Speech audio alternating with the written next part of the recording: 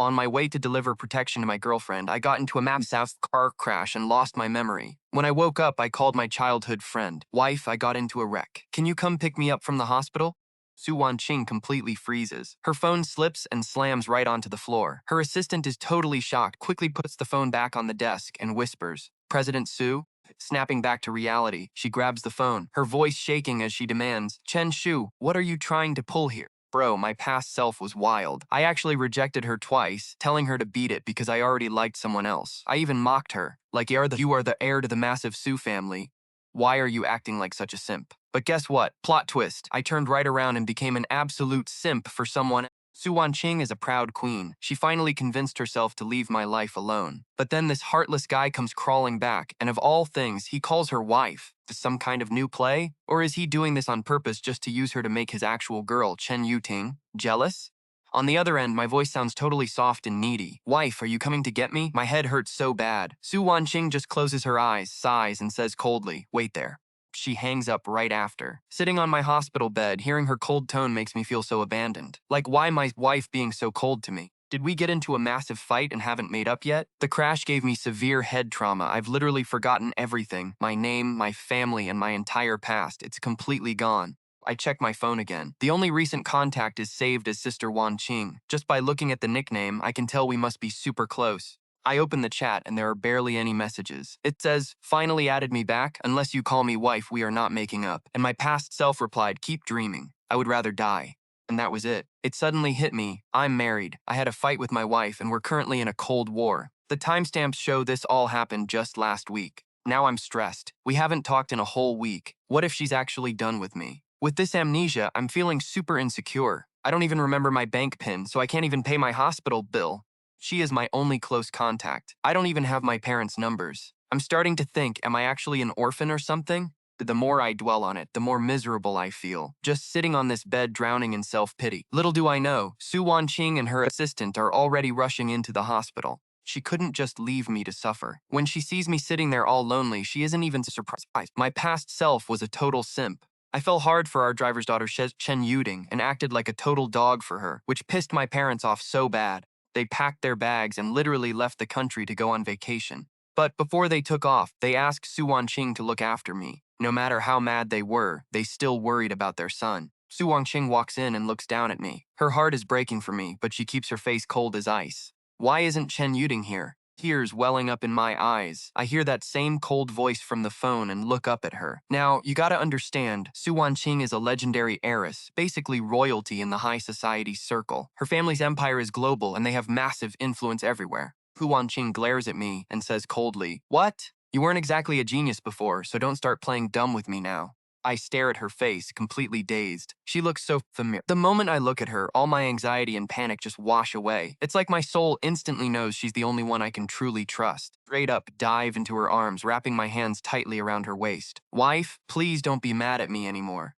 I was wrong. Please don't ignore me. I can't live without you, wife. Su Wanqing completely freezes. She is standing there utterly stunned. Like, did this man actually break his brain in the crash? Feeling my warmth and hearing me call her wife over and over again, she seriously thinks she's dreaming. But after a few seconds, she snaps back to reality and thinks, wait, is he playing me again? She lets out a cold laugh. Oh, so now you want to hug me? Now I'm your wife. When I literally begged you to call me that before, why didn't you? She grabs my hands, trying to push me off. But I'm shameless. I cling on to her for dear life, looking up at her with big teary eyes. Then wife, can I just call you that from now on? Please don't be mad. I promise I'll be good. Su Wanqing has never seen me act like this in her entire life. Her heart completely melts. Every single defense she had just crumbles.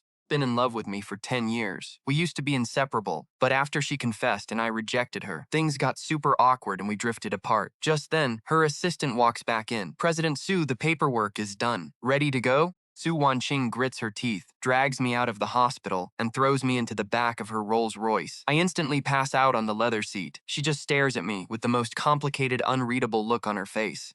In her head, she thinks I'm only putting on this act to use her as bait to make Chen Yuting jealous. Every single time Chen Yuting saw Su Wanqing near me, she would throw a massive tantrum. And the second Su Wanqing left, I would throw money at Chen Yuting, buying her expensive gifts just to get her forgiveness. Let's be real. Chen Yuting never liked me. She only liked my wallet. Suddenly, my head bumps lightly against the car window with a soft thud. Su Wanqing immediately panics, pulling me into her chest and frantically checking my head. You're careful. Your brain is already fried. What if you make it worse? I rub my head, glaring at her with a pout. Why are you always yelling at me? And you call yourself my wife? What kind of wife treats her husband like this? Su Wanqing closes her eyes in frustration. I mean, she suddenly became a wife out of nowhere. How is she supposed to know how to act like one? She lets go of me and says, all right, you're overacting now. Cut it out and act normal. Truth is, she isn't even mad anymore, but she's embarrassed by how easily I keep throwing the word wife around. I start getting a bit nervous. Did I really overact? But how am I supposed to know how we acted before I lost my memory? Since she still has an important meeting to finish, she takes me straight to her company headquarters and tucks me into her office lounge to rest while she heads out with her assistant. Meanwhile, Chen Yuding is sitting at school with a cold, wondering why her medicine hasn't arrived. On top of that, her premium lunch delivery never showed up either. She's so used to being pampered, but today, zero food, zero medicine, absolutely nothing. With class about to start, she stomps into the lecture hall, sits in a corner, and dials my number for the 10th time. The number you have dialed is currently switched off. Click. She slams the phone onto her desk so hard the screen protector literally cracks. Mind you, that was the brand new flagship phone I bought her just last month. She's fuming thinking, Chen Shu, you've got some nerve trying to ghost me. Just wait till I see you. You are so cooked. Right then, this guy named Su Chen walks in. He places a warm coffee on her desk and says, Yuding, you look pale. Is the cold hitting you hard? Second, she sees Su Chen. Her frown instantly turns upside down. I'm okay, just a little dizzy. Thanks for caring, Su Chen. You are the only one who truly cares about me, unlike Chen Shu, who thinks he can just throw his family's wealth around to humiliate me. She wants to show me that no matter how much cash I throw at her, or how many luxury gifts I buy, it will never compare to a cheap can of coffee from her precious Su Chen. She only agreed to date me 6 months ago because I threw her a massive, over-the-top birthday party and gifted her a necklace worth over $1 million. But honestly, she didn't care about me at all. Her type was Su Chen, some nice guy who knew exactly how to play the victim. Chen saw Chen Yuting spacing out. Having no idea what was on her mind, he asked, Hey Yuting, I didn't see Chen Shu today. Did he seriously not come to find you?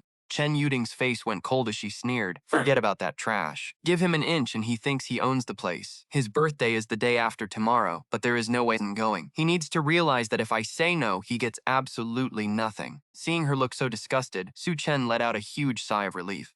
He was genuinely worried she was thinking about Chen Shu. Luckily, he was wrong. After class, the two went shopping, and Su Chen did his usual routine of walking her back to her dorm. Under the dim streetlights, the necklace on her neck was sparkling. Just as they reached the dorms, Chen Yuting suddenly hugged Su Chen. She looked down all shy and murmured, I'm heading up first. She turned to run inside, but Su Chen grabbed her wrist. He pulled her hard into his chest, breathing heavily, and teased, You think you can just hug me and run away? Meanwhile, hiding in the shadows, a woman snapped a photo and sent it to Su Wanqing, reporting President Su, target found. But they seem a bit busy right now. Hearing her phone buzz, Su Wanqing checked the message and her face instantly darkened. Chen Shu was literally in the hospital after a car crash, yet Chen Yuting didn't even bother to visit him. This made Su Wanqing absolutely furious. She had seen exactly how much Chen Shu sacrificed for this ungrateful girl over the years. Even though she despised Chen Yuting, she couldn't stand the fact that Chen Shu was left all alone at his lowest, most helpless moment while the person he loved was out fooling around. Su Wanqing was shaking with pure rage. She dialed her contact, her voice freezing cold. Since you're already there, teach them a lesson.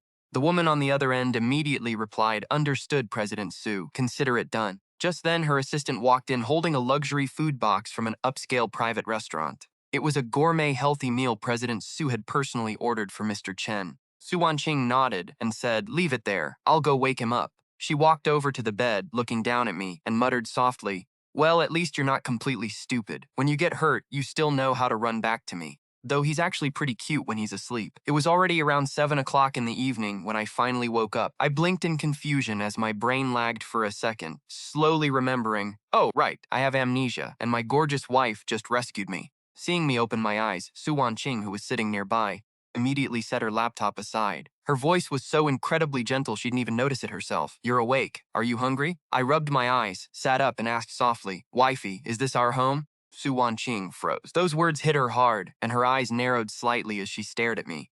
Our home. Truth is, she had prepared our wedding house a long time ago. But because the past me hated her and constantly rejected her, she never went there to avoid getting hurt. Suppressing her emotions, she asked, What? You actually want to go back to our home? stared at me, trying to read my face. Something felt totally off. Why wasn't my first instinct to run after Chen Yuting? Did getting hit by a car actually knock some sense into my head? Wetting bullets. I was terrified she'd realize I lost my memory and just dump me on the street.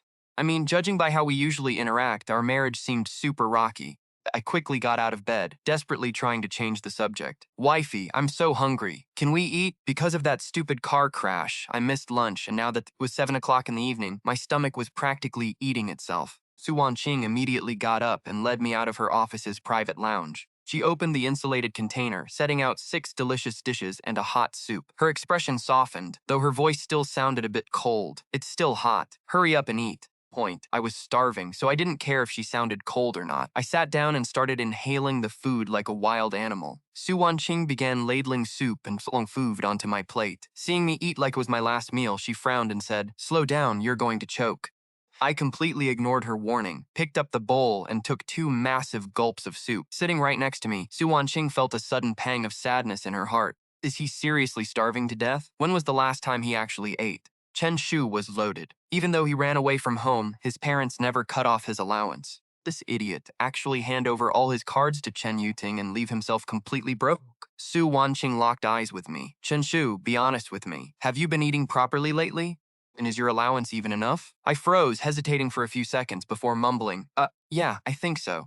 Truth was, I had no clue how much money I had, let alone if it came from my wife. Plus, with my amnesia, I didn't even know my PIN number to check my account. Feeling extremely guilty, I avoided her gaze and quickly took 2 big bites of lobster to distract myself. Su Wanqing's eyes went completely dark. I knew it. This absolute clown of a husband actually gave every single penny of his money to Chen Yuting, and now he was too scared to even admit it. Su Wanqing sneered. Other girls only want to bleed you dry and leave you with nothing, but I'm different. She whipped out an actual black card and slid it right in front of me. The pin is your birthday. Use it however you want. Looking at the black card, I was literally about to cry tears of joy. I snatched it up instantly. Thank you. What? You're literally the best. Seeing me accept the card so easily made a smile creep onto Su Wanqing's face. She reached over and gently ruffled my hair. Even though she believed Chen Shu was just using her to make Chen Yuting jealous, seeing him act so sweet and obedient melted her heart completely. She could never say no to him. Even if he was using her, at least it meant she actually mattered to him. Stuffing my face, I flopped onto the sofa to digest, scrolling through random news on my phone. Losing my memories, literally everything was interesting to me. But out of nowhere, my phone died. I immediately ran over to Su Wanqing, who was busy with some paperwork. Wifey, my phone's dead. Do you have a charger I can use? Keeping her eyes glued to her screen, Su Wanqing reached to open her drawer, but hesitated and slid it shut. Chen Yuting was probably crying in a hospital right now. If she called Chen Shu to play the victim, this idiot would definitely run straight back to her like a lost puppy. Keeping a straight face, she gently closed the drawer and lied. Sorry, I don't have a charger that fits your phone here. I'll be done with work soon, so we can charge it when we get home, all right? I sighed, feeling a bit disappointed. Oh, okay then. Meanwhile, Chen Yuting was losing her mind. She had just gotten jumped for absolutely no reason, right in front of Su Chen. Her face was pale, and she was boiling with pure rage. Luckily, Su Chen reacted fast and rushed her to the hospital, staying by her side to take care of her every need. Honestly, she wasn't even badly hurt. The kicks she took definitely stung, but miraculously she didn't break any bones, so she was cleared to leave the hospital in no time. Chen Yuting loved throwing cash around to buy her classmates meals and karaoke sessions. Everyone thought she was some rich heiress. Once they heard she was in the hospital, a whole crowd showed up to visit. One of them looked around and asked, "Wait, that's weird. Where's Chen Shu? Did that clingy stalker actually miss a golden opportunity to baby her?" Honestly, thank God for Su Chen. I heard he rushed her here and has been taking care of her the whole time. Chen Yuting rolled her eyes and sneered. He's been throwing a tantrum all day, probably expecting me to beg for his forgiveness. The entire room burst out laughing. No way, just Chen Shu's actually trying to act tough now? I'm not even trying to be mean, but I bet he won't even last 2 days before crawling back to Yuting. That guy's a joke. He's never lasted more than 1 day. Every single time they fight, it's a huge argument in the morning and him begging on his knees by the afternoon. You guys are giving him way too much credit. Hearing this, Chen Yuting's annoyance finally dies down a bit. She sneers he really crossed the line this time. Even if he gets on his knees and begs me, it's over for him. I'm not forgiving him. She didn't even buy him cold medicine or bring him lunch, literally leaving him to starve. Now, basically everyone knows he was hospitalized. But instead of visiting her, Chen Shu actually turned off his phone. She thinks he's just throwing a tantrum to force her to go public with their relationship. If she gives in now, she thinks he'll walk all over her later. Right then, someone speaks up, "Oh yeah, tomorrow is Chen Shu's birthday. Is anyone planning to go?" Another guy laughs. He always wants his birthday at Hongshuan restaurant, but how could a loser like him ever afford that place? Whether he even gets a depends on if our girl Yuding approves. Everyone literally thinks Chen Yuding is some rich heiress, and Chen Shu is just a broke commoner leeching off her. But little do they know, Chen Shu is actually the one with all the cash. Only Yuding knows the truth. Yuding, are you hosting his birthday bash again this year? Don't forget to invite me. Hongshuan is crazy expensive. I've never even been there. Loving the clout, Chen Yuding smirks and says, "Don't worry, we'll all go together and hype it up." That night, Yuding gets discharged with Su Chen by her side. Seeing the dark circles under his eyes, she realizes he stayed up 24 hours straight to nurse her. Heart-touched, she asks, "Su Chen, were you terrified these past 2 days? Thanks for staying with me. By the way, didn't you say you wanted that watch? Come on, let's go buy it right now." Gold Digger actually swipes Chen Shu's card to buy her side piece a six-figure watch. Meanwhile, I am chilling in Su Wanqing's luxury riverside villa, casually scrolling on my phone. To make sure Chen Yuting can't reach me, Wanqing secretly takes my phone and blacklists her number. While making the bed in her room, Wanqing gets a call from my dad. "Wanqing, are you home right now?" Even though she's from a higher status family, she's still super respectful to my dad. "Uncle Chen, I'm home. Is everything okay?" Then my mom grabs the phone and says, "Wanqing, I just saw Chen Shu bought a watch. That brand is decent, but I actually know their design director. He wants a new watch. I can literally get him a custom-designed piece. No need to buy some basic off-the-shelf model." Feeling a bit embarrassed, my mom sighs. "You know how it is. Chen Shu had a huge fight with us over that girl, Chen Yuding, so we can't really talk to him directly right now. Since you two are close and he actually listens to you, could you talk to him for us?" After hanging up, Wanqing stands there in silence. Plot twist. Chen Yuting is literally using Chen Shu's bank card to buy her side piece, a luxury gift. Oh, it is on. Barely out of the hospital and already acting up? Wanqing calls my parents right back, exposes the truth, and tells them to freeze Chen Shu's credit cards immediately. Next, she calls my family's butler, ordering them to pack up all of Chen Yuting's trash and throw it straight out the door. She has no right to live in Chen Shu's house. I am his actual fiancé. Wanqing and I are next-door neighbors and childhood sweethearts, and her family's status is actually way higher than mine. My family's butlers absolutely adore Wanqing and have been sick of Chen Yuting's attitude for a long time. A driver's daughter getting noticed by Chen Shu was her biggest blessing, yet she had the nerve to act like she owned the place. Talk about a reality check. Worried I might get mad at her for taking matters into her own hands, Wanqing sits next to me on the sofa, leaning in close. "Chen Shu, there's something I need to tell you. Please don't be mad." I look at her and say, "What's wrong, wifey? Just say it. I won't get mad." Hearing me call her wifey again, Wanqing feels a bit helpless. Bro is really getting addicted to this roleplay. She speaks softly. "I had the butler kick Chen Yuting and her luggage out of the ancestral mansion. She's banned from staying there." Pausing for a second, she tests the waters. "After all, I'm your actual wife now. I'd be pretty mad if she kept living there. Honestly, I don't even remember who Chen Yuting is or where this mansion is." To avoid blowing my cover, I play it safe and ask, "Who even is this Chen Yuting anyway? Why would you waste your energy getting mad over her?" Wanqing stares at me in utter shock. Then she bursts into a smile.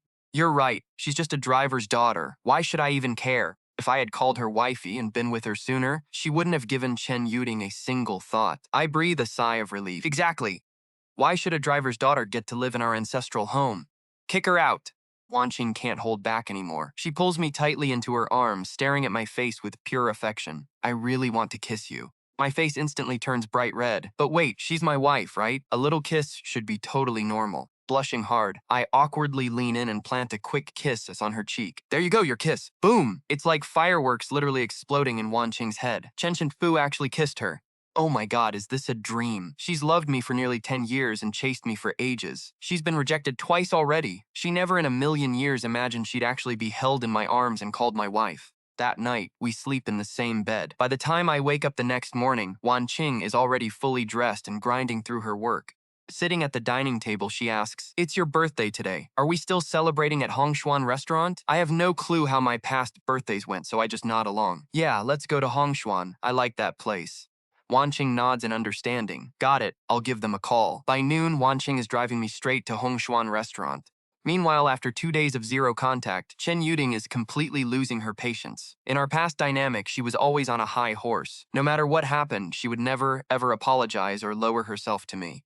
Even now, she is furious that I haven't reached out, that my phone is off, and that I'm not even showing up to class. Normally, she wouldn't care about these little mind games, but her classmates start asking, "Hey Yuding, isn't today Chen Shu's birthday? Are we still going to Hongshuan?" Duh, of course we are. Who cares if the birthday boy isn't there? Private room is already booked anyway. It doesn't even matter if Chen Shu shows up. Chen Yuting is so used to swiping my card that she completely forgot it's not her money to spend. She's about to get a major reality check. Once I take back everything I gave her, she is absolutely nothing. By noon, Wanqing and I arrive at Hongshuan Restaurant and head to a private VIP room on the second floor. There's an exclusive VIP suite reserved solely for Wanqing. Hearing a ton of noise coming from the next room, I say to Wanqing, "Looks like business is booming today. It's pretty lively." Wanqing frowns, clearly annoyed. Hongshuan is known for being quiet and peaceful, so why is it so loud today? She calls the manager over.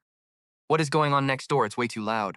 Recognizing Wanqing, the manager breaks into a cold sweat. Bowing respectfully, he stammers, "Miss Su, the guests next door are also VIP members. Someone is celebrating their birthday today, and they invited about a dozen classmates from Golden University. Too noisy, I can have them move to another room." Hearing this, Wanqing's eyes widen as she puts two and two together. She slowly turns to look at me. Golden University? Birthday party? No way. Could it really be that much of a coincidence? Is Chen Shu doing this on purpose? Did he bring her here to eat, knowing his classmates and Chen Yuting would show up, just to flex on them and make her jealous?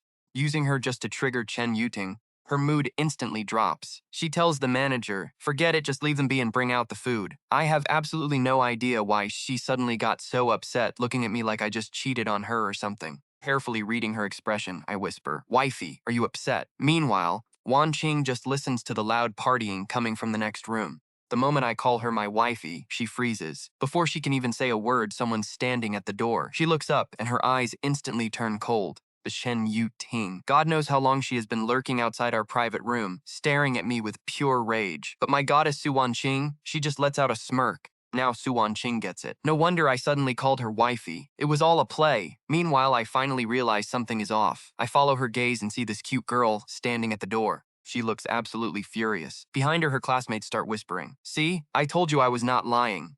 I really saw Chen Shu. He is actually here." "Bro, no way, it really is you. Why didn't you come find Yuting? We are literally right next door." They keep buzzing like annoying flies, giving me a massive headache. Scowl and lean closer to Su Wanqing. "Wifey, they are so loud and annoying. I am pretty sure my past self knew these people, but there is no way I am letting my cover slip. Time to play dumb." Su Wanqing wraps an arm around my shoulder, playing along. "If they are too loud, we will just kick them out." She immediately hits the service bell and orders the manager to throw these clowns out. Chen Yuding grits her teeth, glaring at me. "Chen Shu, how long are you going to keep up this drama? Just drop it already." Su Wanqing's face darkens. "Wait, is this how you normally talk to him?" Chen Yuting scoffs. "What is between Chen Shu and me is none of your business. Mind your own damn business." She absolutely despises Su Wanqing. Su Wanqing is the ultimate peak goddess born with a golden spoon. Even if she does absolutely nothing, she gets tens of billions of dollars in dividends every single year. On top of that, she is hardworking, ambitious, and incredibly smart. She is literally the definition of OP.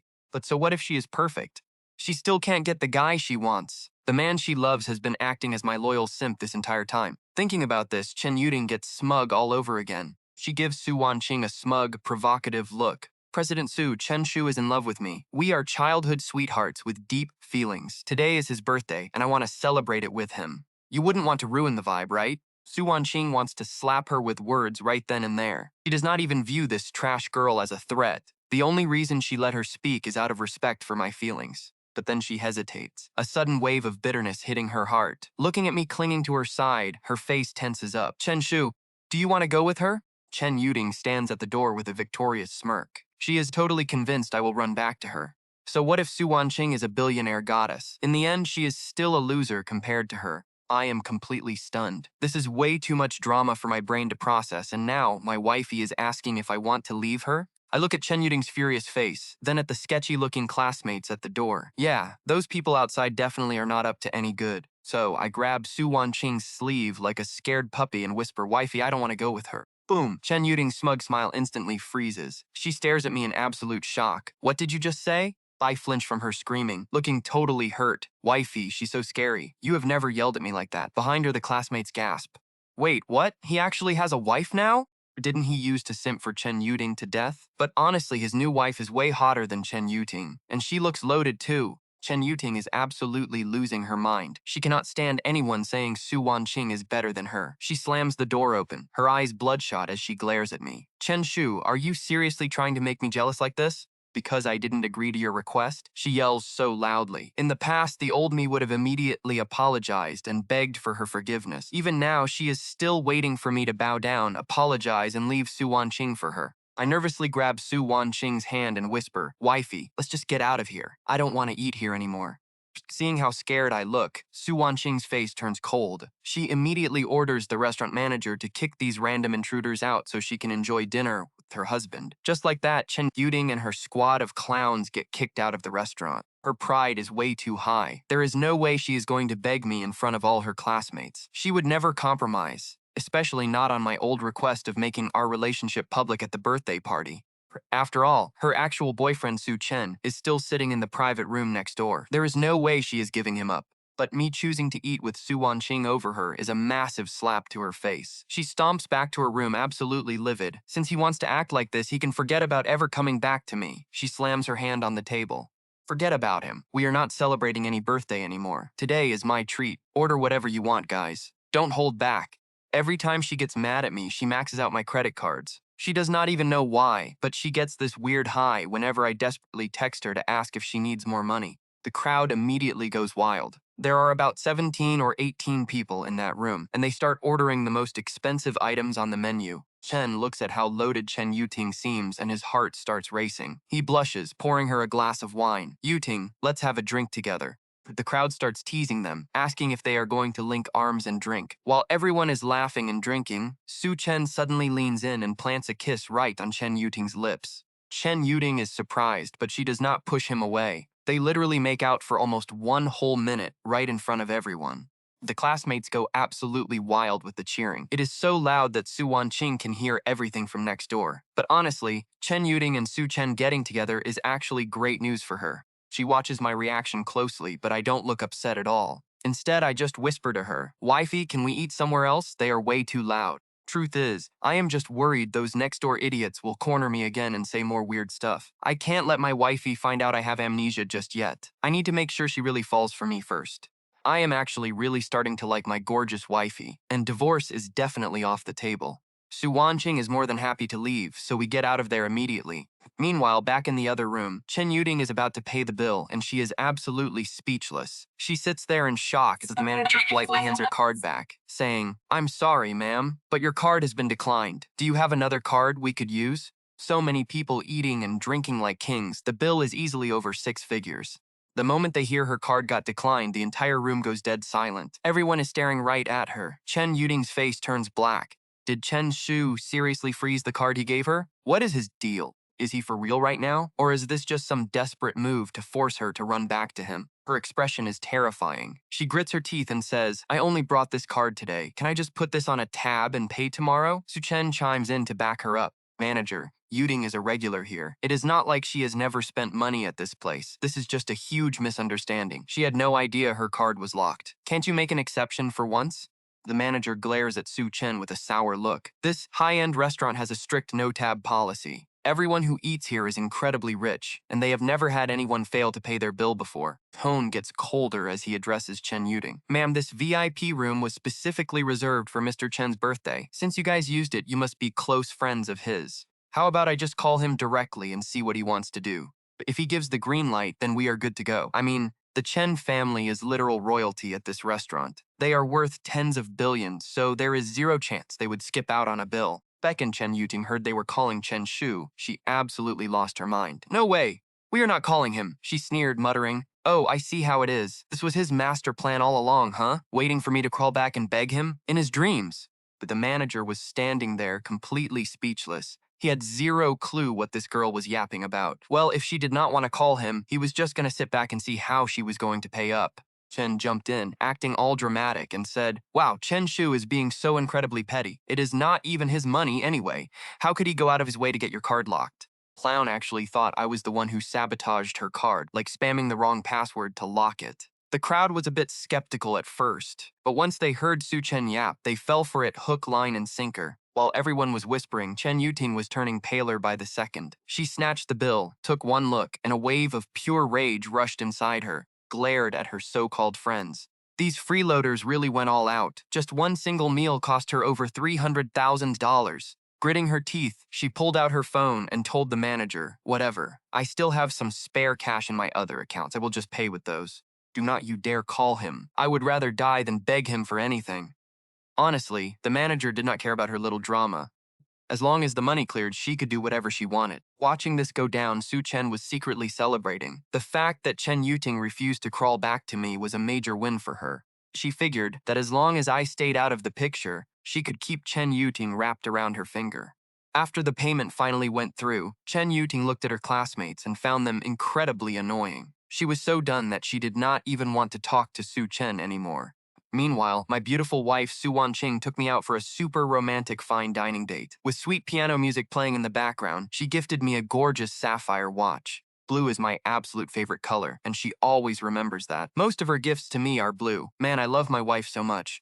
On our way back, she turned to me and said, "You are heading back to school tomorrow, so let us stop by the hospital first for a quick checkup." The hospital? I immediately panicked and touched the bandage on my forehead. If we went there, would she find out I lost my memory? Seeing my pale face, she gently comforted me. "Don't worry, honey. It is just a routine follow-up to change your bandages. I will be right there with you, so do not be scared." Bro, the only reason I am terrified is literally because you are with me. I was literally crying on the inside. By the time we parked, I still had not come up with a single excuse to get rid of her. Before I could even think, she unlocked the car and pulled me out. I had no choice but to follow her. Right outside the doctor's office, a wild idea hit me. "Babe, I suddenly have a crazy craving for grapes. Could you please run down and grab me some?" She frowned slightly and said, "Let us see the doctor first, honey." But I kept pleading, "Please. It is super fast, right at the entrance. By the time you get back, I will be done with the doctor, and we can eat them together. You are the absolute best wife ever." No way she could resist that puppy dog face. She smiled warmly and said, "Fine, fine, you win. Wait here for a bit. I will run down and get them right now."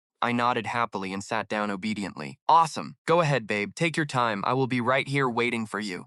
The moment she turned the corner, I bolted straight into the doctor's room. The doctor smiled when he saw me and said, "Hey there, your wound is actually healing up beautifully. So, have you started remembering anything yet?" I sighed and shook my head, feeling totally defeated. "Nope, still absolutely nothing."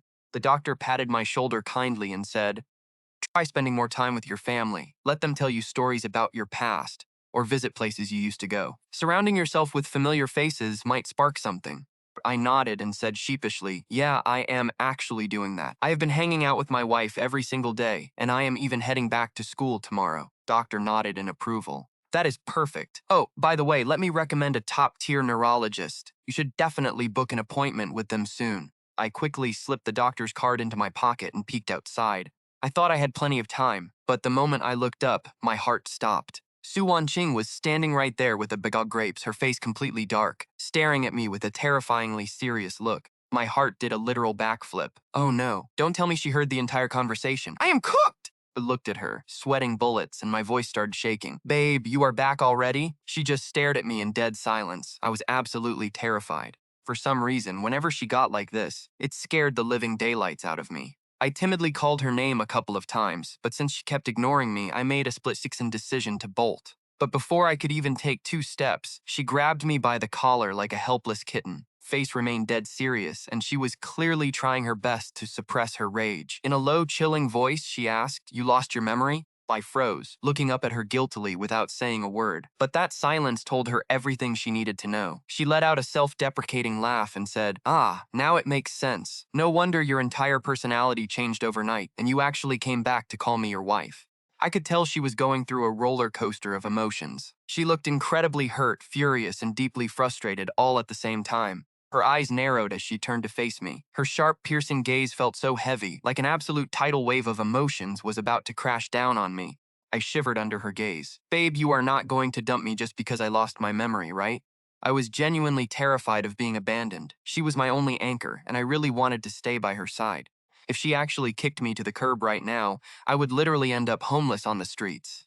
Just the thought of it gave me goosebumps. But after a few tense seconds, her expression softened, and she let out a gentle, incredibly warm laugh. How could I ever do that?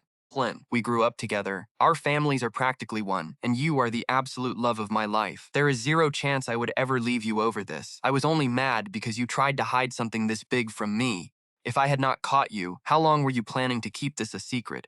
I looked down, murmuring, I was just really scared. I woke up not remembering a single soul, and I did not know who I could actually trust. She wrapped her arms around me, holding me tight. Thank goodness I found out. If some bad guy had taken advantage of you and lured you away, I would have lost my mind.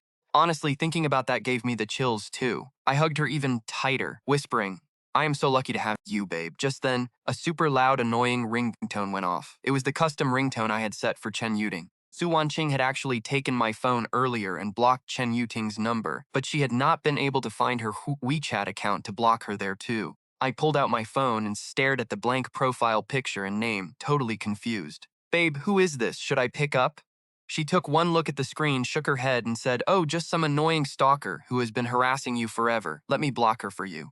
I nodded instantly. At this point, I would believe literally anything she said. She grabbed my phone, blocked Chen Yuting's spam account, and then went through my entire contact list, deleting every single person who had anything to do with that girl. She had been dying to do this for a very long time. Trash like Chen Yuting did not deserve to be anywhere near me anyway. Meanwhile, Chen Yuting stared at her phone in absolute shock, screaming, he actually hung up on me. She couldn't take the hint and tried calling again, only to realize the brutal truth. No way, she was blocked. Chen Yuting lost her mind, smashed her phone, and sneered, Chen Shu, you think you're him? Just you wait. Don't come crying to me later. Meanwhile, Su Wanqing went through my phone with a fine-tooth comb. Once she made sure that trash Chen Yuting was completely deleted, she handed it back to me. Wait for me here. I'm going to ask the doctor about your condition. I nodded, sitting like a good boy. Next thing I knew, she was dragging me to a brain specialist for a ton of tests. The verdict? Everything looked fine. My memory would definitely come back eventually, but there was zero guarantee on when. The doctor even told Su Wanqing that my brain probably blocked everything as a self-defense mechanism because of some deep emotional trauma. Su Wanqing thought trauma? Please. He was just tormented by that toxic girl Chen Yuting. On the ride home, Su Wanqing was looking pretty down, but I just hugged her and tried to comfort her. Wifey, don't worry. Even if my memory never comes back, it's fine. At least I still remember you. Seeing me hug her like that made her heart ache. She knew I only acted this way because I saw our old chat history and totally misunderstood our relationship. But honestly, she did not care. She only cared about the results, and right now she was officially my legal wife. The next morning, I woke up to a freshly cooked breakfast, and she even drove me to school. But as we pulled up to the gates, she looked super anxious. You get out at 11:30, right? How about I come wait for you at 11? I smiled, no need to be that early, 11:30 is totally fine. But she was super stubborn. No, I'll be here at 11. Just remember I'm waiting for you and I won't leave until I see you. I sighed. All right, I get it. I promise I'll come out early. She nodded, went quiet for a second, then asked, By the way, that girl you saw at Hongshuan restaurant a couple of days ago, do you still remember her? I nodded. Yeah, I remember her. What about her? I figured we knew each other, but we probably weren't on good terms. Su Wanqing hesitated before saying, Stay far away from her and don't believe a word she says. She's a bad person. It suddenly clicked for me. She's bad news. I knew it! She was so aggressive that day at Hongshuan restaurant, she's practically got no manners. Hearing this, Su Wanqing couldn't help but smile. All her anxiety and worry instantly melted away. Then I asked, So what did she actually do?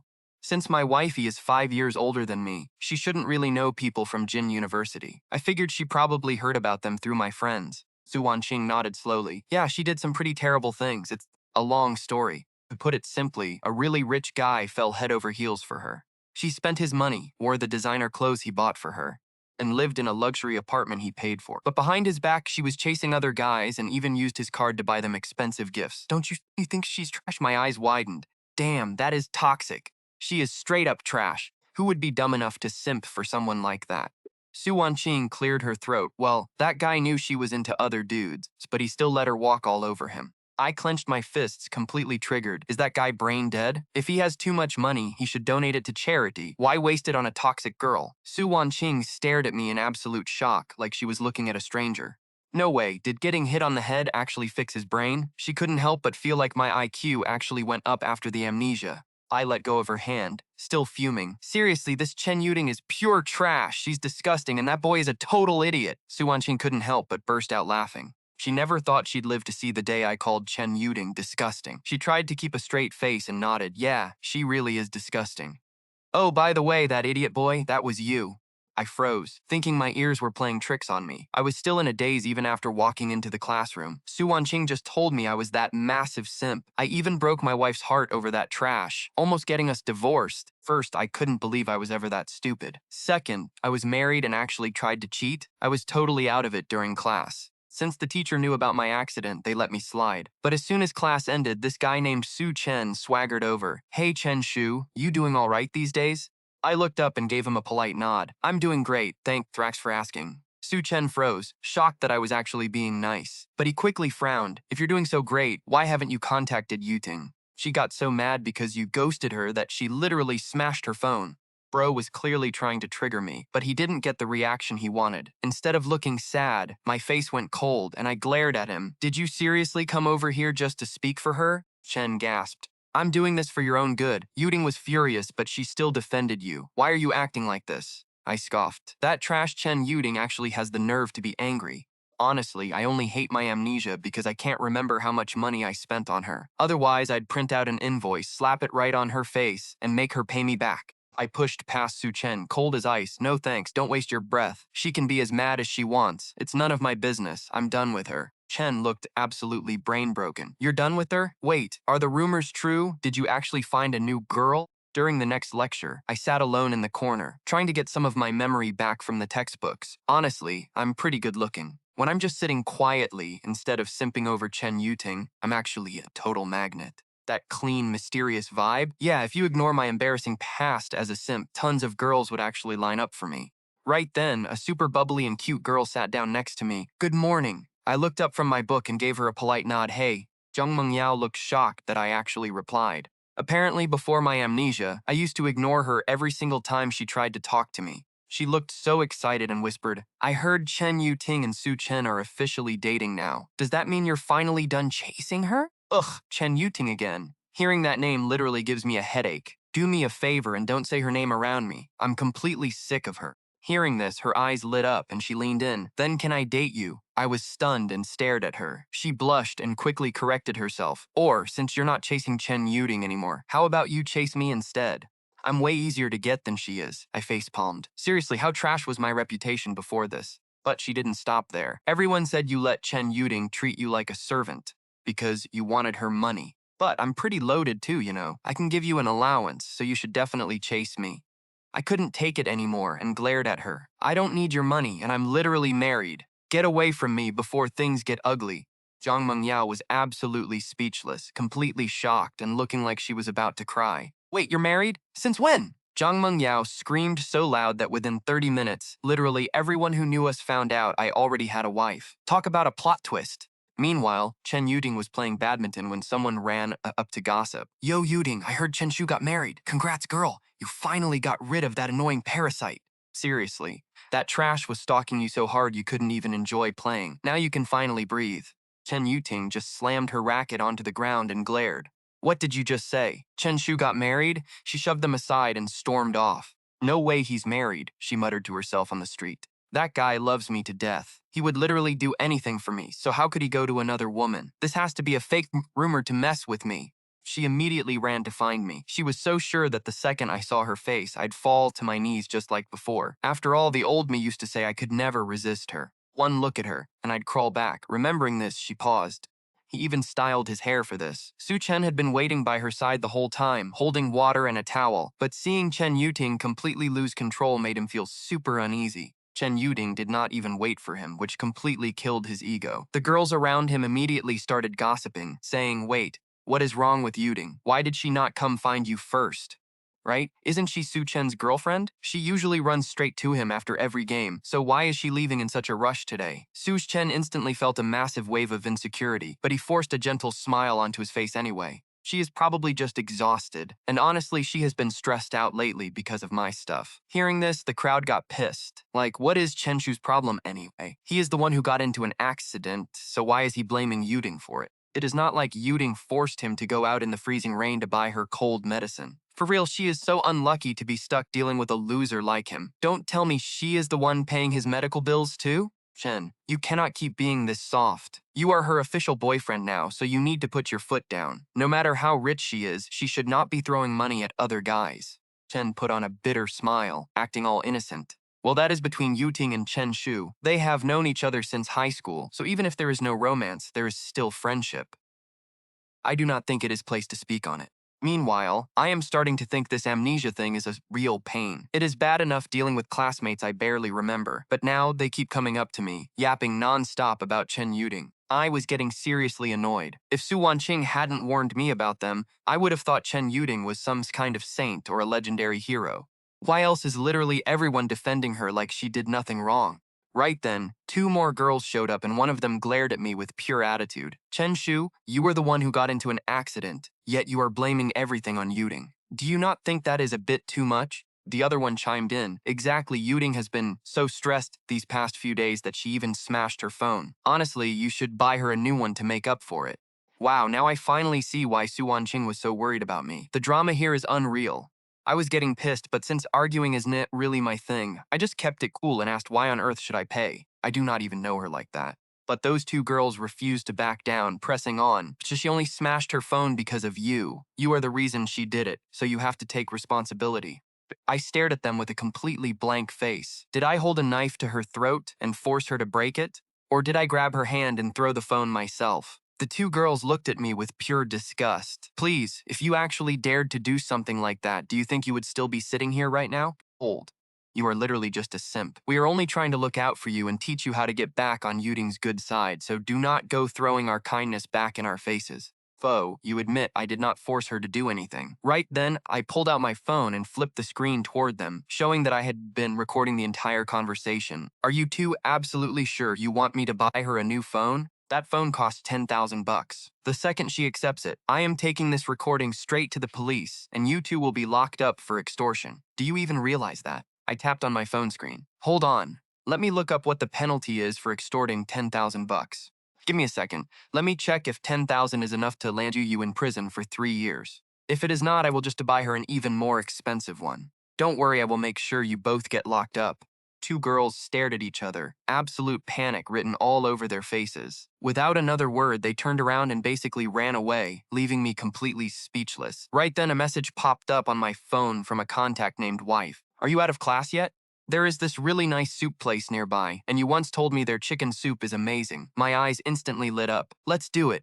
I will meet you in a bit. Second, the bell rang. I packed my things and bolted out of the classroom. On my way out, I ran right into Chen Yuting. She did not say a word, but her eyes were completely glued to me as I passed by. Ever since that day, she got sick, and I ran out in the freezing rain to buy her medicine. She had barely been able to catch a glimpse of me. She immediately started chasing after me, following me all the way to the shopping street outside the West Gate. Honestly, she didn't even know why she sprinted all the way here. But the second she saw me heading straight for that soup spot, she finally let out a sigh of relief.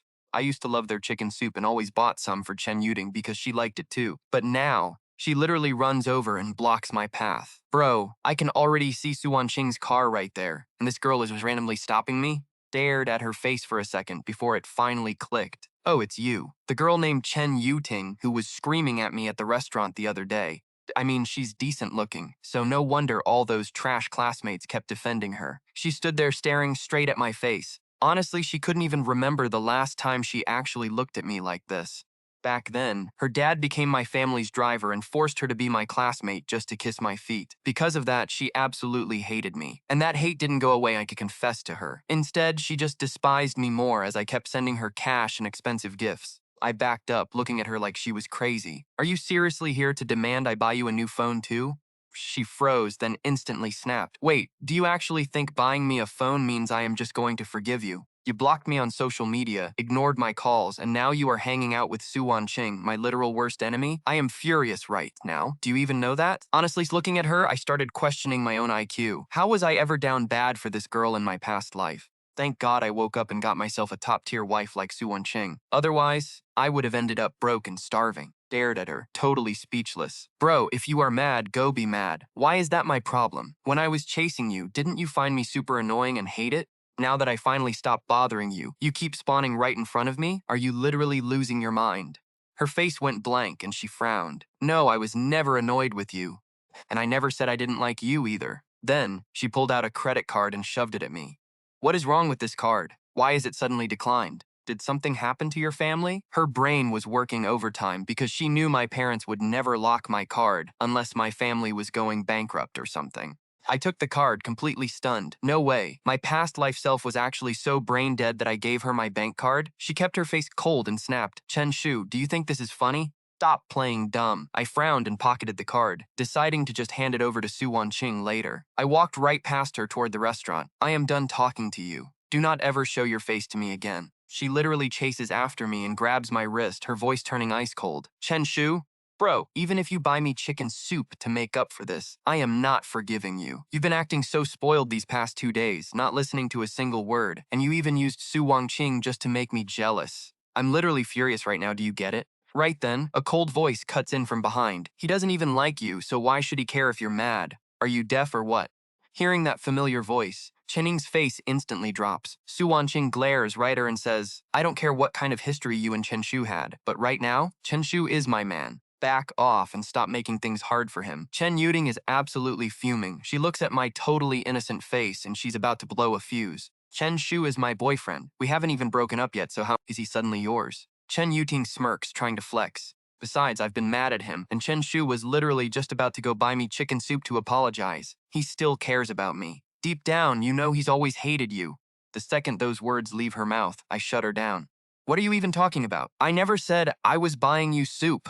My wife knows it's my favorite, so she's taking me out to get some. It has literally nothing to do with you, so stop flattering yourself. Chen Yuting's smug face instantly freezes. She glares at me, gritting her teeth, and snaps. Have you had enough of this drama? I'm warning you, cut it out right now, or else. She lowers her voice, trying to threaten me, or else we are over. Back when Chen Yuting first agreed to date me, she insisted on keeping it a secret.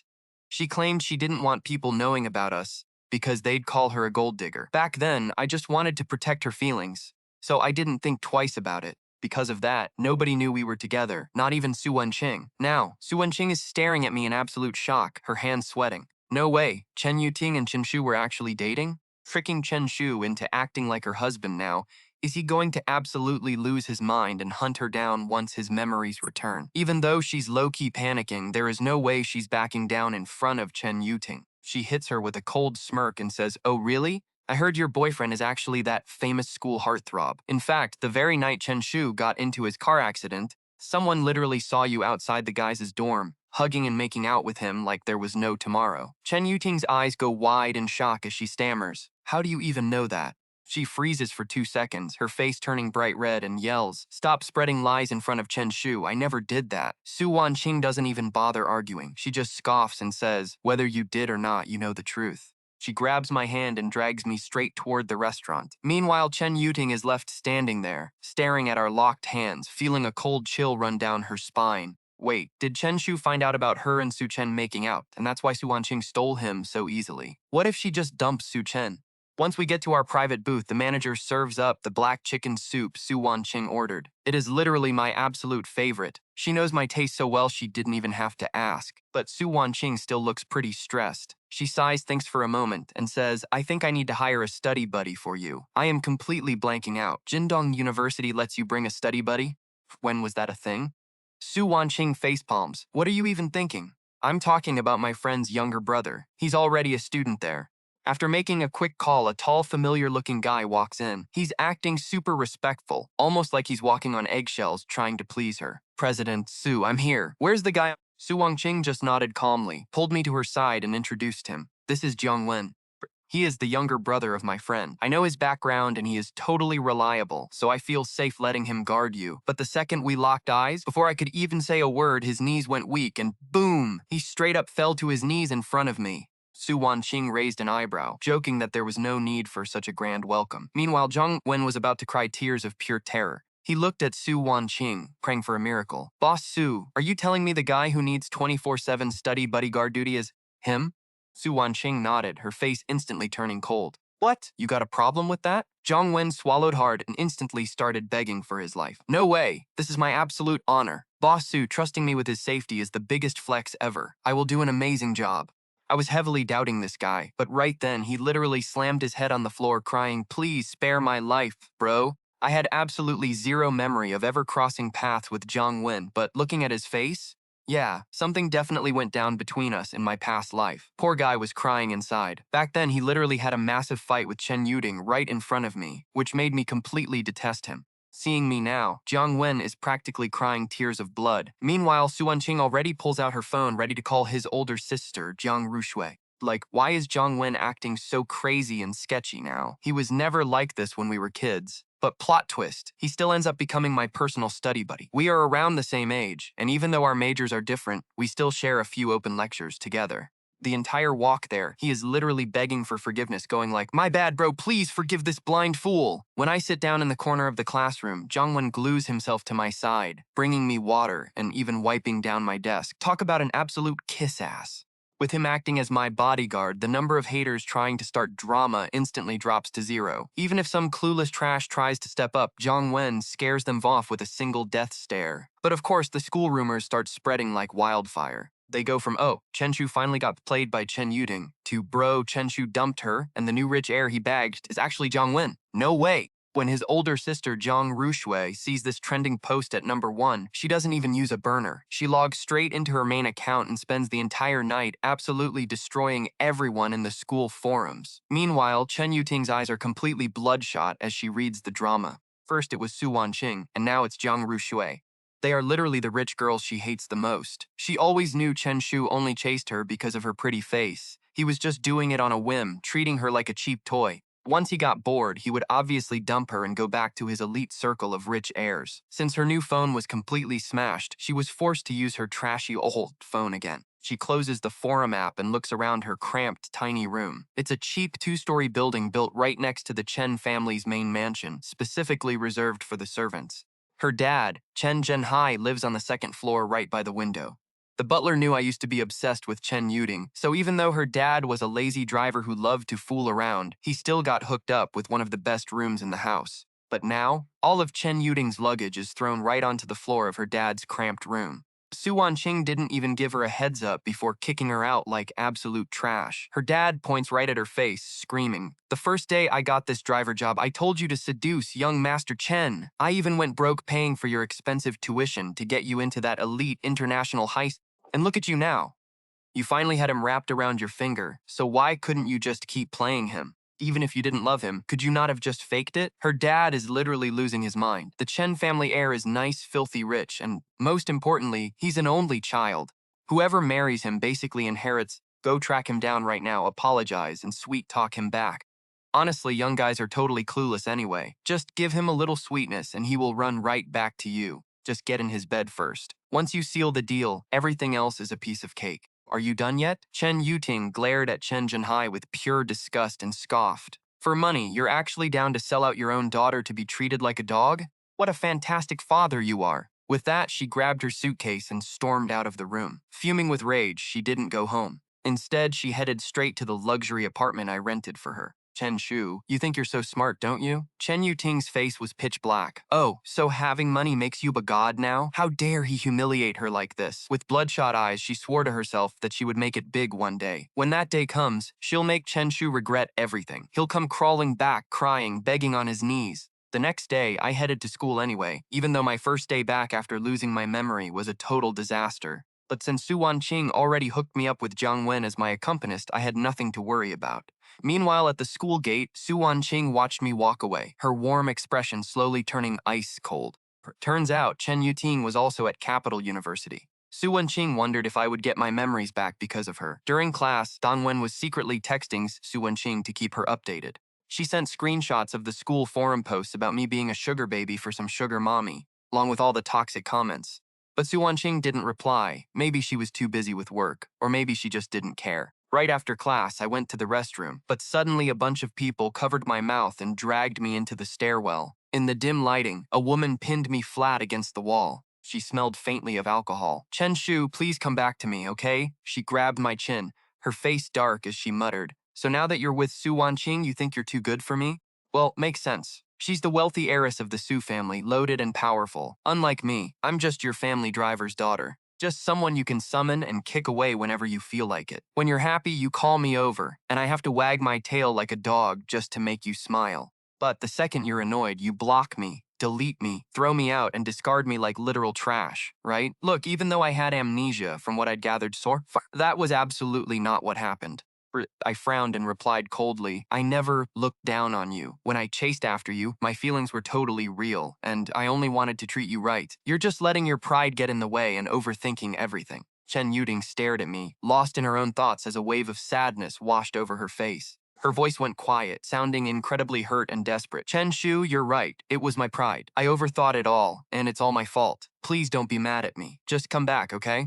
I've always been a sucker for a soft apology, so I toned down my attitude a bit. But I can't do that now. I'm married. My wife treats me amazing and I really like her. You need to stop looking for me. Honestly, let's just make this clear right here. There is absolutely zero chance for us. Besides, aren't you dating Su Chen? He seems like a great guy, and you two actually make a perfect match. Chen Yuting's expression instantly went dark again. She suddenly flashed this creepy sweet smile. Chen Shu, what did you just say? Did you just say Su Chen and I are a perfect match? She stared dead into my eyes, smiling, but her eyes were completely lifeless. You're seriously trying to push me onto another guy now? Back then, I used to chase after her like a total simp, writing love letters, making breakfast, and buying expensive gifts just to get her attention, but she never gave me the time of day. She used to think I was just playing with her because I was bored. Her pride wouldn't let her become some rich kid's toy, so she thought Su Chen, who came from an ordinary background, was more genuine and suited her better. But now that I had actually walked away and left her behind, she finally realized she was already head over heels for me. She couldn't stand the thought of me being with someone else. Chen Yuding shoved me against the wall, pinching my face hard. Chen Shu, stop playing games. I already apologized, so just come back to me. Come back to me, please. I frowned, pushing her away. Back off. Stop getting so close to me. Without another word, I pushed past her, left the stairwell, and marched straight back to class. The second Jiang Wen saw me, she rushed over. Chen Shu, where did you go? Why didn't you tell me? Scared me half to death. If anything happens to you, President Su is going to literally end my life. Once we got to the classroom, I turned to her and asked, hey, was I really that obsessed with Chen Yuding back then? Jiang Wen looked at me like I had two heads. Don't you know if you liked her or not? Why are you asking me?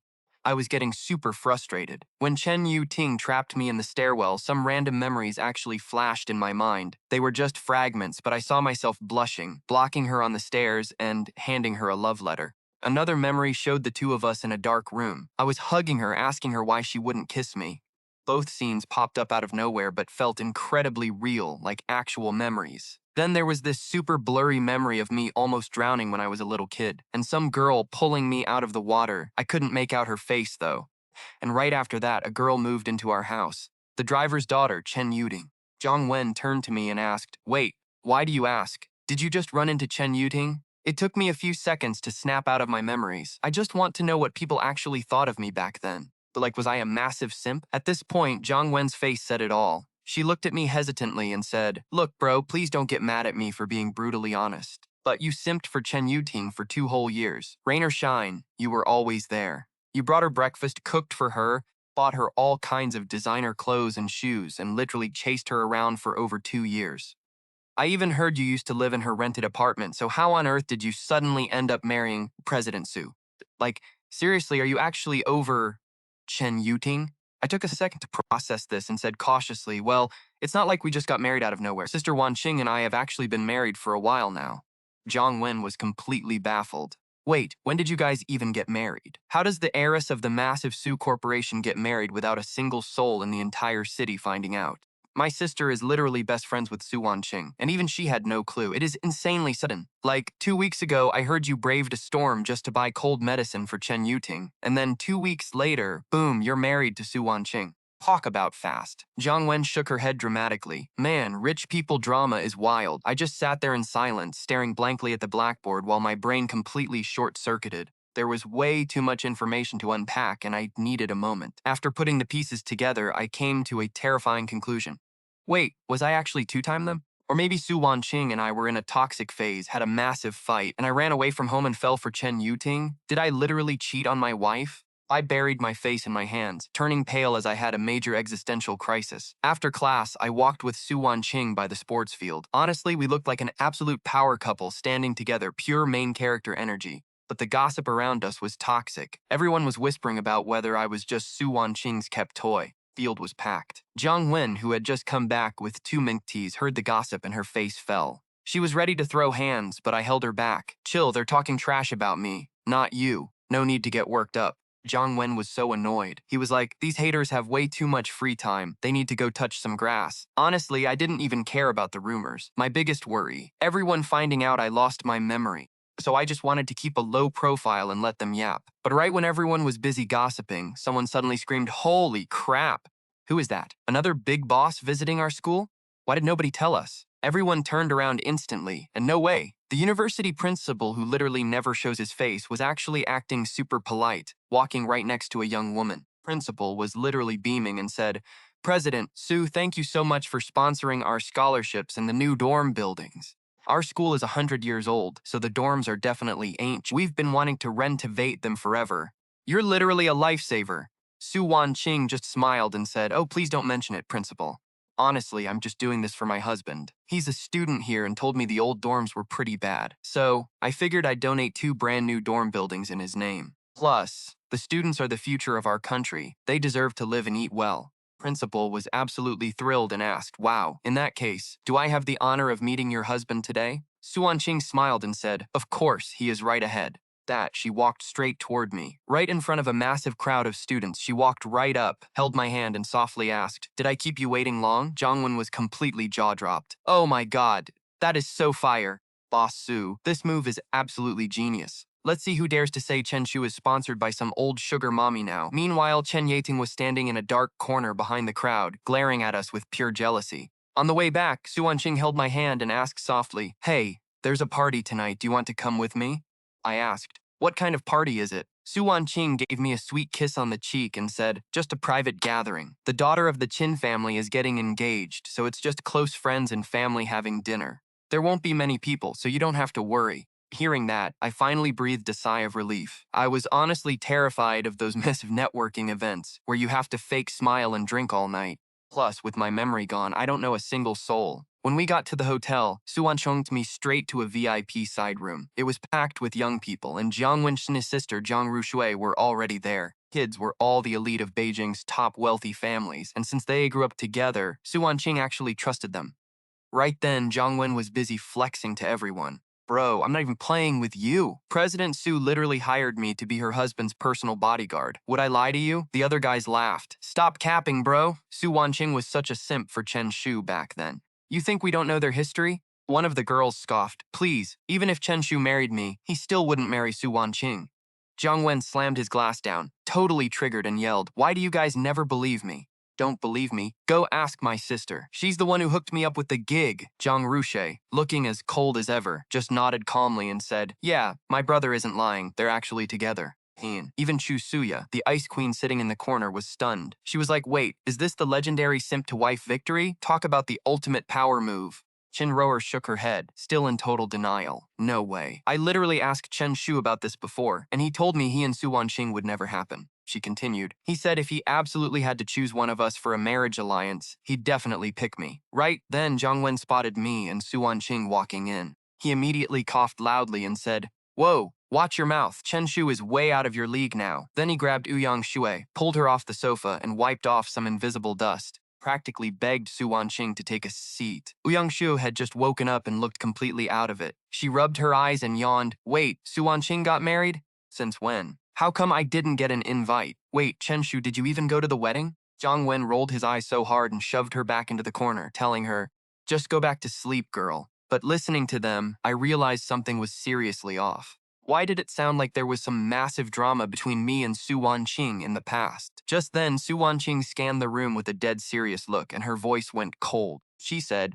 "Chen Shu and I grew up together. I've been chasing him since he was 18, and you all know that. But he was in a car crash and lost his memory. He literally remembers nothing from the past." Second she said that, the entire room went dead silent. Everyone was staring back and forth between Su Wanqing and me, eyes wide, jaw dropped, literally speechless. Su Wanqing kept going like it was nothing, saying his memory loss is just temporary, even though he forgot literally everything. Luckily, he still remembers I'm his wife. She said the moment he woke up with amnesia, he called me first. Jiang Wen was shaking and asked, "Wait, he forgot the entire world but somehow remembered you're his wife?" Su Wanqing didn't even blink as she nodded and said, "Yes, exactly." She gave everyone a terrifying look that said, "Keep your mouth them shut," and then smiled warmly. "It's fine if he forgot. The doctor said hanging out with old friends will help him get his memory back. Since I have to network at the party tonight, I can't look after him, so I'm leaving him in your hands. Take good care of him." Then she turned to me with a voice so sweet it literally gave everyone goosebumps.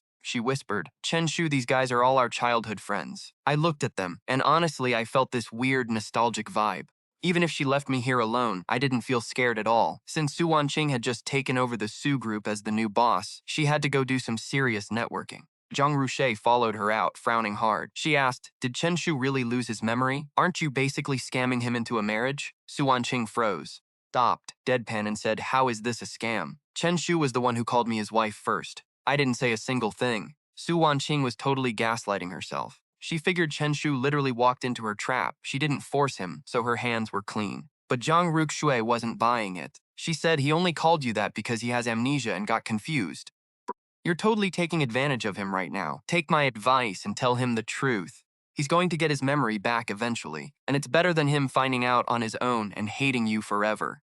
You need to come clean right now." Zhang Ruxue was just looking out for her since they'd been besties since childhood. For years, Su Wanqing had been chasing Chen Shu like a crazy simp, and honestly, she was almost the laughingstock of their friend group. Because she was so obsessed, any other girl in their circle who liked Chen Shu didn't even dare to shoot their shot, terrified they'd get absolutely destroyed by her. She loves him to death, but pretending to be his wife while he has amnesia? That's literally setting herself up for a massive disaster. She's just planting a ticking bomb. Su Wanqing stayed quiet for a long time before she finally spoke. "But even if I tell him the truth now, do you really think we have any chance once he gets his memory back?" Zhang Ruche was speechless. She was like, "At least he wouldn't hate your guts." Su Wanqing just smirked. "I don't care if he hates me. What if we have a sweet romance right now, and by the time he remembers, he's already fallen for me?" Zhang Ruxue sighed, thinking, "Damn, this girl is down astronomically bad." Su Wanqing is a business genius, but when it comes to love, she is literally more childish than a middle schooler. Zhang Ruxue knew she couldn't stop her, so she just took out her phone and texted their group chat. "Write this down, everyone. Keep Chen Shu's memory loss a total secret. Do not tell a single soul, not even your families, or we're all cooked." Back in the other room, Jiang Wen stared at me, totally deadpan, and asked, "Chen Shu, did you seriously lose your memories?" Meanwhile, Qin Rong'er sat right on my other side, looking at Jiang Wen with straight-up disgust. "And you call yourself his friend? You didn't even notice Chen Shu lost his memory." Jiang Wen winced, totally defensive. "Hey, I've been drowning in schoolwork, okay? Besides, I've been covering for him these past 2 days, grinding on the school forums to defend his name. I've been wishing I could duplicate myself just to get everything done. How was I supposed to catch every little detail?" Just then, Shin Rong'er draped her arm over my shoulder, scanning my face up and down. "So, do you actually remember who I am?" Stared at her for what felt like forever. Stayed quiet for 2 seconds and finally spoke. "My wife told me your name is Qin Rong'er." Right on cue. Qin Rong'er did his massive spit take, spraying her drink all over Jiang Wen. Jiang Wen absolutely lost it. "Is your mouth a pea shooter or something? Stop blasting everyone." Qin Rong'er grabbed some tissues to clean up, her face a complete mix of emotions. Hearing me say my wife completely blew her mind. She looked absolutely devastated. "Seriously, Chen Shu, you lose your memory, and the very first person you think of is Su Wanqing? We used to be so close. You even joked about us getting married back in the day. How did you completely forget about me?" I felt a bit awkward. "Well, I was just scrolling through my chats and contacts, and my wife was right at the top. Of course I hit her up first. Then I pulled up my chat history with Su Wanqing to show them." Ouyang Shui leaned in to peek. As soon as she saw Su Wanqing saying, "Call me your wife and I'll forgive you," she gasped. "No way, that is wild." Qin Rong'er grit her teeth, absolutely fuming. How did Su Wanqing snatch a golden opportunity like that? She is seriously shameless. Is she obsessed with making people call her wife? What a weird hobby. Instead of drinking, singing, or playing games, the squad just gathered around me in the private room, sharing hilarious stories from when we were kids. Meanwhile, Chen Yuting was holding a glass of red wine, hiding behind some indoor plants while keeping her eyes glued to a room on the second floor. Just then, a classy-looking middle-aged guy wearing glasses walked up. "Yuting, what are you doing out here?" Chen Yuting froze, her dark expression vanishing in an instant. She flashed a polite smile. "Mr. Su, I was just take." Su Xiaoming looked at her warmly. "Didn't I tell you to call me father?" See, Su Xiaoming belonged to a branch family of the Sus, making him Su Wanqing's uncle. Years ago, he kicked out of the Su family, joined a powerful boss, and started operating in the underworld. By running casinos and various entertainment hubs, he made absolute bank. took a liking to Chen Yuding, adopting her as his goddaughter and promising to groom her as his successor. Chen Yuding knew he was just using her, but who cared? He wanted a pawn and she wanted power. It was a perfect match. Chen Yuding smoothly changed her tone. Father, what brings you out here too?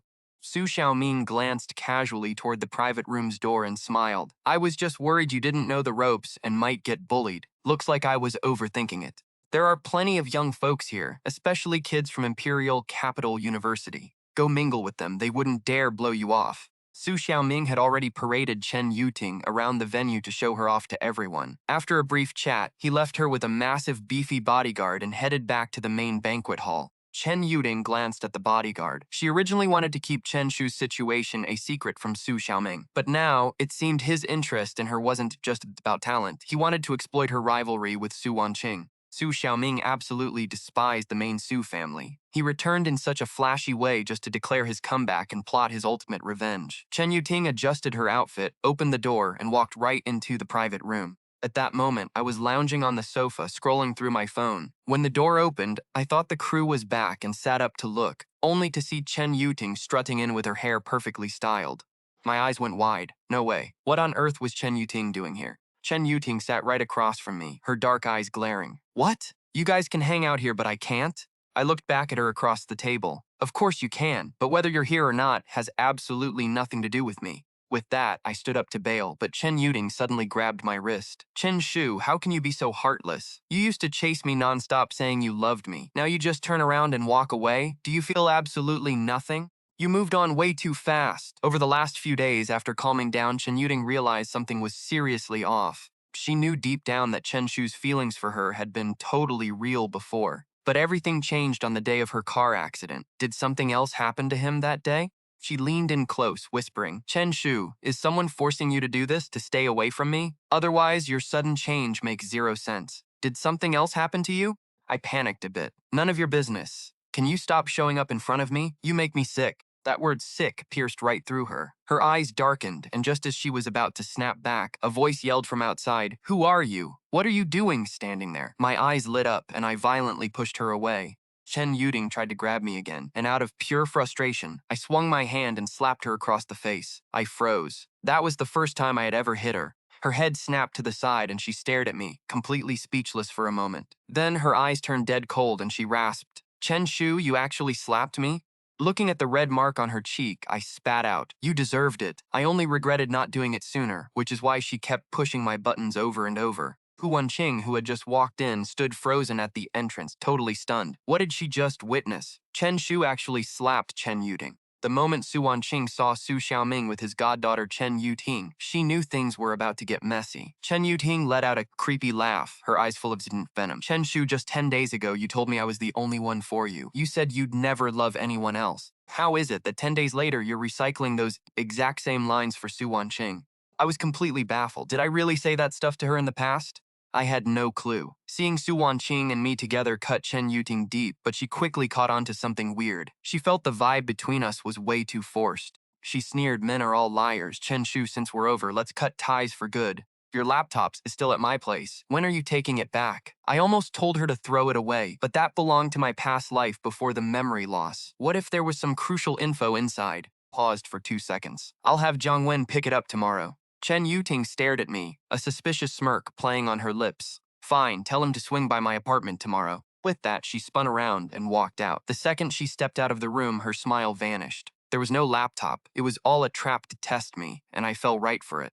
After walking for a few minutes, Chen Yuting stopped in her tracks. She turned to her bodyguard and said, Do me a favor and look into something. Find out which hospital Chen Shu was treated at after his car accident 10 days ago. I want to talk to his doctor. Back in the room, Su Wanqing asked me, So after chatting with your old friends, did you manage to remember anything these past few days? Froze. Honestly, some memories did spark, but they were all about Chen Yuting. As for my history with Su Wanqing, I had absolutely zero memory of her.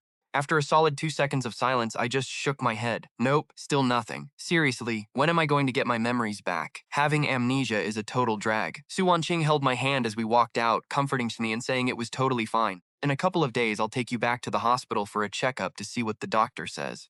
As soon as we stepped out of the VIP room, Assistant Chen rushed right over. CEO Su, the old man sent word. He wants you to join the family dinner in the pine and bamboo room. Turns out, basically the whole Su family showed up for today's dinner. The old man has retired from the family business for a while now. He handed the entire corporation over to Su Wanqing and has just been living his best life. Calling everyone for a family dinner out of nowhere today is probably because of Su Xiaoming. Back when it happened, Su Wanqing was still a kid, so she didn't really know the full drama. But get this, Su Xiaoming is actually the illegitimate son of the old man's own brother. He was only brought into the Su family when he was about 7 or 8 years old, but then in his 20s, the old man personally kicked him out of the house. Su Wanqing sighed. Looks like today's family dinner is going to be pure chaos. When the two of them walked into the room, the old man glanced at Su Wanqing, but then his eyes locked onto me, and his stern face instantly lit up with a warm smile.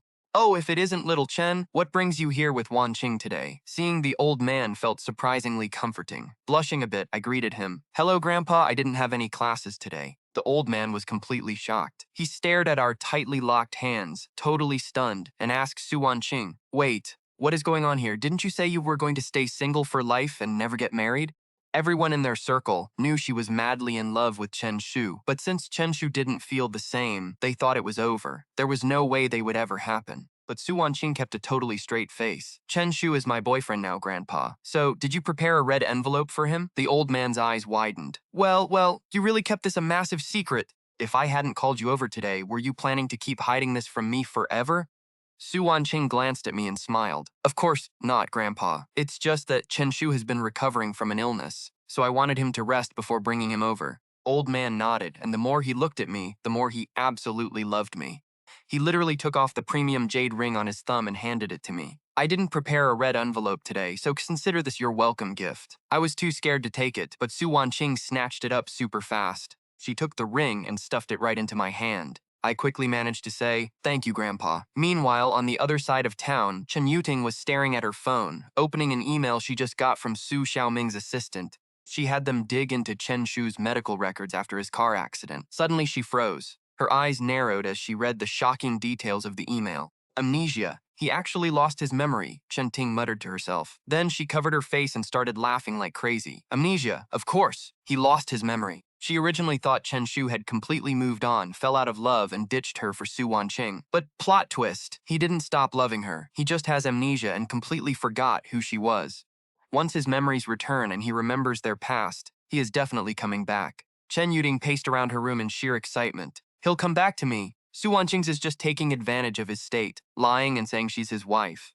When Chen Shu gets his memories back, he's going to dump Su Wanqing so fast and run right back to me. Su Wanqing, you're still going to lose to me in the end. The man you've always craved is going to fall for me all over again." Chen Shu absolutely loathes being lied to. With Su Wanqing deceiving him like this, she's completely cooked. There's no way he'll ever forgive her when he finds out. Zhang Qingsong smirked into the distance. "Gu Juncheng, in the end, you're still going to lose to me. The woman you could never have will fall in love with me instead."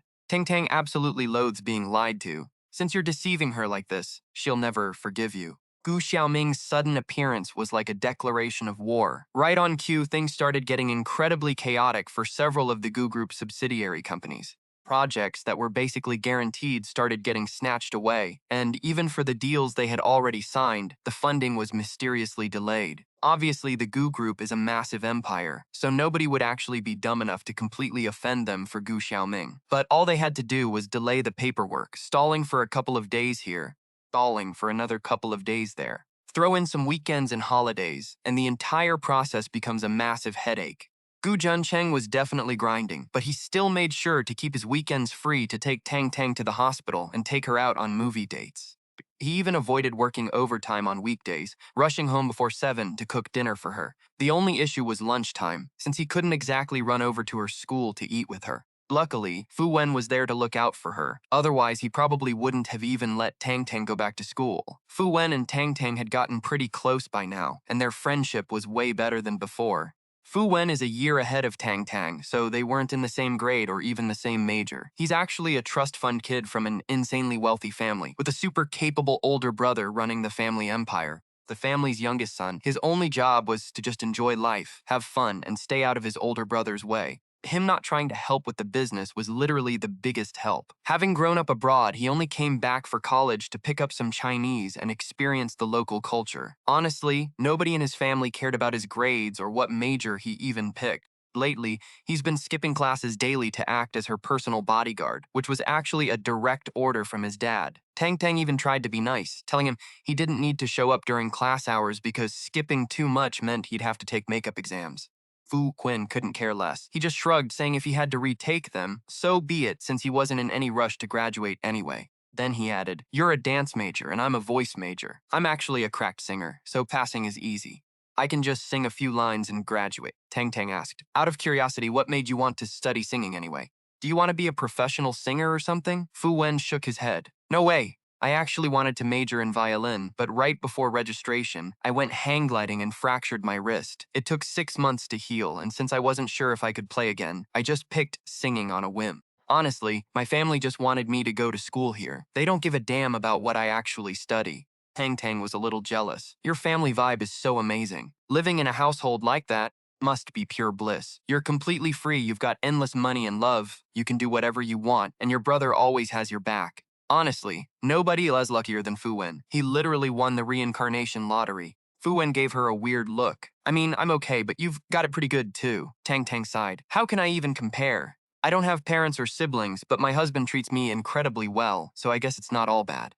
Fu Wen's expression turned incredibly complex. "Who on earth told you that you don't have parents? Was it your husband?" Her parents had actually had her later in life, and they spoiled her absolutely rotten. Literally, every single wealthy heiress in the city envied her. Most of those wealthy heiresses look super glamorous, but they actually have a ton of siblings, illegitimate kids, and adopted kids fighting over the family fortune. With cheating parents and endless family drama, they constantly have to please everyone, from their parents to both sets of grandparents.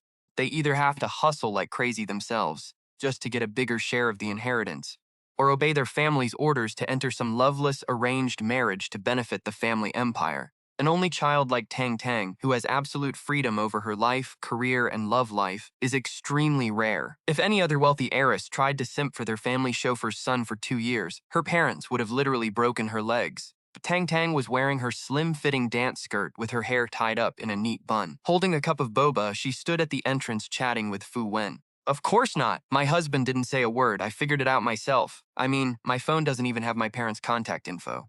I've been in the hospital after that car crash for so long, and not a single parent has shown up. So I figured I'm either an orphan, or they just straight up do not care about me." Fu Wen wanted to speak up, but he completely choked. He stood there struggling, not daring to say a word. If he spilled the tea, Gu Jiancheng would literally tie a rock to his feet and throw him into the ocean that very night. Gu Jiancheng is an absolute beast. His obsession and control over Tang Tang, completely off the charts. Best bro. Fu Wen knew this all too well. Gu Jiancheng had already warned him to mind his own business and keep his mouth shut.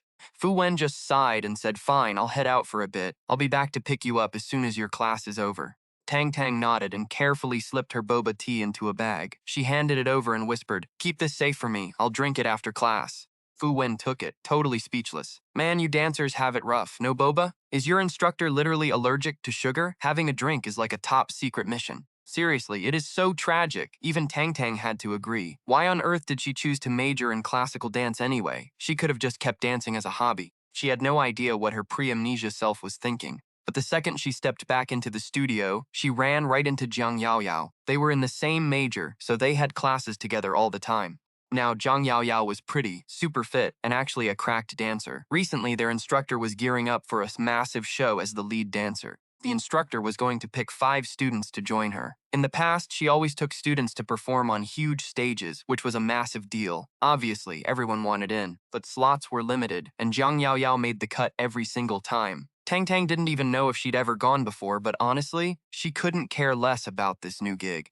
All she wanted to do was slack off, go home, and hang out with Gu Junqing. Yep, she's a total simp. Even with amnesia, she is still obsessed. Watching movies and grabbing food with Gu Junqing, way better than some big stage gig. She had zero career ambition and literally had amnesia. If she joined the show, she'd have to relearn all the old choreo. Too much work. Studio, 3 or 4 girls were crowding around Zhang Yaoyao, gossiping pretty loudly. "Yao Yao, I heard the charity gala Teacher Yang is performing at is hosted by the legendary Qin family.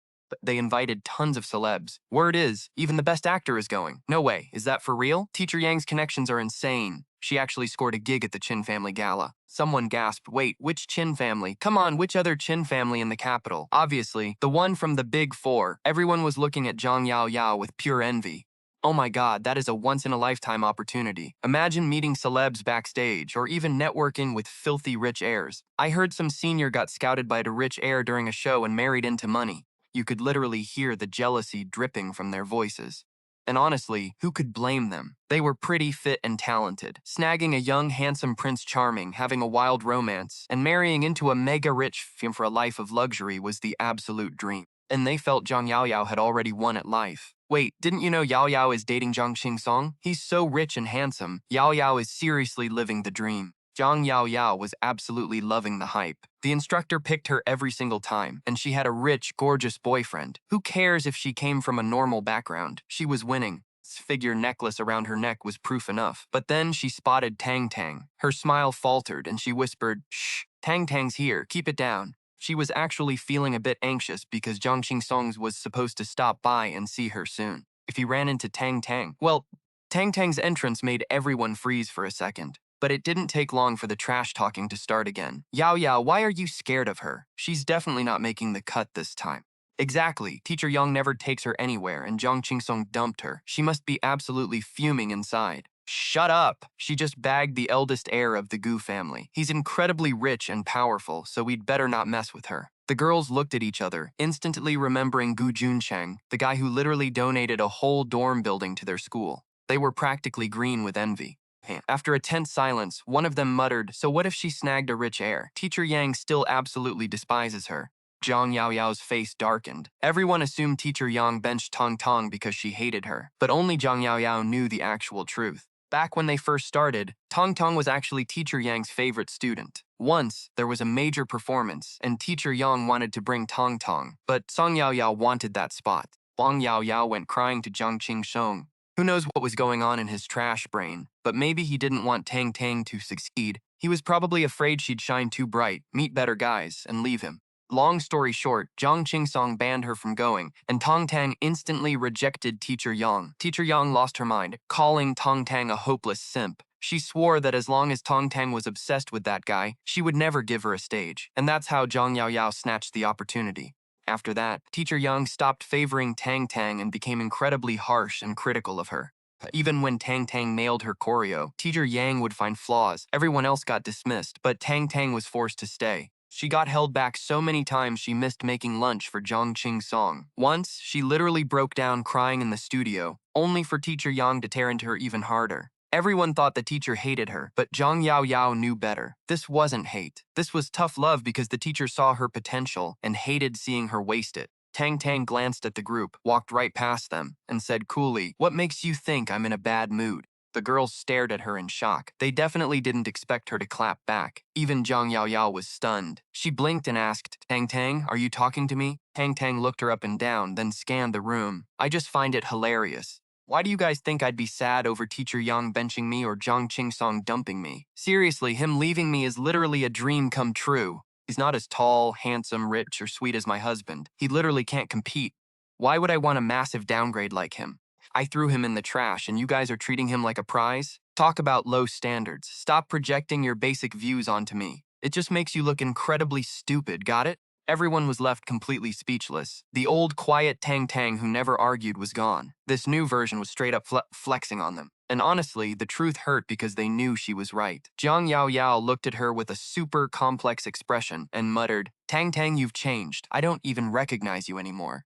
She sounded totally defeated and played the victim. "How could you say something so mean? King Song was always so good to you, and you used to be obsessed with him, remember? You were the one chasing him first. Just because he chose me in the end, you're going to trash him like this? Do you even know how hard he's worked?" Tang Tang was like, "How hard he grinds has absolutely nothing to do with me. But if his dad works a little harder, now that actually matters. After all, his dad is literally my family's driver. If he keeps his head down and does a good job, maybe I'll be in a good mood and throw him a nice bonus." Right under everyone's watchful eyes, Zhang Yaoyao looked like she just got struck by lightning. She was completely shell-shocked, and her face went totally pale. What nonsense are you talking about?" Her face went cold as ice. "Tang Tang, even if you want revenge on Brother King, you can't just make up trash like this. Ruining someone's reputation for revenge is such a total loser move." But Tang Tang just shrugged. "Believe whatever you want. Honestly, whatever his background is has absolutely nothing to do with me. Honestly, she had amnesia, and all this tea was just what Gu Juncheng had told her. If they pressed her for details, she wouldn't even know how to explain it. So she decided to keep quiet, turn around, and head to the other side to practice her dance moves. But right then, she spotted Zhang Qingsong. He was standing tall at the studio door, wearing a loose black hoodie and light jeans, holding a massive bouquet of pink roses. Tang Tang froze instantly, her whole body tensing up the second she saw him. She was honestly so sick of his drama by now. Keeping a straight face, she walked past him to the other side, acting like he didn't even exist. Zhang Yao Yao saw him too, even though she was starting to doubt his identity and wondering if he really was just a driver's son. All those doubts vanished the moment she saw how handsome and tall he looked. Honestly, Zhang Qingsong was just way too handsome. He was literally her exact type. Plus, he was always dropping cash on her like that super expensive necklace he bought. With everyone watching, Zhang Yao Yao blushed and walked right up to him, eyeing the pink roses in his arms. Even though she actually preferred lilies over roses, she was still super flattered that he came to see her and even brought flowers. Brother King Song, Zhang Yao Yao walked up to him and reached out for the flowers. Are you here to see me? I'm so happy. Are these for me? Zhang Yao Yao looked completely thrilled, but Zhang Qingsong's eyes were glued to Tang Tang. He casually patted Yao Yao's head and whispered, "Don't be silly. These pink roses are Tang Tang's favorite. I already bought your favorite lilies and left them at home. You'll smell them the second you get back." Zhang Yao Yao's hand froze and her smile instantly stiffened. Classic. Every single time Tong Tong is around, Zhang Qingsong completely loses focus. Even though he was acting sweet and trying to save face for her in front of everyone, she was still absolutely furious. It was all Tang Tang's fault. Zhang Qingsong walked over to Tang Tang with the roses, looked down at her stretchings, and smiled. "Tang Tang, didn't you tell me to buy you pink roses on your birthday? Do you like them?" He shoved the bouquet in her face, completely blocking her view. Tang Tang looked totally confused. Was it even her birthday today? She seriously ever asked him for pink roses? Zhang Qingsong caught her hesitation immediately. With a smirk, he was now totally convinced that she had lost her memory. Amnesia is actually perfect, he thought. After all, he knew her exact type. Trapping her in the corner, he leaned in and whispered, "Tang Tang, last time, you said if I bought you pink roses, you'd go on a date with me. You're not going to break your promise, are you?" He was way too close, and Tang Tang backed away, feeling super uncomfortable. But he blocked her path, holding the flowers in one hand and leaning against the bar with the other. Taking 2 steps closer, he leaned down and whispered, "Tang Tang, back when you were chasing me, you never mentioned you had a husband." Oh no! Tang Tang's worst nightmare just came true. Did she actually cheat on her husband during their fight? Seeing the panic on her face, Zhang Qingsong smirked. "You chased me, wrote me love letters, brought me breakfast, and begged me to date you. Are you really going to act like none of that happened?" Face darkened, staring at her with cold eyes as if she was some heartless cheater. Tang Tang was starting to panic. She hesitated and said, "Just talk normally, okay? Can you back up a bit?" Distance was seriously getting on her nerves. He was way too close and she felt incredibly disgusted, but he clearly wasn't letting her off the hook. In a low, raspy voice, he said, "I'll back off, but only if you promise to grab dinner with me after class." Inside the dance studio, literally everyone was staring at them.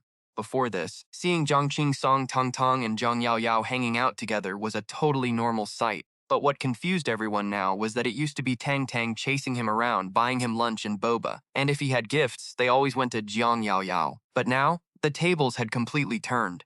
Tong Tong was treating him like the plague and totally ignoring Zhang Yao Yao. Yet here he was, practically begging for her attention and trying to gift her roses. Zhang Yao Yao didn't get a single thing. Everyone started whispering, asking what was going on. Zhang Yao Yao felt completely humiliated, especially since she was always so proud.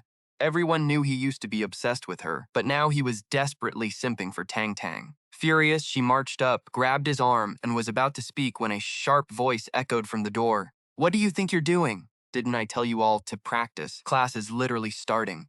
Strict instructor, Miss Yang, stood at the door, dressed in all black, glaring at them with pure annoyance. Zhang Yao Yao's heart sank because Miss Yang had always disliked Zhang Qingsong. Zhang Yao Yao quickly let go of his arm, ran over to Ms. Yang and whispered, "Teacher, it's Tang Tang and him." She acted all hesitant, looking nervously at Zhang Qingsong and Tang Tang, as if the two of them were doing something totally scandalous. Ms. Yang was already biased against him anyway, so she frowned, staring at him. But then, she noticed something behind him and gasped in surprise, "Tang Tang, what are you doing?" Tang Tang was pretty petite, so she was completely hidden behind his tall, muscular frame. Since he refused to move, nobody could even see her. Luckily, Ms. Yang actually had some authority. The second she walked in, the entire room went dead silent. Jiang Qingsong's smirk vanished. He let go, and Tang Tang instantly slipped out from behind him. She looked absolutely furious. But the moment she saw Miss Yang, her face filled with pure relief, like she had just been rescued. Miss Yang. Tang Tang jogged over, even hiding slightly behind her like a scared little bird looking for protection. Yang, didn't you say outsiders aren't allowed in here? Look at him. Class is about to start and he's still hanging around. He has absolutely no respect. Miss Yang stared at her in shock, barely recognizing her. She asked, "Wait, you didn't invite him?" Tang Tang looked so offended. "Absolutely not," pointing right at Jiang Yao Yao, who was trying to act completely innocent. Tang Tang yelled, "Jiang Qingsong is her boyfriend. He obviously came here for her. So what does this have to do with me?" She yelled it at the top of her lungs, feeling so done with everything. Seriously, can this toxic couple just stay the hell away from her? Tong Tong seriously wonders what kind of stupid juice her past self drank before the memory wipe. Like, no way she actually liked Jiang Qingsong, especially when she was literally running behind him and Jiang Yao Yao like a total simp while they were playing games. Pure cringe. Tang Tong honestly feels like its amnesia is a total blessing in disguise. Meanwhile, Miss Yang stares at Tang Tong for a solid minute before turning her eyes to Jiang Yao Yao. Miss Yang knew all about their messy love triangle. That was exactly why she used to be so mad at Tang Tang for not standing up for herself. But now, it looks like Tang Ti finally woke up and dropped the simp life. Jiang Yao Yao is sweating bullets, terrified Ms. Yang is going to rip into her. But since Jiang Qingsong is my boyfriend, she can't even back down. Putting on a sad face, Jiang Yao Yao whimpers. "I'm so sorry, Ms. Yang. My birthday is coming up, so I just wanted Big Brother King Song to visit me. I promise it won't happen again." Jiang Qingsong just drops the flowers on the floor and strolls over with his hands in his pockets. Smiling like a clown, completely ignoring the mess he just made, he says, "Hey, Ms. Yang, I won't disrupt your class anymore. I'll get going now." Yang's face darkens. The reason she absolutely detests Jiang Qingsong isn't just because he was playing Tong Tong while keeping Jiang Yao Yao on the hook. No, the real reason is way worse. She can literally feel a shady, toxic vibe radiating off the guy. Bies is a sports major, right? Usually, athletes are supposed to have that bright, energetic vibe, but Jiang Qingsong, zero sunlight. If a guy like him stays on the right path, fine. But if he goes rogue, he's cooked. He'd turn into a total menace. Tong Tong is just too sweet and gentle. Trying to deal with a red flag like him would be pure torture for her. I mean, if he actually treated her like a queen and protected her, that'd be one thing. But he's always been trash, ignoring Tong Tong while leeching off her kindness. If this kept going, Tong Tong was bound to get hurt. Miss Yang glares at Zhang Sung as he walks out, then shoots a cold look at Zhang Yao Yao. "Heimut." Miss Yang asks. Zhang Yao Yao flinches, quickly shaking her head. No need, Miss Yang. I don't want to waste everyone's class time." Miss Yang's expression softens slightly as she nods. "Fine, let's start the class." Out of this entire year, Yang Xiaoling's absolute favorite is Tong Tong, with Zhang Yao Yao being a close second. Despises fake people who play manipulative games. Zhang Yao Yao might have some petty tendencies, but her dance talent is actually cracked. Fortunately, she knows her priorities and hasn't let her grades slip over some guy. Ms. Yang respects the hustle, which is why she's still willing to give her some tough love. Once the class wraps up, everyone is ready to bolt. It's lunch hour and they are absolutely starving. Yang Xiaoling spots Tong Tong packing her bag and calls out, "Tong Tong, come to my office for a sec." Zhang Yao Yao immediately shoots Tong Tong a death stare, pure jealousy in her eyes. Ms. Yang had mentioned bringing from 5 students for an upcoming show, but the final list is still top secret.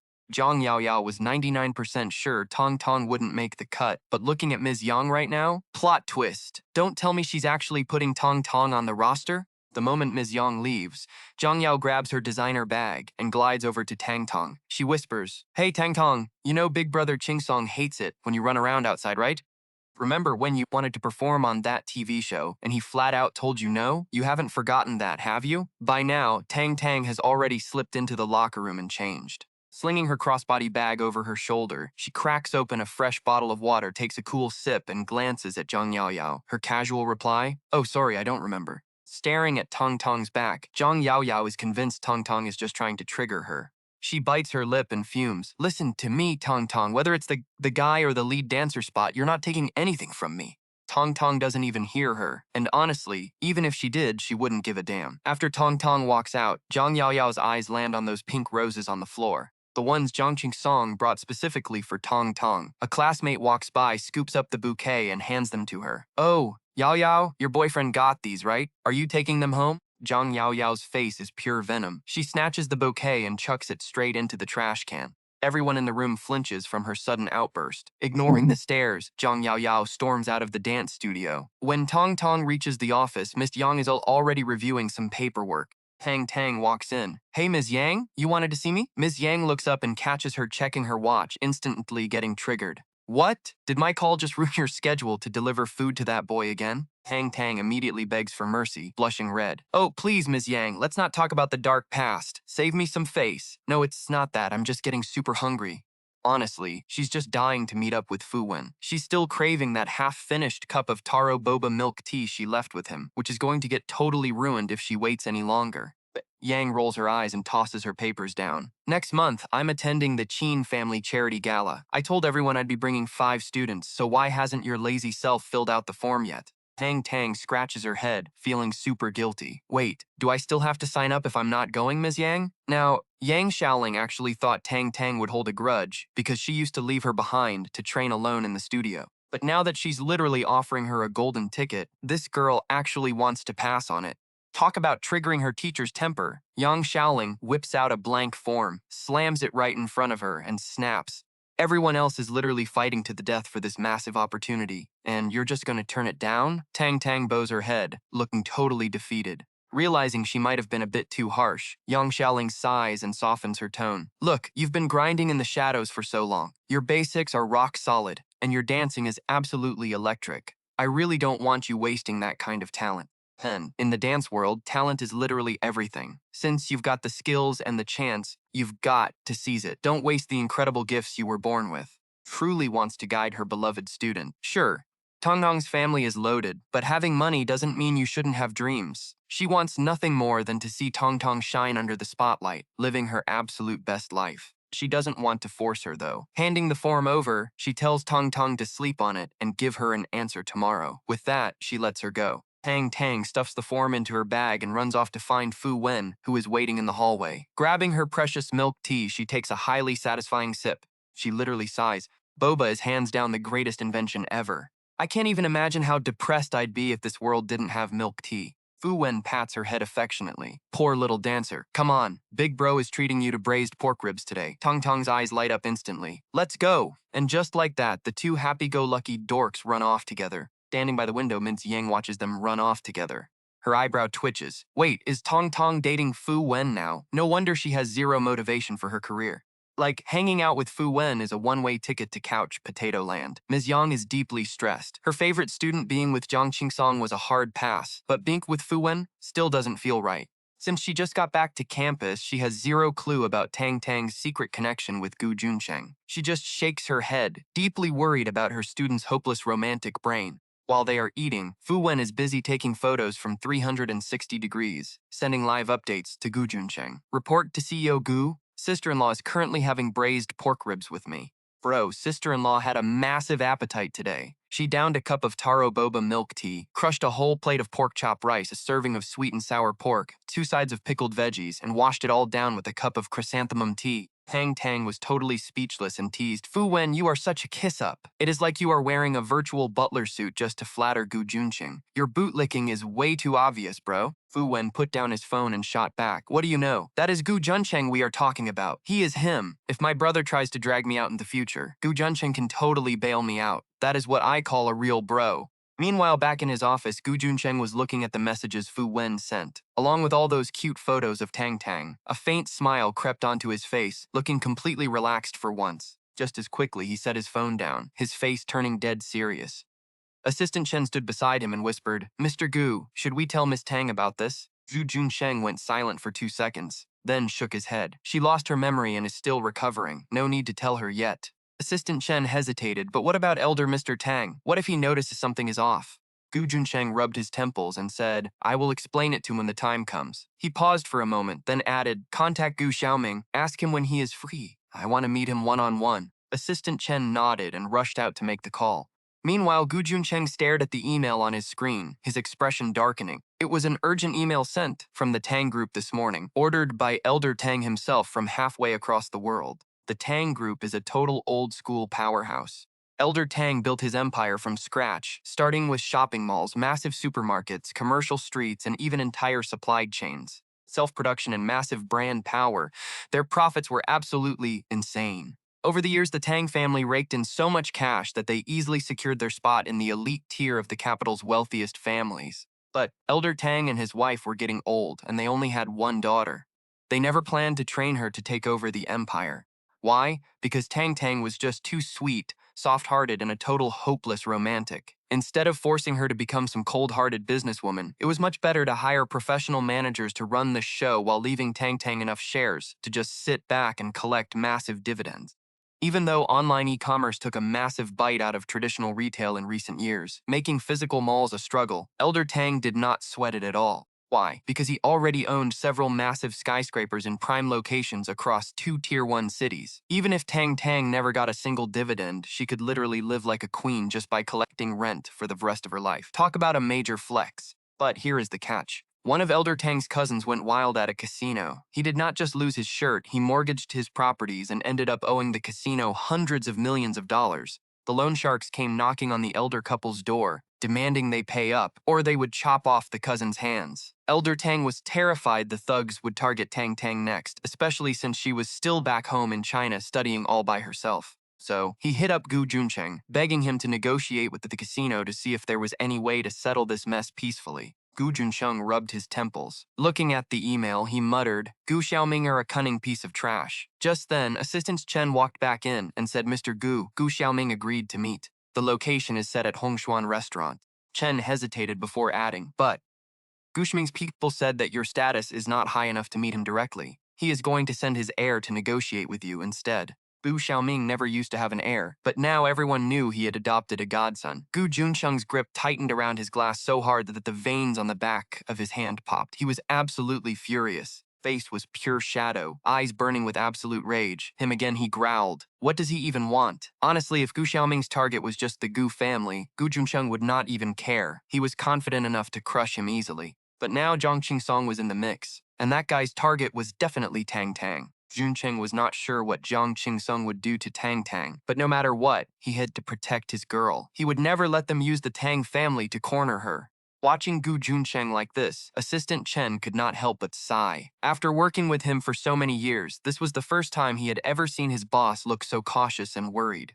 He had to speak up about his biggest misworry, Gu. Even if protect Ms. Tong now and keep Zhang Qingsong away, what happens if she gets her memories back? What if, and this is just a what if she willingly hands everything over to Zhang Qingsong? That happened. Gu Juncheng, who fought tooth and nail against Zhang Qingsong for Tong Tang and her family, would look like a total clown. He would lose everything. Chen was sweating bullets saying this. Gu Juncheng was a massive simp, on par with Tang Tang herself, and he absolutely hated anyone speaking ill of her.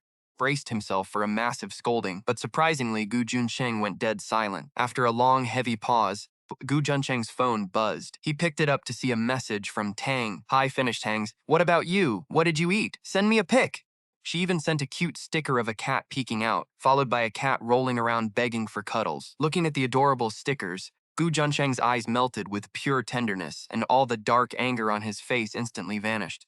He muttered softly, "If that is truly her choice, then so what if I lose everything?" He then turned to Assistant Chen and declared, "Besides, I would be losing to Tong Tong and to love, not to Zhang Qingsong. Am I right?" Assistant Chen was completely speechless. Wow, what a wild way to cope. He was almost convinced by his boss's delusional logic. Gu Juncheng texted Tang Tang back, muttering, "There is no shame in losing to your own wife." Assistant Chen rolled his eyes mentally. Fine, fine! Simps rule the world. As a mere corporate slave, as long as the Gu Group does not go bankrupt, he still gets paid. As for what happened to the Tang family, or whether Gu Juncheng lost his pride, why should he care? Assistant Chen tried to reassure himself. Gu Xiaoming was just trying to exploit Gu Juncheng's weakness. The old master of the Gu family was still highly rational, so things should be fine. When Tang Tang got out of school, it was still early, around 4 in the afternoon. Before she lost her memory, she used to be in traditional Hanfu and calligraphy clubs, but she had not gone back since the accident. Walking home early, she kept texting Gu Juncheng with a massive grin on her face. Anyone could tell she was deeply in love, practically radiating pink romantic bubbles. Gu Juncheng had to handle the emergency. He could not pick her up. He called her, his voice full of regret. "I am so sorry, baby. I have got some urgent stuff to handle, so I cannot pick you up today." Tang Tang felt a wave of disappointment. She always looked forward to seeing him waiting for her after school every single day. But remembering Gu Xiaoming, she could not help but worry about him. Is my hubby in some kind of trouble? Bu Juncheng chuckled warmly. No way, your hubby is very capable. There is no trouble. He deliberately lowered his voice on the word capable, sending a deep raspy whisper straight through the phone that made Tang Tang's entire body tingle with butterflies. Blushing hard, she thought to herself that Gu Juncheng really was incredible, and his grandfather was even more of a legend, so the Gu family would definitely be fine. She whispered back, shyly, okay then, I will head home first. Hubby, make sure to come back early, okay? I will wait for you so we can have dinner together. Hearing her sweet voice, Gu Juncheng's heart completely melted. He wanted nothing more than to drop everything right now and run home to his wife. But as his eyes locked onto the investigation report from the Tang group, his heart instantly sank once again. On the other end of the phone, he sighs. Tang Tang, babe, go ahead and eat. Don't wait up for me. I probably won't make it home until after 8 tonight. Tang Tang sounds so disappointed. That late? Fine, hubby. Want me to bring you some food? But Gu Juncheng is too whipped to let Tang Tang run around for him. He rejects the offer without even thinking. After hanging up, Tang Tang just stands there, tilting her head, looking totally confused. She stares at her phone, feeling lost. Honestly, her memories have been returning lately, but they are just tiny, blurry fragments of a past life she can barely piece together. She recalls that in her past, she used to bring lunch to her boyfriend all the time, and he absolutely loved her cooking. Since she is married to Gu Juncheng's now, he must be that boyfriend, right? So why is he shutting her down when she tries to do something nice? Right now, Tang Tang is standing at the east gate of A University, rocking a tight, light purple tank top. She is wearing loose white cargo pants, with her gorgeous black hair flowing all the way down to her waist. Her figure is absolutely stunning.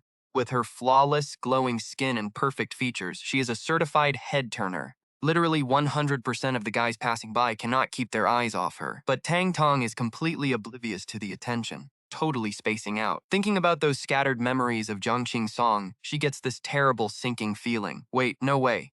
Could it be? She really used to deliver food to Zhangqing Song every single day like some desperate simp? She heard rumors about her past self, but she never actually believed them. Since losing her memory, she only trusts Gu Junxing, Fu Wen, and Zhang Yaoyao. But how could her past self have been so pathetic and brainless, completely losing herself over a trash guy like Zhang Qing's? And how did she suddenly end up with Gu Juncheng instead? Tong Tong feels like there is a major plot twist she is completely missing. Her mind feels like it is trapped in a thick fog. Every time she tries to find the truth, she gets blocked. It is all so blurry. Tang Tang whispers to herself, someone is definitely lying to me, but it cannot be my husband. My hubby is so good to me, there is no way he would lie. She can feel just how deeply Gu Juncheng loves her. She lost her memories, not her brain. She can easily tell when someone is genuinely in love with her. Gu Juncheng is absolutely obsessed with her. He wants her so bad that he teases her every single night, making her cry until she loses her voice. But why does he always stop right before going all the way? A sneaky idea pops into her head. She needs to go back and test him. Decision made. Tang Tang heads toward the parking lot to find her husband's driver, but suddenly this massive guy blocks her path. Yo, is that Tang Tang? Tang Tang stops in her tracks and looks up, but she has no idea who this guy is. There are 5 of them in total, all tall, wearing matching red basketball jerseys. The leader of the group steps right up to her. The guy is a giant, easily 1.9 meters tall. Tang Tang barely reaches his chest. The guy stares at her face with a smirk. Tong Tong, we are from the sports academy next door. I am Bai Feng Jun, remember me? Tong Tong looks at him. He is covered in sweat, clearly fresh off the court. Another guy holding a basketball crowds around, looking totally stunned by her beauty. Whoa, Feng Jun, who is this? Is she from A University? How have we never seen her before? Their schools are right next to each other, and they play matches here all the time. But they have zero memory of ever seeing a girl this gorgeous. Bai Fengjun chuckles. Dude, she is Tong Tong. You know, the little shadow who used to follow Jiang Qingsong everywhere? We used to clown on him for it, remember? Wait, did Jiang Qingsong say people envied him? Tong Tong is so confused. Even guys from other schools are calling her his little shadow. If that is true, then what is her actual deal with Gu Juncheng? Tang Tang frowns. The other players suddenly realize who she is. No way, it is her. Damn, I heard Jiang Qingsong could not stand his little shadow. He is actually obsessed with the campus idol, Zhang Yaoyao. Bai Fengjun scoffs. Exactly. Like I said, Jiang Qingsong has trash taste. Tong Tong, you seriously don't remember me? Last semester I came here for a game and you gave me a bottle of water. In reality, Tang Tong had bought that water for Jiang Qingsong, but that jerk rejected it to take water from Jiang Yaoyao instead, leaving Tong Tong holding the bottle with teary eyes. Bai Fengjun thought she was adorable, so he asked for the water himself. Since Tong Tong was too shy to say no, and knew Jiang Qingsong did not want it anyway, she just handed it over to him. But that petty trash Jiang Qingsong got mad and ghosted her for a whole 3 days. Tong Tong was so freaked out that she chased him down, buying him expensive sneakers, gifts, and cooking him meals just to beg for his forgiveness. But Tong Tong has zero memory of any of this. She pretends to think it over before deadpanning. Sorry, I have no idea who you are. Bai Fengjun just laughs it off. He pulls out his phone, opens his socials, and says, "No worries if you forgot. Let's exchange contacts so we can chat." Tang Tang frowns, totally not feeling it. My husband doesn't let me add random guys. She figured that would scare them off, but the whole group just bursts out laughing. They are making such a scene that everyone nearby starts staring. Bai Fengjun chuckles. "Come on, Tong Tong, even if you want to reject me, you don't have to make up such a weak excuse. Why are you so damn cute?" Tong Tong is completely trapped by these giant athletes, her face turning bright red from frustration.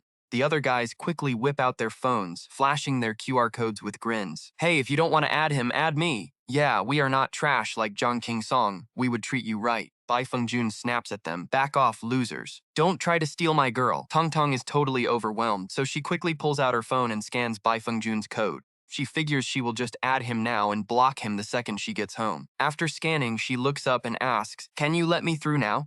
Bai Fengjun stares at her flushed, pretty face and her big, sparkling eyes. Making eye contact with her makes his heart race. He swallows hard and nods. "Sure, go ahead. I will text you later." Tang Tang quickly slips out of their circle, but as she looks up, she runs straight into a furious, dark-faced Jiang Xingsong. Jiang Qingsong is wearing a black hoodie with the hood pulled low, his eyes dark with rage. He grabs Tang Tong's wrist with a fake smile, but his voice is ice cold. "Tong Tong, don't add random strangers. Give me your phone so I can delete him." Seeing Jiang Qingsong instantly ruins her mood, and that awful feeling rushes back. Staring at his dark, controlling face, a sudden flashback hits her mind. In her memory, Jiang Qingsong is wearing this exact same black hoodie, looking down at her as she sits helplessly on a bed. His voice is freezing cold as he warns her, "Don't you dare get close to other guys. Juncheng is a manipulative snake. Stay away from him or I am dumping you." Tong Tong stands there pale and completely frozen, staring at Jiang Qingsong as a wave of pure terror grips her heart. Seeing her freeze, Jiang Qingsong thinks she is refusing to delete the guy. Expression turns even darker as he snatches the phone right out of her hand. Too attached to delete?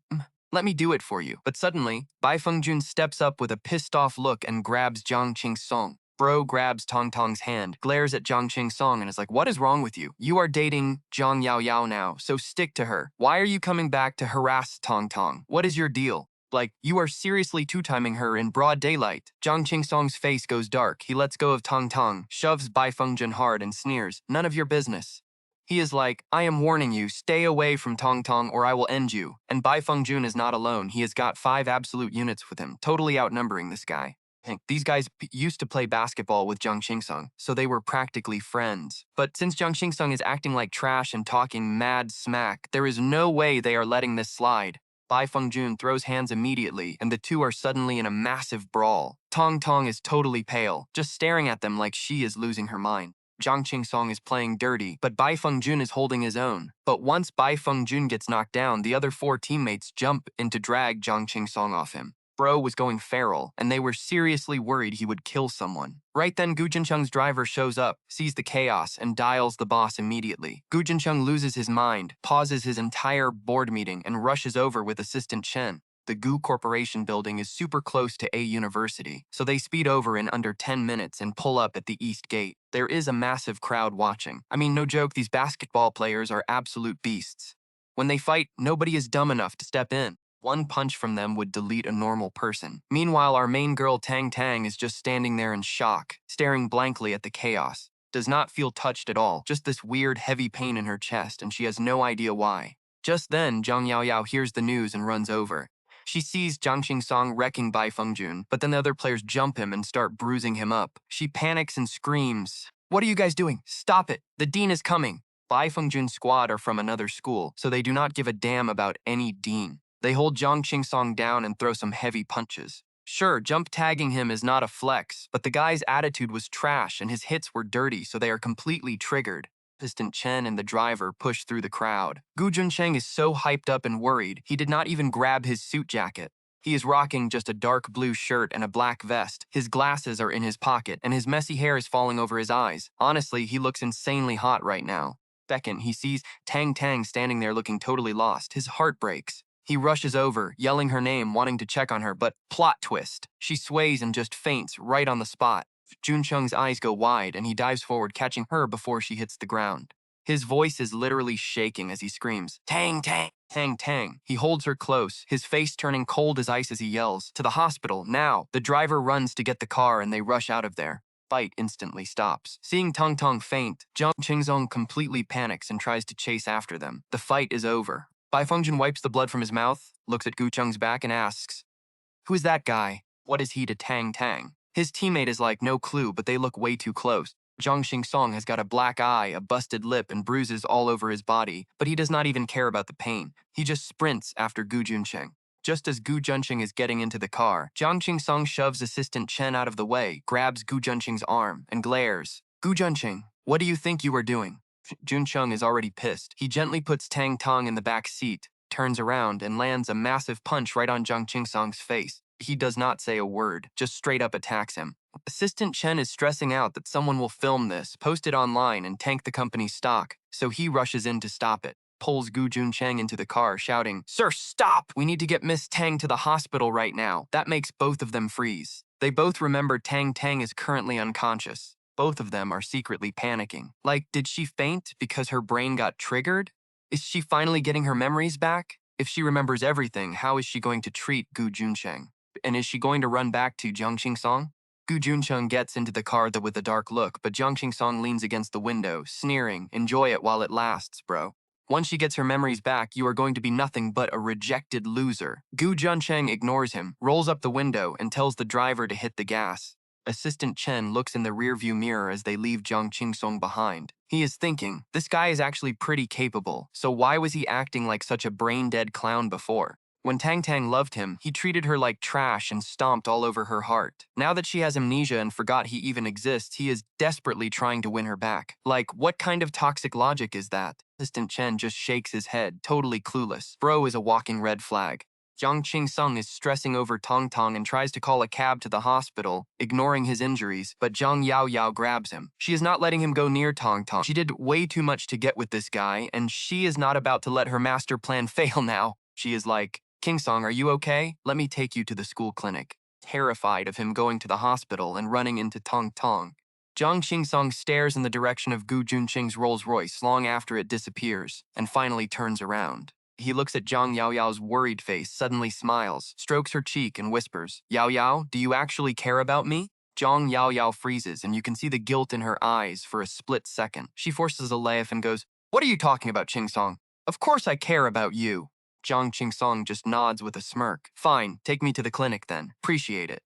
He puts his arm around her shoulder, and they head off. See, Zhang Qingsong's parents divorced when he was a kid, and he grew up with his dad. His dad was a total degenerate, hooked on gambling and every bad habit imaginable. If a relative had not hooked him up with a job as the Tang family's driver, he would still be stuck in the gutter. He grew up getting mocked and looked down on, so he learned early on that nobody actually loved him, not even his own dad. Dad literally just wanted to use him to hustle cash. So when a rich girl like Tang actually fell for him and chased after him, he could not believe it. To him, being unloved was normal. Why would anyone actually love him? No way. He thought she just liked his face and wanted to play him like a toy. Walking down the quiet street, he suddenly mumbles, "Was I actually wrong?" Stops walking, looks at Zhang Yao Yao and asks, "Yao Yao, do you think I was a total jerk back then? Did I mess up?" Zhang Yao Yao has no idea where this is coming from, but a sudden wave of panic hits her. She shakes her head and whispers, "No, of course not. You have always been amazing, Qingsong. You are a great guy. Nothing wrong." Zhang Qingsong just gives a hollow smile, his eyes going dark. He is like, "Yeah, maybe to you, but to Tang Tong, I am probably the ultimate villain." Zhang Qingsong has been a lone wolf since day one. He is cold, calculating, and absolutely ruthless. He will use anyone and anything to climb to the top, with zero regrets, because bro literally thinks he is never wrong. But right now, he is actually sweating, like he knows he messed up big time and hurt the one person who mattered. When Tong Tong suddenly passed out, Gu Junsheng was low-key terrified. Stands there in the hospital hallway, stiff as a board and totally stressed. Assistant Chen saw him frozen like a statue and rushed over like, "Boss Gu, maybe you should sit down?" Zhu Junsheng gave him the silent treatment. Seeing his boss completely ignore him, Assistant Chen had no choice but to stand there and play statue with him. After what felt like forever, Gu Junsheng finally spoke. "Chen, do you think Tang Tang will get her memories back?" Assistant Chen was completely clueless, so he just scratched his head and said, "Boss, didn't the doctor say she'd get them back eventually? It's just a matter of time." Zhu Junsheng stared up at the hospital lights, his voice low. "The doctor did say that." He said it could take anywhere from 10 days to a couple of weeks, or maybe even 6 months to a year. But honestly, I'm just scared. Nobody expected it to happen this fast since it has only been 2 weeks. Back then, Gu Jianqing was like, I don't care if it takes a month or a whole year, as long as I can be with Tang Tang. He wanted to treat her like a queen, hoping that when she finally got her memories back, she'd be so touched by how sweet he was that she'd actually accept him. Or maybe she'd hate his guts even more. But even if it ended badly, having this sweet time together meant he could die with no regrets. At least he went all out for love. Years down the road, he wouldn't have to look back and kick himself for not trying harder. Love really makes you humble, even when you're the billionaire heir of a massive empire. Assistant Chen shook his head, trying to hype him up. Boss, don't sweat it. What if Miss Tang actually thanks you when her memories return? After all, she's still going to remember every single sweet moment she spent with you during this time. She'll know you did it all out of love, so she won't blame you. But Gu Junsheng felt guilty as hell and stayed silent. If he had just played the nice neighbor brother role, he'd be fine. The real problem, he wasn't acting like her brother at all. He was literally acting like her husband. On top of that, he'd been holding her and getting downright devious almost every single night. Every crazy technique and position he looked up online, he used them all on her. He teased her so much she cried almost every night, sometimes waking up with swollen eyes. But because she trusted him and genuinely thought he was her husband, she never said no and even went along with it.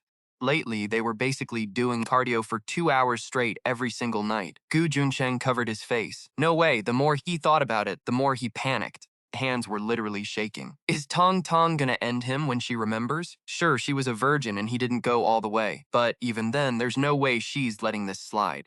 Gu Junsheng's voice dropped, looking completely stressed. Assistant Chen, if I don't make it out alive today, the company is yours to handle. Chen was absolutely flabbergasted. Boss, no way. It's not that deep. Miss Tang is literally an angel. She's so sweet. Gu Jiansheng shook his head. She's only sweet to you guys. To me, she's an absolute beast. And Chen was speechless. Was his boss seriously low-key, flexing his love life right now? Like, bro, you're literally about to meet your maker and you're still simping? Assistant Chen sighed and shut his mouth. Gu Junsheng was actually losing it. Biting his thumb so hard, a deep red mark started bleeding. After what felt like an eternity, the doctor finally came out. Since this was a luxury private hospital owned by the Gu Group, he had set Tang Tang up in a VIP suite and knew the doctor personally. The doctor walked over. Boss Gu, relax. The missus is totally fine. Gu Junsheng's face was still pale and tense, showing zero signs of relief. Assistant Chen, who knew him like the back of his hand, saw right through his panic. Crazy how this legendary heir of the Gu family, a mastermind who usually runs the business world, was currently shaking in his boots like a scared kid. You love to see it. Jun Sheng asked in a shaky voice. My wife, is she? Assistant Chen jumped in. Doctor, is our lady's fainting spell because her brain got triggered? Is she getting her memories back? The doctor had checked her before, so he knew her medical history. He shook his head. I can't say for sure, but her passing out was definitely caused by some major brain stimulation. Maybe he paused, trying to find the right words. Maybe she got some memories back, or maybe she didn't. We'll have to wait until she wakes up and run some tests to be absolutely sure. Classic doctor talk. Honestly, he said a whole lot of nothing. Gu Junsheng was still stressed out of his mind. Assistant Chen thanked the doctor, and Gu Junsheng slowly pushed open the door. His hair was messy, hanging over his eyes, his proud posture totally gone. Bro looked completely defeated. He sat down by the bed, grabbed Tang Tang's delicate hand, and just stared at her sleeping face, completely locked in.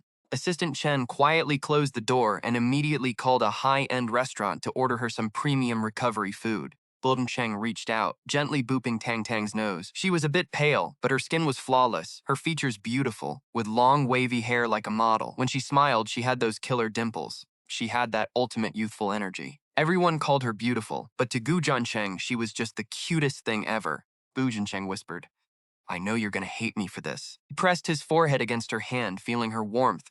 I know you'll want to kill me, but if I could go back, I'd do it all over again. Smirked a little. Besides, you're the one who called me husband first. I literally have video proof, so you can't even blame me. He leaned down and gave her a gentle kiss on the forehead. Wake up soon. If you don't wake up, how are you going to get your revenge?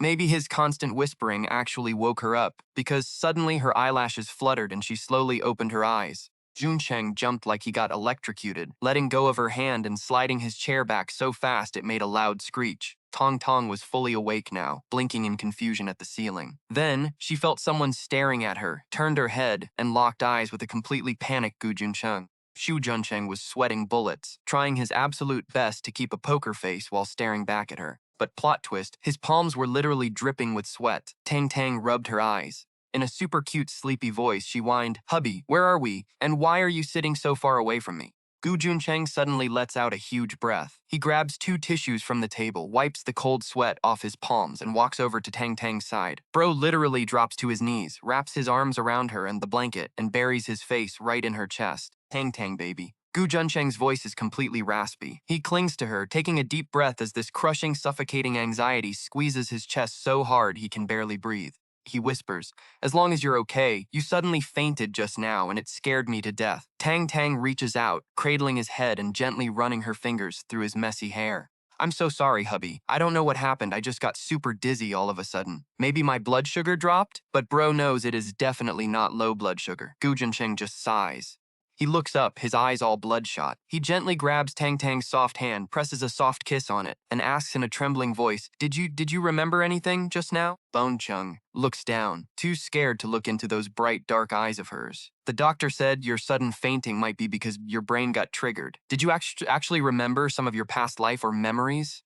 Honestly, he doesn't even need to think twice. He knows Tong Tong was triggered by Zhang Jingsong. Like, what even happened? Zhang Song actually got into a massive fistfight with someone right in front of her. Honestly, back in the day, Zhang Song probably got into fights in front of her all the time. Otherwise, if she'd never seen him fight before, why on earth would she be so triggered out of nowhere?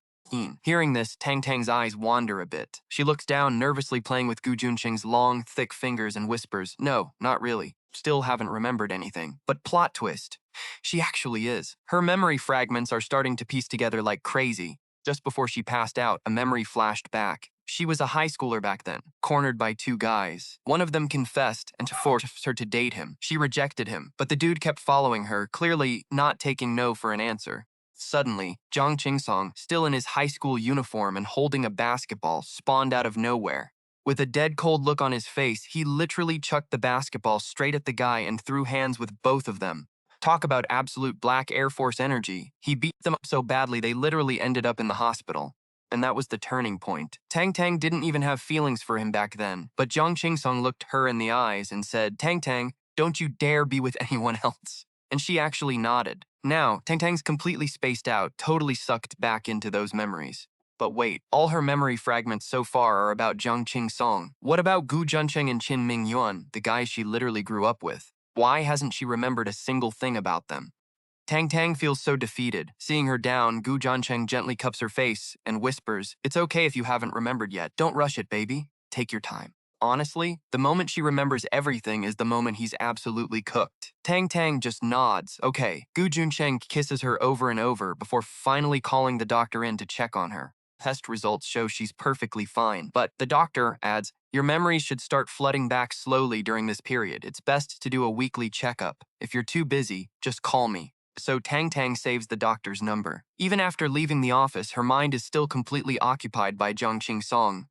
Like, they actually knew each other in high school, and judging by her memories, their vibe was definitely not normal. Did she actually love him back then? Gu Juncheng is waiting right outside the door for her. The second she steps out, he pulls her into a hug, kisses her cheek, and asks in a low voice, "How is it? What did the doctor say?" Tang Tang's replies, "He said my memories might slowly return soon, so I need to come back for a checkup every week." Hearing this, Gu Juncheng doesn't look happy at all. He goes dead silent for 2 seconds before nodding. "As long as you can recover, that's all that matters. If you recover, I can finally stop worrying." Just then, the assistant sets a thermal lunchbox on the table, saying this nutritious meal was just delivered fresh from Hongshuan restaurant. You and Mr. Gu should eat it while it's hot. Tang Tang's stomach is already growling, so her attention is totally stolen by the food, and she starts digging in with Gu Juncheng. Even though Gu Juncheng tries his absolute best to hide his feelings, Tang Tang can still sense how incredibly down he is. On the way back, he doesn't let assistant Chen drive, he takes the wheel himself. Once they're in the car, the moment they sit down, Tang Tang immediately wraps her arms around his, snuggling her tiny body into his massive, muscular chest. She softly asks, "Hubby, are you upset today?" Gu Juncheng purses his lips. Tang Tang, who is barely 5'3", looks insanely tiny to him. Seeing her like this, Bro just scoops her up right into his lap. He presses his nose against hers and rasps, "You literally scared the life out of me. You have no idea." Ting Tang blushes hard and tries to squirm away, but his massive arms are locked around her. She is completely trapped. she whispers softly. After a brief silence, he mutters in a low, husky voice, "It's my fault." Pins Tang Tang down, kissing her with an absolute hunger that is totally out of control, even using his sharp canine teeth to nip at her. Tang Tang lets out a soft whimper of pain. When Gu Junsheng finally looks up, he sees 6 bright red marks left all over her collarbone and neck. His eyes darken completely, his self-control totally shattered. His hand slides right under her clothes. Staring into Tang Tang's teary red eyes, he buries his face back into her chest and groans hoarsely. "Tang Tang, you seriously scared me to death. I thought I was going to lose you." Tang Tang weeps softly. "Hubby, please be gentle." Gu Junsheng is so overwhelmed right now, his emotions are more chaotic than ever before. Junsheng is an absolute unit, while Tang Tang is just too tiny. He can literally lock her down with just one hand, leaving her completely helpless under his insane, overwhelming strength. Palms are covered in rough calluses. He doesn't even know what's going through his head anymore. He knows that if he keeps this up, Tang Tang will definitely hate him. But seeing her soft and helpless in his arms, crying and calling him hubby, his toxic possessiveness literally explodes. Comes to Tang Tang, his self-control is completely non-existent. Finally, cradling a completely exhausted, crying Tang Tang in his arms, he whispers hoarsely, "Tang Tang, tonight when we get back, I want you." But honestly, Tang Tang has been wondering for a while now, why has Gu Junqing never taken things to the final step? It's not like he's some conservative prude. When two people are madly in love and living together, taking it all the way is totally normal. I mean, when you're in that honeymoon phase, who can actually resist? Plus, she knows his drive is absolutely off the charts. Bro teases and torments her literally every single night. Every session before this lasted at least 2 hours. His stamina is absolutely cracked. It's just endless. For a man like him to actually hold back from going all the way, that is highly suspicious. Now that Gu Juncheng says he wants her tonight, she expects they'll finally go all the way. She isn't even against it, just incredibly nervous. Her fainting spell today really did scare him out of his mind. Very second they step through the front door. Oops. Tang Tang up, kissing her way more aggressively than ever before, and Tang Tang can barely handle it. "Hubby, wait, don't be in such a rush." Seriously, Gu Junsheng is such a beast. His strength is on another level. Even though they're both fully clothed, the moment his thigh presses slightly forward, Tang Tang's tears immediately start falling. Gu Junsheng seriously has endless ways to tease her. Over an hour later, Gu Junsheng somehow manages to hold back yet again. Still in his pants, he pulls Tang Tang onto his lap as they lie on the couch. Gathering all her courage, Tang Tang sits in his lap, her eyes flushed red as she whispers, "Hubby, you don't have to hold back anymore." She snuggled right into Gu Junsheng's chest, kissing his chin and whispering, "We are literally married, so of course we can do anything." Bro Tang Tong had absolutely no clue that snuggling up all soft and saying that was doing critical damage to his sanity.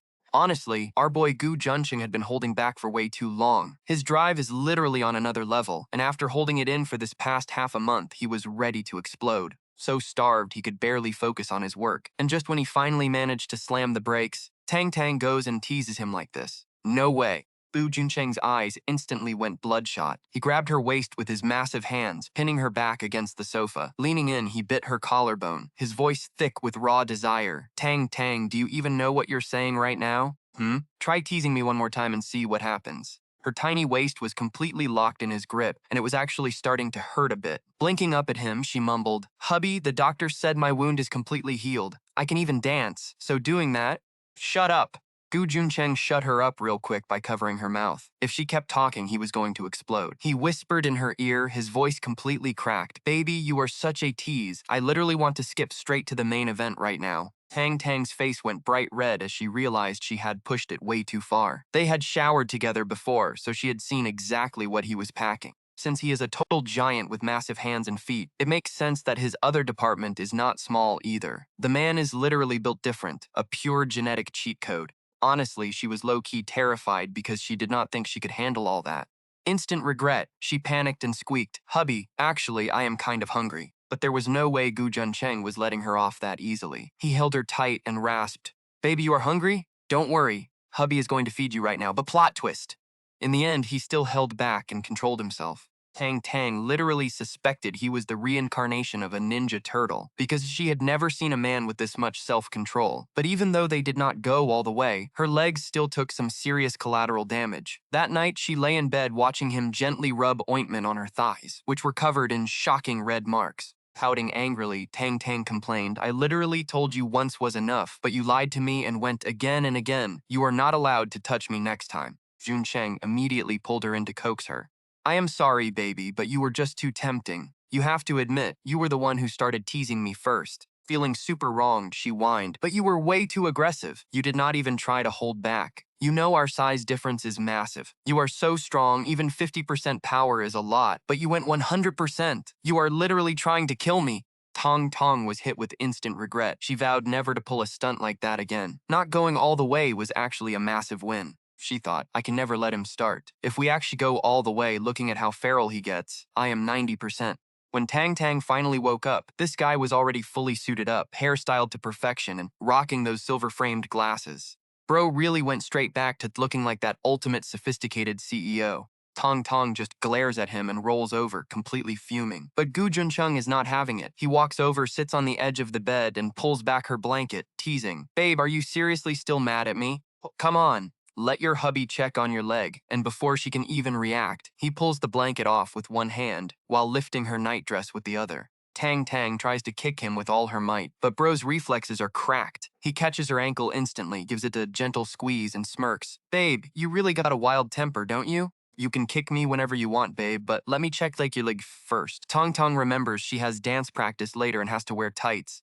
If her skin is still messed up, it is going to hurt like crazy. Realizing that, she stops moving. Gu Jiancheng looks down and Bro is literally staring. Tang Tang's skin is glowing, her legs are insanely long and perfect, and even her five toes are super cute and pink. Dude pretends he's checking the injury, but he's actually just holding her foot, rubbing it, and shamelessly flirting. Bro is totally flexing his smooth moves. Blushing hard, Tang Tang asks, are you done staring yet? Junqing just smirks. Yeah, it's almost healed. Told you the skin wasn't broken. Look, the redness is already fading. No cap.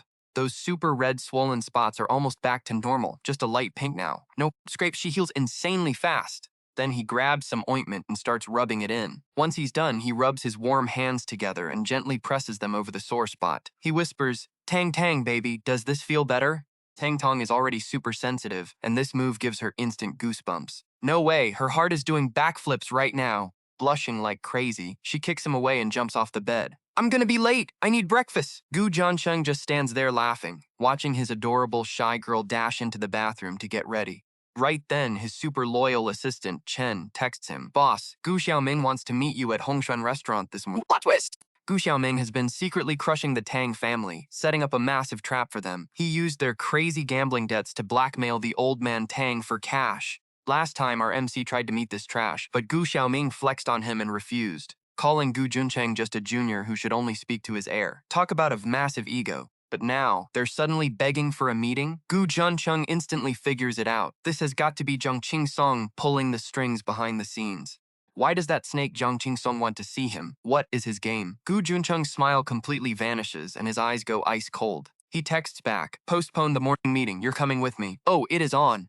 Sun Chen replies instantly, on it, boss. Gu Juncheng decides to keep Tong Tong in the dark about her family's mess for now. No point in stressing her out when she can't do anything about it anyway. Protecting his girl is priority number one. Meanwhile, Tang Tang hops out of the car and heads to school with Fu Wen. She finally bites the bullet and submits her application form to Teacher Yang. Let's go. She realized her man is super busy building an empire, so she needs her own glow-up too. She can't just cling to him 24/7. Practicing dance with Teacher Yang and performing on stage sounds like the perfect vibe. On her way to the dance studio, she tells Fu Wen, hey, I'm gonna be staying an hour late for the next few days. If you've got stuff to do, don't wait up. My driver's got me covered. Fu Wen is totally shook. Wait, why? What are you up to?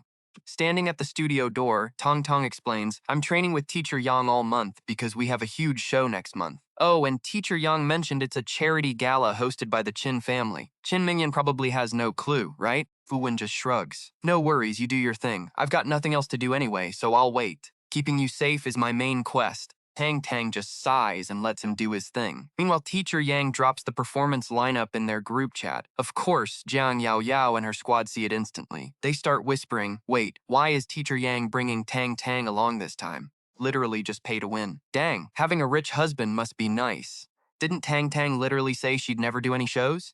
Girl, please. She only said that back then because Zhang Qingsong banned her. Maybe her new hubby just loves watching her perform. Zhang Yao Yao's face is literally pure salt since she walked in. She knows Tong Tong's talent is cracked. Even doing the exact same moves, Tong Tong just hits different and looks 10 times better. If Tong Tong wasn't in the picture, she would easily be Teacher Zhang's #1 star.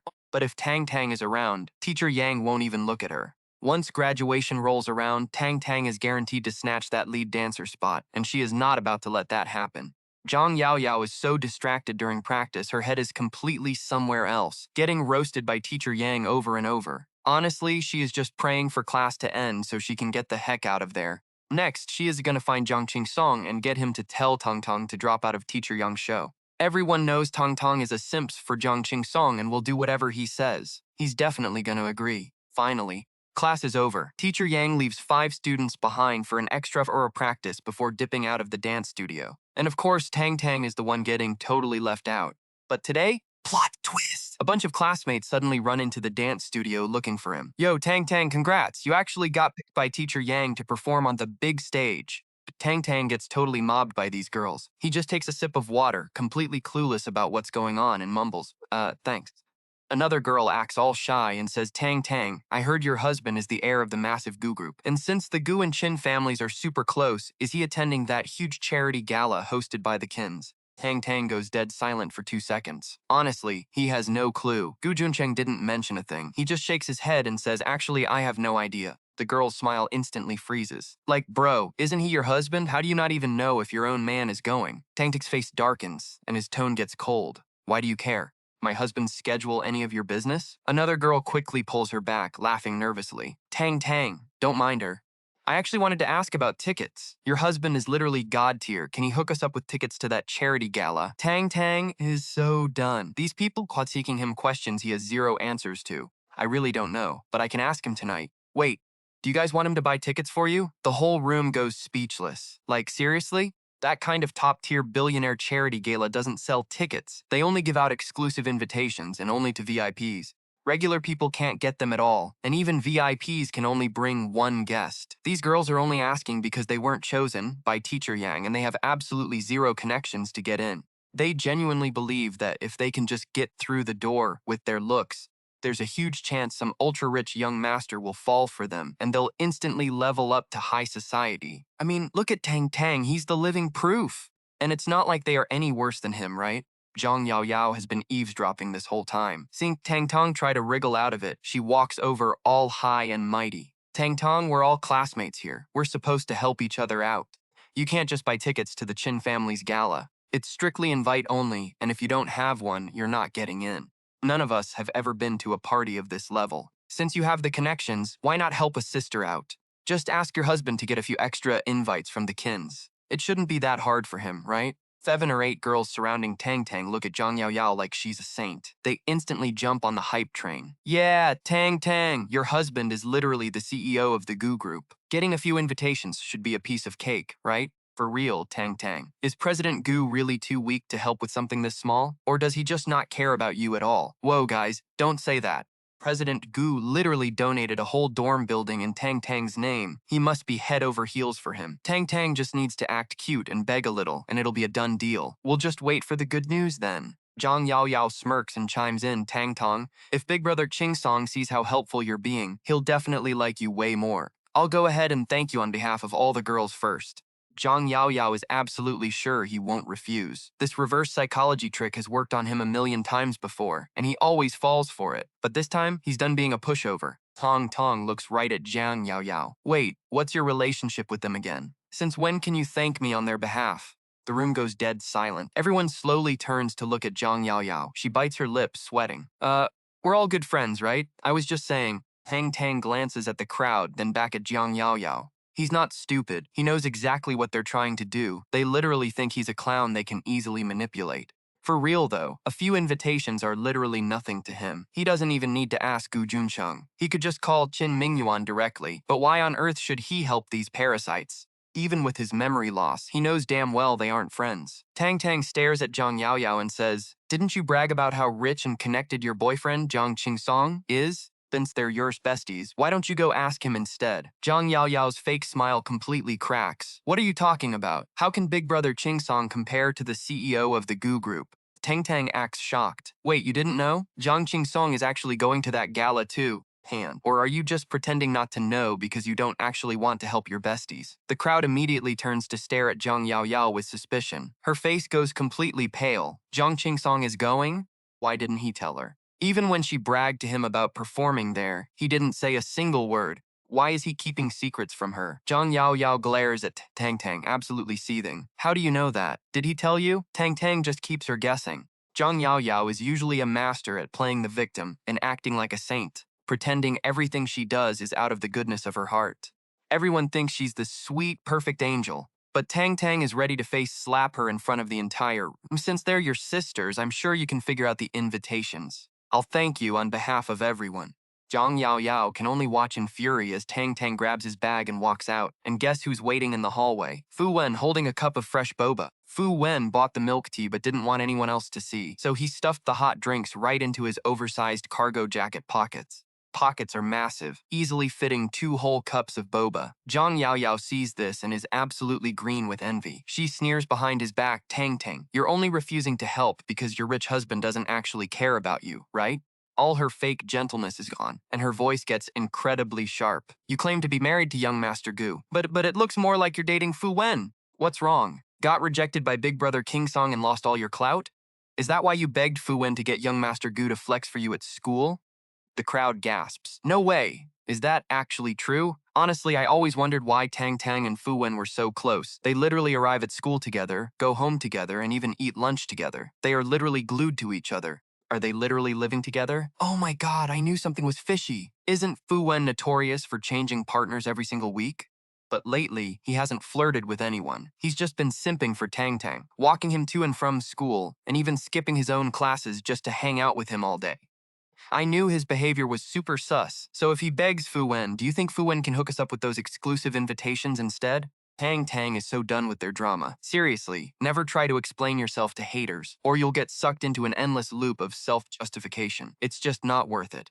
Bored dipping, Tang Tang looks back at Jiang Yao Yao. Think whatever you want. My life is none of your business. You just focus on staying glued to your precious big brother Ching Song. He walks out to meet Fu Wen, leaving the girls gaping at the door. Fu Wen, who is usually treated like a king, literally runs up to Tang Tang like a puppy, pulling out the warm boba like it's a legendary treasure. Here, still hot. Low sugar taro milk tea with boba, and I even added coconut jelly for you, don't mention it. Seeing the boba, all of Tang Tang's bad mood instantly evaporates. Grabs the drink, stabs the straw, and takes a massive sip. Bro, you're literally my most loyal sidekick. Expected of the most professional companion ever, you are literally too sweet. Fu Wen took a couple sips of his lemon tea, squinting his eyes at Tang Tang. Wait, did you just call me a eunuch? Tang Tang got instant stage fright. Absolutely not. You totally misheard me. You are so tall, strong, and handsome, literally the dream guy for millions of girls. A total giga chad, the handsomest beast in the world. How could you ever be a eunuch? Fu Wen was absolutely loving the praise, acting all humble. Oh, stop it, you are exaggerating. I am not that great.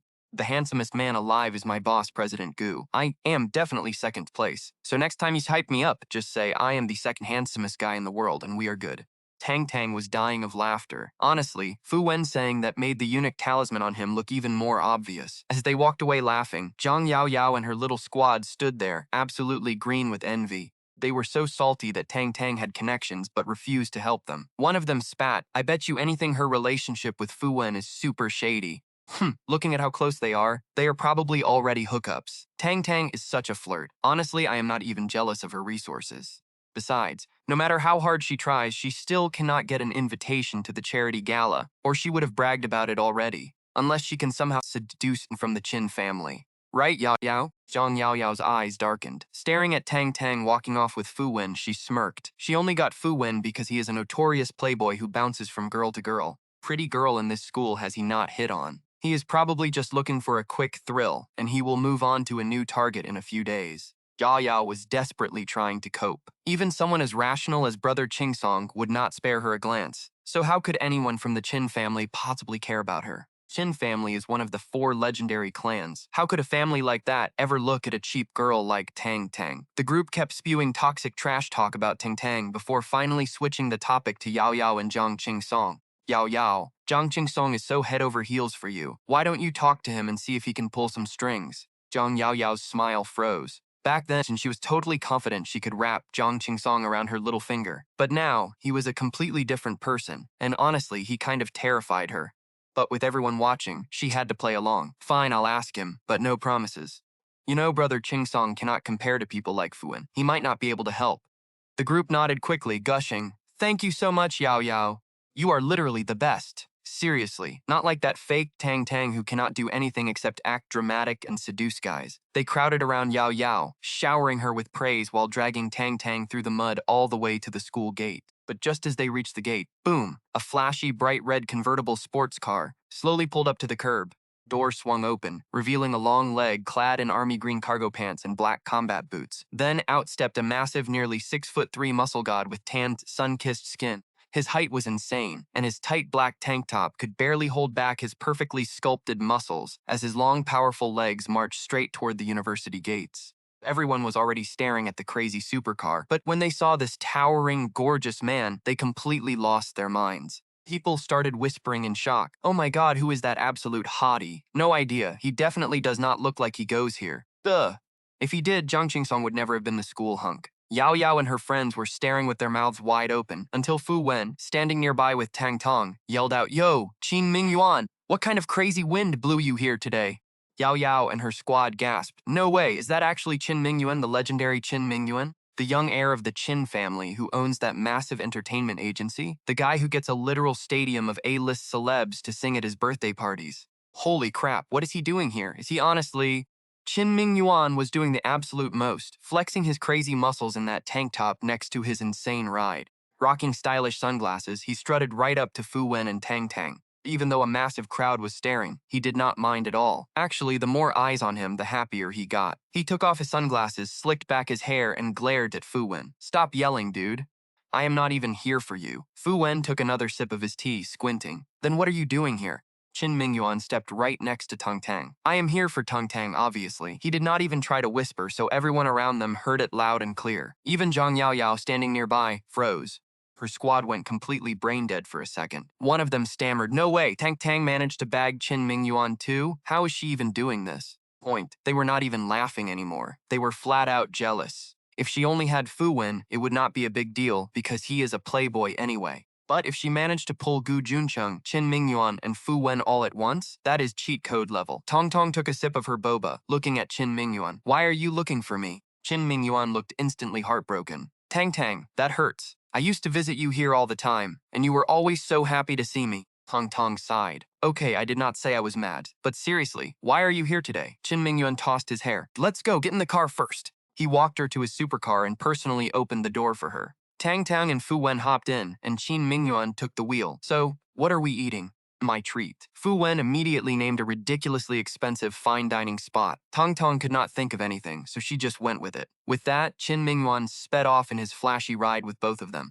Since the gate was packed with students, photos of Qin Mingyuan and his supercar were immediately blasted across every single school group chat. Of course, Tank and Fu Wen were in the shots too. The school forum blew up with a massive headline. How did she pull 3 top wealthy families in record time? Everyone started digging into her past, trying to find clues from her days as Zhang Qingsong's simp. Someone commented, Lamao, Zhang Qingsong is probably crying in a corner right now. The girl he dumped is literally being fought over by top-tier heirs. This is a real-life face-scene flap manhwa. Rejected by her ex? No problem. She literally bounced back straight into the arms of the capital's richest heirs. And they are literally begging for her attention. As Zhang Yao Yao was reading the post, Zhang Qingsong saw it too. Right then, he was walking out of a hotel to meet Gu Juncheng. As he stepped out of the elevator and past some indoor plants, Qin Mingyuan, Tong Tong, and Fu Wen happened to walk by. The thick bushes completely hid them from each other. Zhang Qingsong overheard Qin Mingyuan's voice. Tong Tong, I heard you are performing at the charity gala next month. This is a huge deal. Why did you not tell me? If you had told me sooner, I would have hooked you up with a 10-minute solo dance. You are too cracked to be a backup dancer for anyone, Tangson said, sighing. But the lead dancer is literally my teacher. Brought us here to get some real-world experience, not to flex like peacocks showing off. Qin Mingyuan, backing up your teacher is fine, but you seriously need to prep a solo performance. I already got your schedule fully cleared, so do not let me down. Fu Wen shoved Qin Mingyuan, saying, Bro, you dressed up this flashy and came all the way to University A just to beg Tang Tang to set up a show for you? That sounds exhausting, honestly. I will just do some casual moves. By the way, did you tell CEO Gu? I bet he has absolutely no clue about this. Qin Mingyuan frowned, looking super annoyed. Why would I even do that? This is Tong Tong's thing. It has nothing to do with him. Honestly, even though Qin Mingyuan did not dare to cross Gu Junchen, he low-key hated his guts. Back then, both of them were chasing Tang Tang, but since Tang Tang liked Gu Junshin more and kept calling him Big Brother Junshin non-stop, he had to take the L and back off. But now, Gu Junshin was taking advantage of Tang Tang's memory loss. Since Tang Tang forgot everything, Gu literally lied and claimed he was her husband. Talk about trash behavior. Qin Mingyuan absolutely despised him for this. He secretly plotted. Once Tang Tang gets her memories back and realizes Gu Junshin played her like this, it is over for Gu. She will never forgive him, and boom, Gu Junshin is officially out. Since Tang Tong was stuck with Gu Jin during this memory loss, and Jiang Qingsong got with Jiang Yaoyao, their past relationship is ruined beyond repair, which means Jiang Qingsong is also out. In the end, he will be the only one Tang Tang can actually trust. He will be the ultimate winner. Talk about letting your rivals destroy each other while you take the crown. He was seriously an absolute genius. Qin Mingyuan almost laughed out loud just thinking about his master plan. He threw his arm around Tang Tang's shoulder, grinning, and said, "Tang Tang, tell me, do you want to do a solo performance?"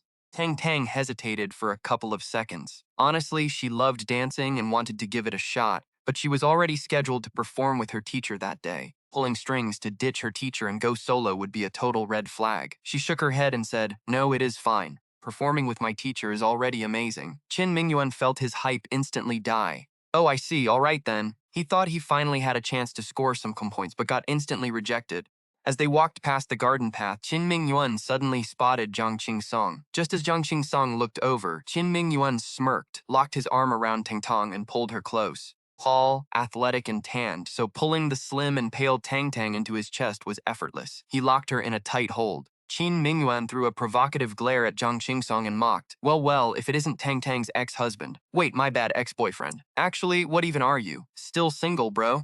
Qin Mingyuan flashed a bright white smile, adding, "Long time no see, man. Why do you look even uglier than before?" And they called you the campus heartthrob? Jiang Qingsong stood there in a tailored luxury suit, hair styled to perfection, with bodyguards backing him up to look intimidating. Tong Tong noticed Jiang Song and frowned, but she did not pull away from Qin Mingyuan's grip. She whispered, "Just ignore him. Let's go get some food quickly." She urged Qin Mingyan and Fu Wen to keep moving. She had a bad feeling that Jiang Qingxing and Qin Mingyan were about to throw hands, and she wanted no part of it. If these two kept talking, they would literally wreck the entire hotel lobby. Jiang Qingsong glared at their backs, his face dark and full of rage. But then a creepy smile crept onto his face as he muttered, "Soon." Staring at Tang Tang's retreating figure, he whispered, "Very soon, I am taking you back." He had already prepared a secret house. Once he locked Tang Tang inside, she would never see anyone or go anywhere ever again.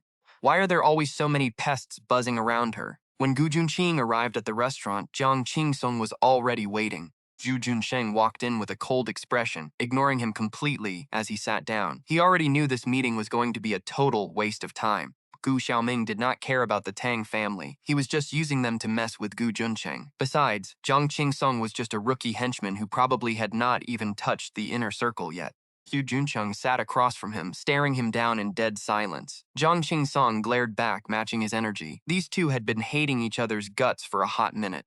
After a tense silence, Jiang Qingsong sneered, "Well, if the great CEO Gu has nothing to say, I'm out of here." Stood up to leave. But Gu Junsheng just took a slow sip of his tea and calmly said, "I'll clear Tang Zhengshi's casino debt." Jiang Qingsong scoffed, "Wow, so generous, CEO Gu. You are going to drop hundreds of millions for him?"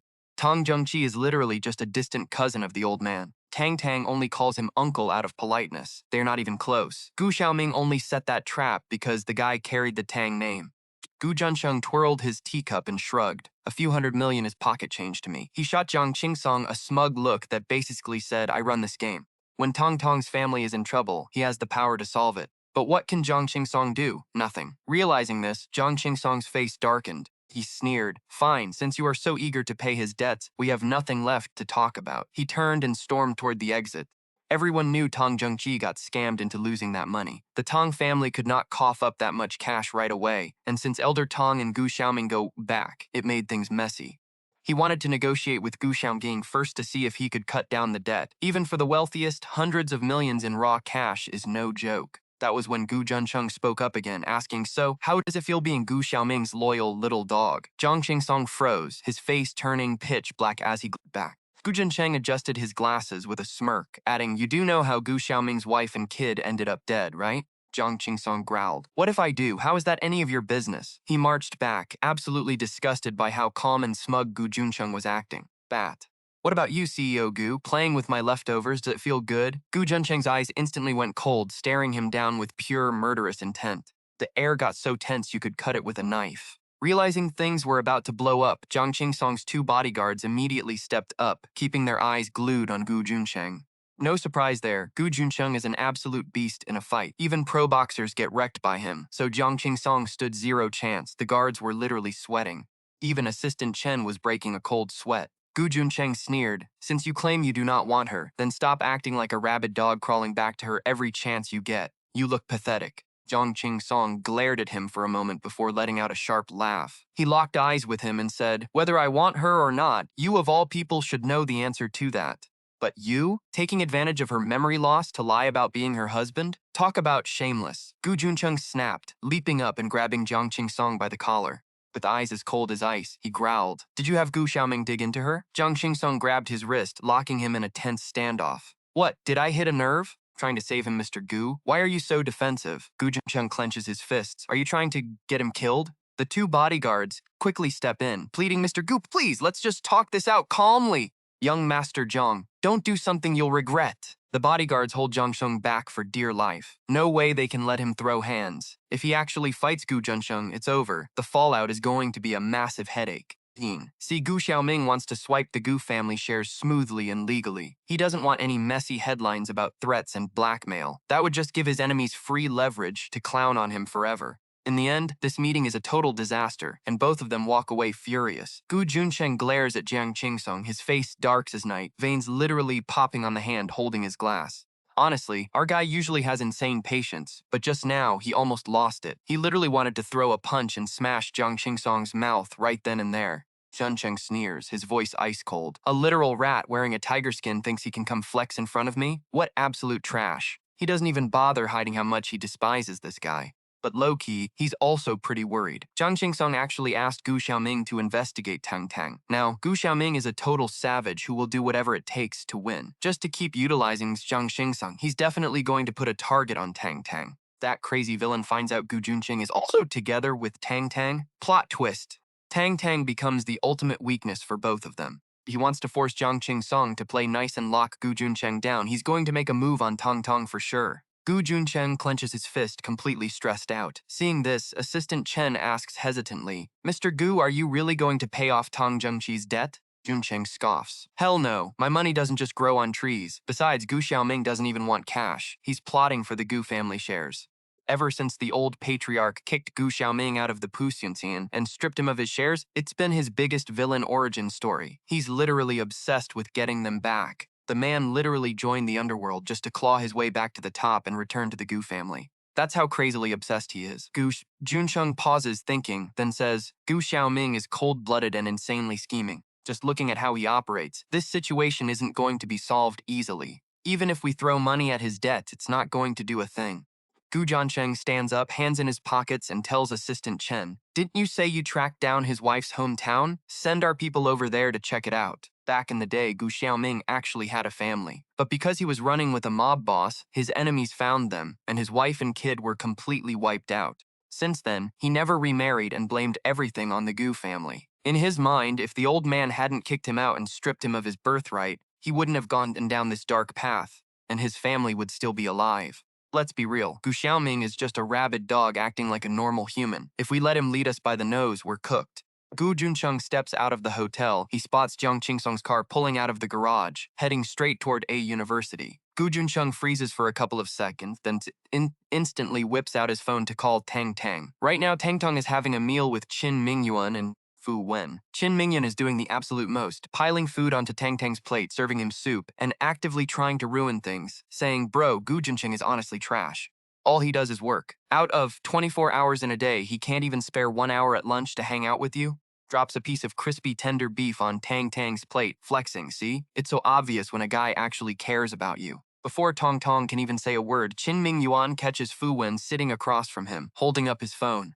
"No way, how long has this kid been secretly filming them?" Qin Mingyuan instantly panics, glaring at Fu Wen. "What the hell are you doing, bro?" Fu Wen just grins, puts his phone down, and sends the evidence he just recorded straight to Gu Juncheng. He rapidly types, "Mr. Gu, check this out. Someone's trying to steal your wife. If you don't get over here right now, you're losing him." Qin Mingyuan drops his chopsticks and rushes behind him to sneak a peek. He barely catches the start of the message before Fu Wen locks his screen. Qin Mingyuan is so mad his head hurts. He smacks Fu Wen on the back of his head, yelling, "What kind of brainwashing did Gu Junsheng do to you? Why are you such a loyal dog to him? Aren't we supposed to be best friends?" Getting smacked, Fu Wen snaps back. "What's the point of being close? You're weak. Play video games and party all day. But Gu Junsheng, he's the CEO of the Gu Group and the head of his family. He can literally say one word and my dad will kick me out of the house. For you, you could scream your lungs out and my dad wouldn't care." Qin Mingyuan absolutely loses his mind and tackles Fu Wen to the ground. They're literally rolling on the floor, fighting. Tang Tang just chillaxed and watched while eating, realizing Fu Wen is just getting absolutely destroyed. Qin Mingyuan's build is a total cheat code. Fu Wen is completely helpless. Qin Mingyuan grabs his phone and forces his hand onto the screen, yelling, "Unlock it right now and unsend that message." Fu Wen holds his ground, shouting, "No way, I've got pride!" Qin Mingyuan is so mad he kicks him, "You ungrateful trash, get lost."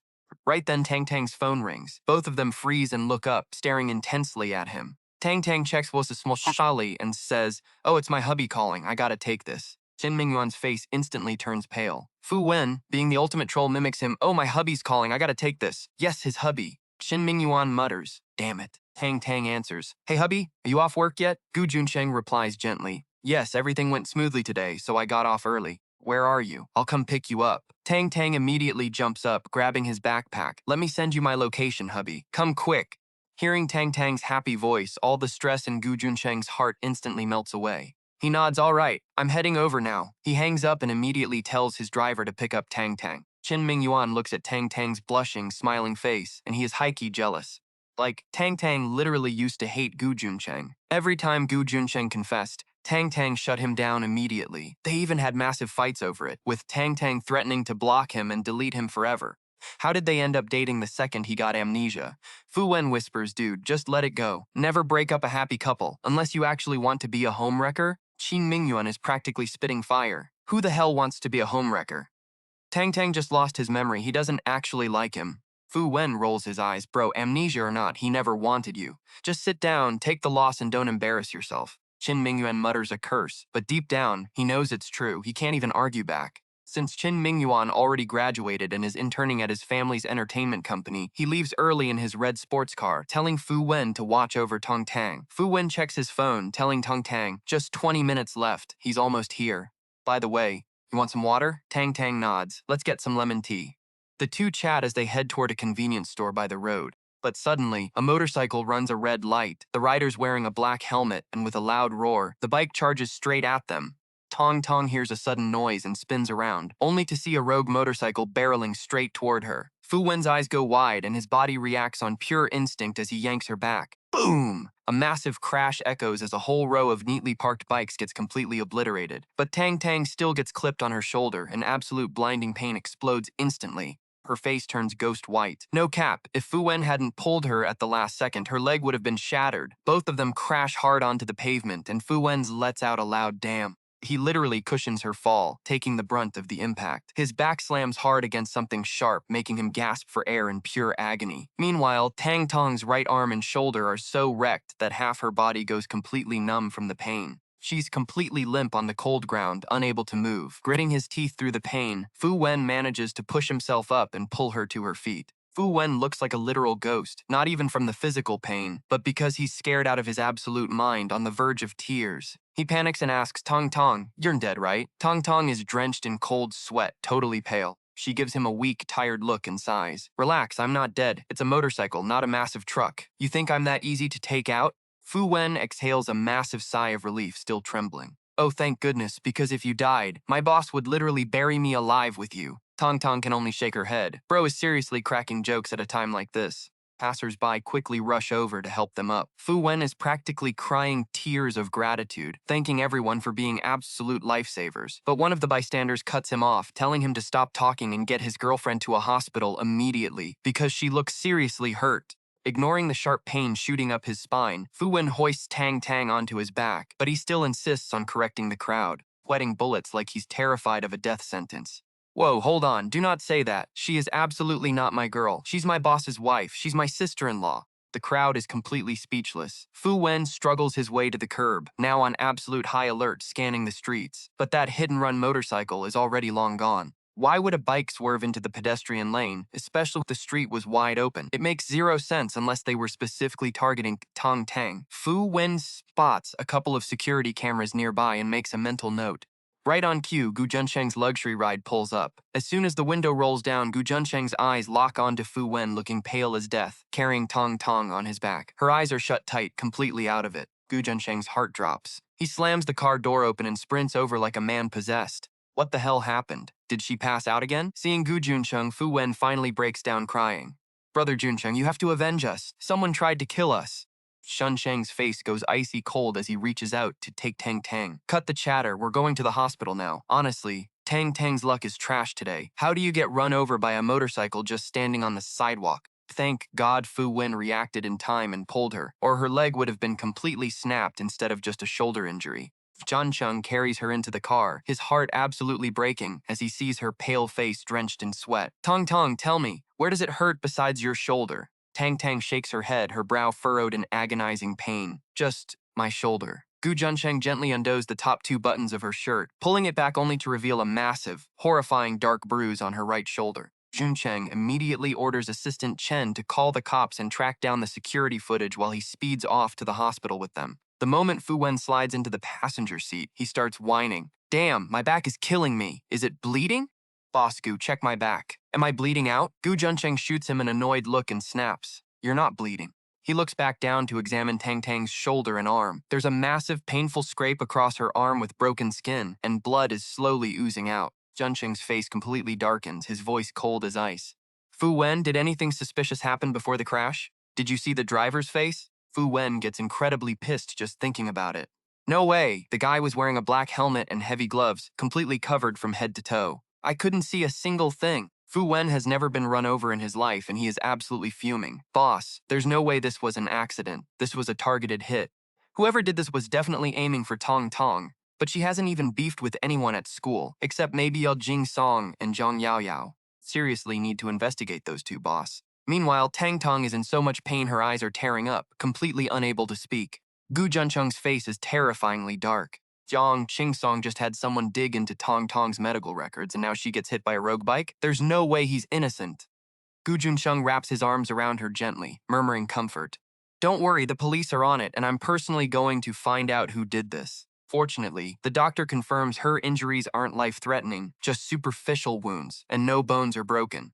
Fu Wen's back is also mostly fine. It's just that when he fell, he landed right on a concrete step, leaving him with a massive, nasty bruise. As soon as he gets bandaged up, he rushes over to check on Tang Tang. Tang Tang, you okay? How bad is it? Sitting up in her hospital bed, Tang Tang smiles weakly as he enters. I'm fine, really. The doctor said it's just scrapes and bruises. But even if it's just surface injuries, it hurts like absolute hell, and Tang Tang has zero pain tolerance. That huge raw bruised area has half her body throbbing in constant pain. She can't even budge her right arm without sharp pain shooting through her. Gu Junsheng looks up, giving Fu Wen a pointed look. Since you're fine, I'll have my driver take you home now. Fu Wen knows exactly when to beat it. He can tell the boss thinks he's a total third wheel. He scrambles toward the door. All right, Tang Tang. Boss Gu, I'm gonna head out now.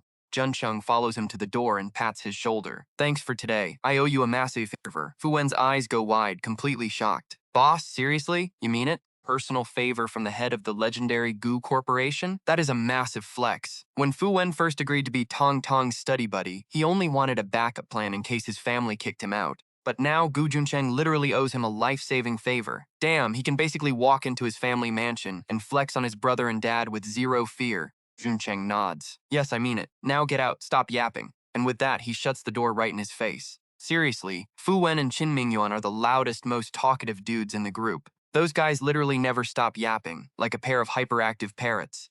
Gu Junsheng walks back to the bed, looking at her injuries with pure heartache. He gently blows on her arm like a kid's scratch. Pain, pain, go away! Tong Tong sighs laughing. I'm not a toddler, you know. But Gu Jung's face is still tense, absolutely consumed with guilt, thinking she got targeted because of him. You're basically still a kid to me, he murmurs. Honestly, he's 5 or 6 years older than her.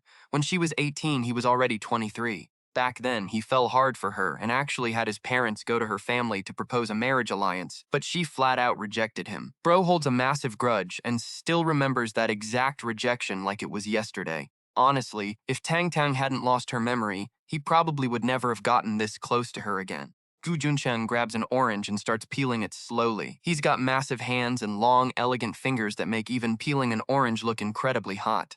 Absolutely mesmerizing. Tang Tong stared at his hands peeling the orange, and out of nowhere, she remembered how those exact fingers teased her earlier, and her face turned instant bright red. Seriously, Gu Juncheng was literally her perfect type in every single way. She loved his face, his voice, and damn, that buff build of his was top tier. Plus, he was so gentle, always spoiling her and putting her first. That is why she never once doubted their relationship. Gu Juncheng was so amazing and exactly her type, so it made perfect sense for them to be together. Honestly, it would be weird if they were not. Tang Ting was just daydreaming when Gu Juncheng suddenly asked her if her injury meant she could not make it to next month's performance. Tang Tang blinked, surprised, but after thinking it over for a few seconds, she said that she thought it was not a big deal. Just a minor scratch that will heal in 10 to 15 days. My basics are solid anyway, so for now, I will just focus on memorizing the music and the choreography. After 10 days, I will cram 20 days of intense training, and I will be good to go. Hearing this made Gu Juncheng's heart ache a little, but he respected her grind. Honestly, seeing Tong Tong so determined only made him love her more. He finished peeling the orange, split it open with his long fingers, and broke off a piece. Tang Tang had been staring at that orange with puppy eyes for a while, so she playfully opened her mouth wide. But Gu Juncheng just looked at her cute face and popped the orange right into his own mouth. Tang Tang's eyes went wide. Hey, how could you do that? But before she could even finish, he leaned in and kissed her. Tang Tang froze, completely caught off guard as he gently held the back of her head, carefully avoiding her injury. A sweet, rich scent of oranges drifted over her from his skin.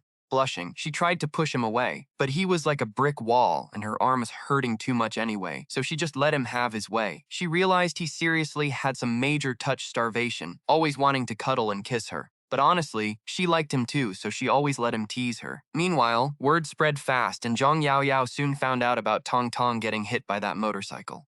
Fu Wen and Tong Tong had been dining at a hotel right near University A, walked around for a bit, and got hit right when they were heading to a convenience store. Other students passing by spotted them, snapped gossip photos, and uploaded them to the school forum to debate at their relationship. So of course, the news of them getting hit went viral on the forum instantly. Overnight, the post got over 1,000 replies. Zhang Yaoyao saw it too, but she actually found out through her mentor's group chat. The group chat was packed with young Shaolin students. They had literally been practicing dance with Tang Tang during the day, only to see she got hit by a car that night. Someone forwarded the post, asking if her injuries were too bad for her to dance.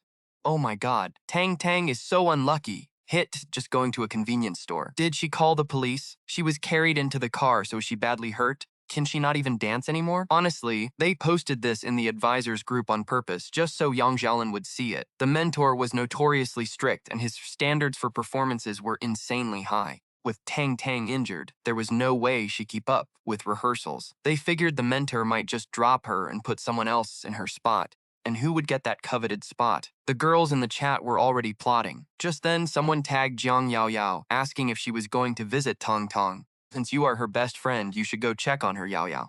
Word is, she had a massive falling out with her family, so she probably has absolutely no one to look after her. Zhang Yaoyao was currently at Zhang Yingsong's apartment, waiting for him to come home. Sitting alone on the couch, her face turned dark as she read the messages. First, she checked the school forum and saw the video of Tang Tang getting hit. Even though Fu Wen cushioned her fall, Tang Tang still took a massive hit, getting thrown 2 meters by the motorcycle's handlebar. If Fu Wen had not been there, she would have been in much worse shape. Zhang Yaoyao smirked coldly, whispering that she totally deserved it. She replayed the video twice and muttered that it was a shame the bike did not crash right into her legs. It was literally so close. If the front of that motorcycle had smashed her legs, her entire dancing career would have been completely over. Looking back at the group chat with everyone still tagging her to go see Tong Tong, Zhang Yaoyao knew exactly what they were trying to do. They just wanted her to spy and find out if Tong Tong could still dance. Zhang Yaoyao did not want to go, but with the mentor in the chat, she had to play the part of the caring friend. Zhang Yaoyao typed, Tong Tong, I heard you got hit by a car. Are you okay? Is it bad? Which hospital are you in?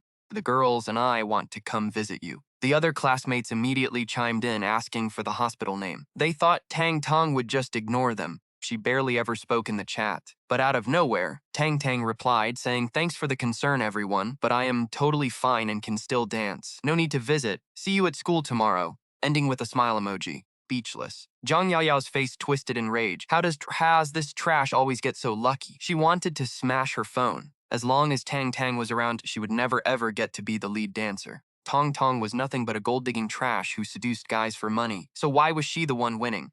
Zhang Yaoyao's face was pure poison. Suddenly, the doorbell rang. Zhang Yaoyao perked up, thinking Zhang Qingsong was finally back, since no one else ever visited this apartment. None of her classmates even knew about this place. Confused, she wondered why he was ringing instead of using the fingerprint lock. She walked over and opened the door, only to find a man in a sharp suit standing there. He handed her a past-due notice and said politely, "Hello, resident, this is the rent bill for this quarter. Please make sure to pay on time. Thank you."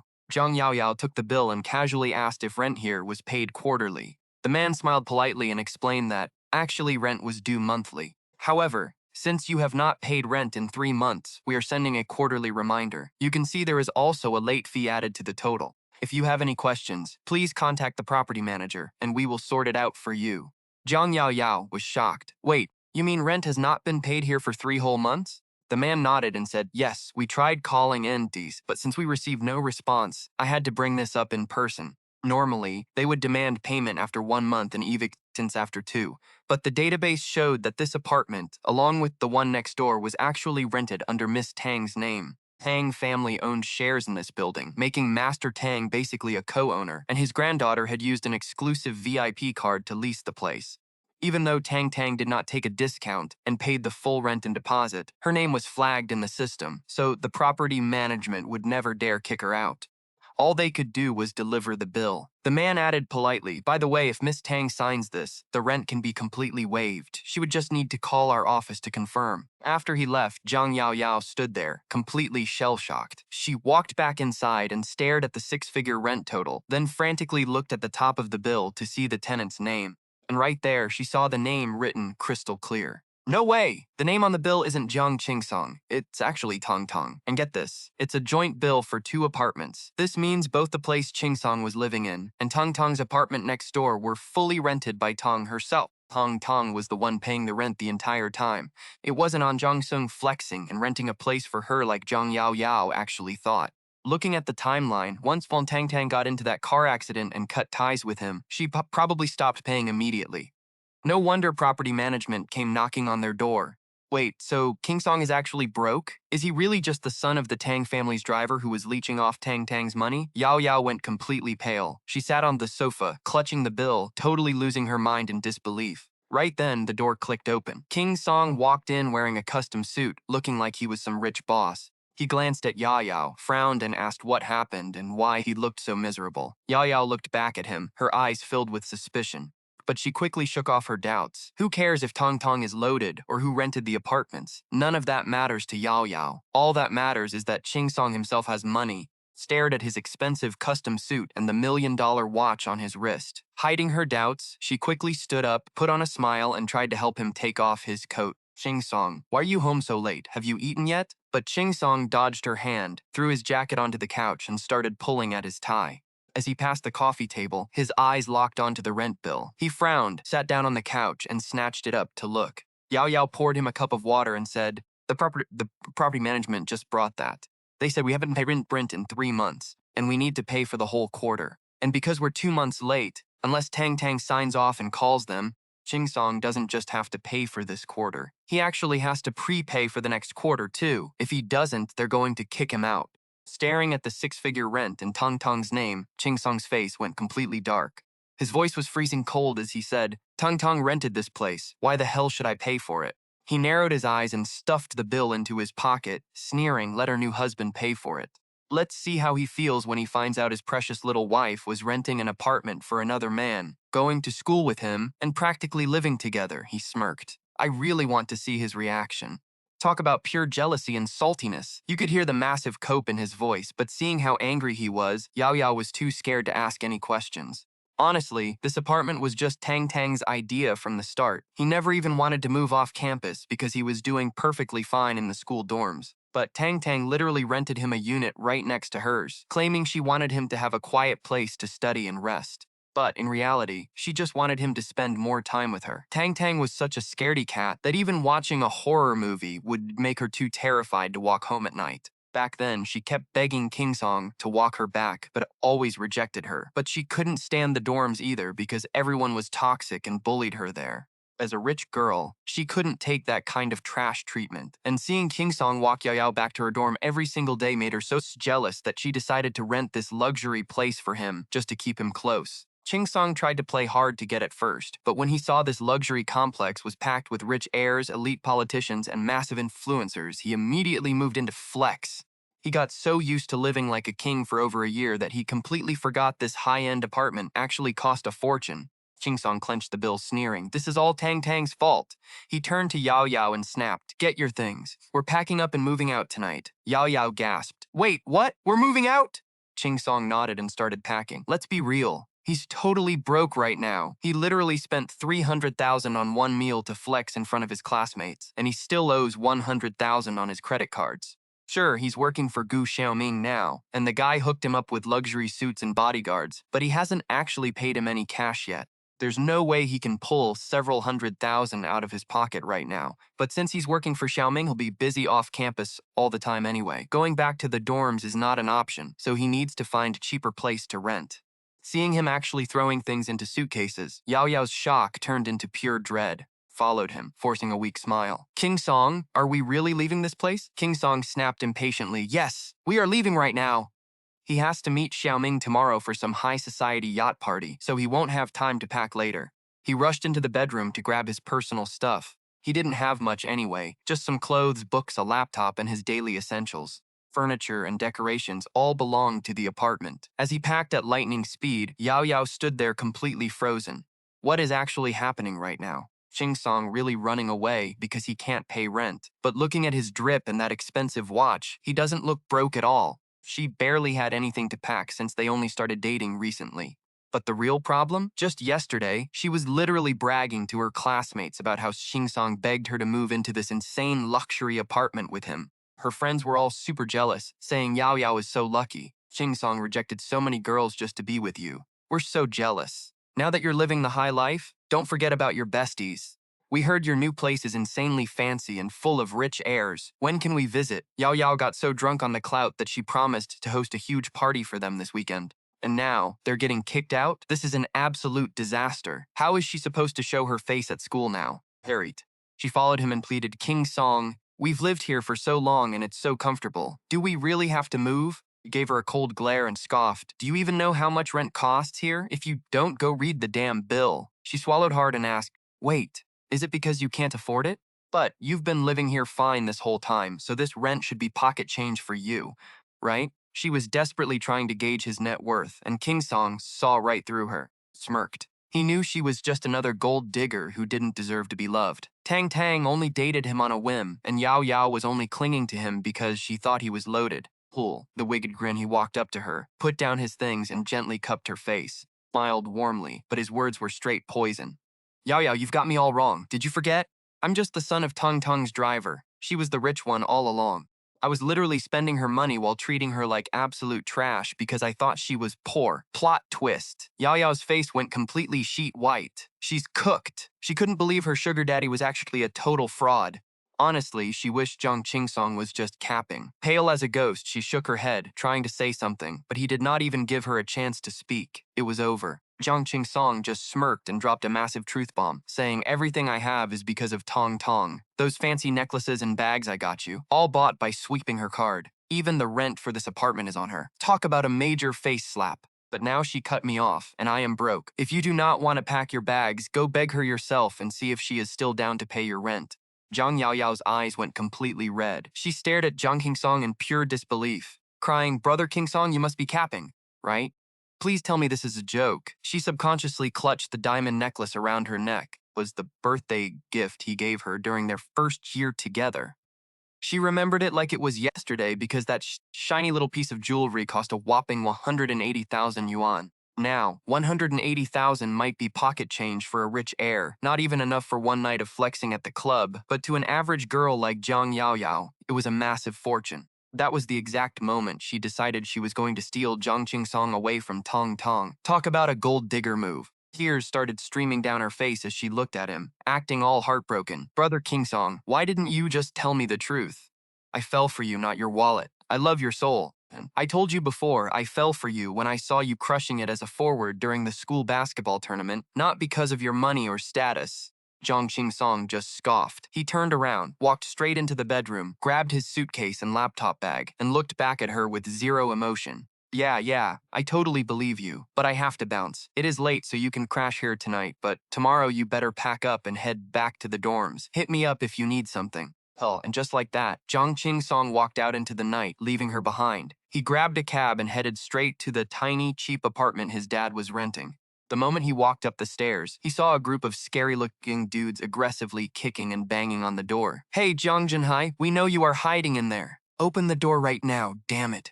Keep ignoring us, and we will break this lockdown. Ever since Tong Tong lost her memory, Gu Junsheng had kicked Zhang Qingsong out, and his dad, who used to work as a driver, got fired instantly.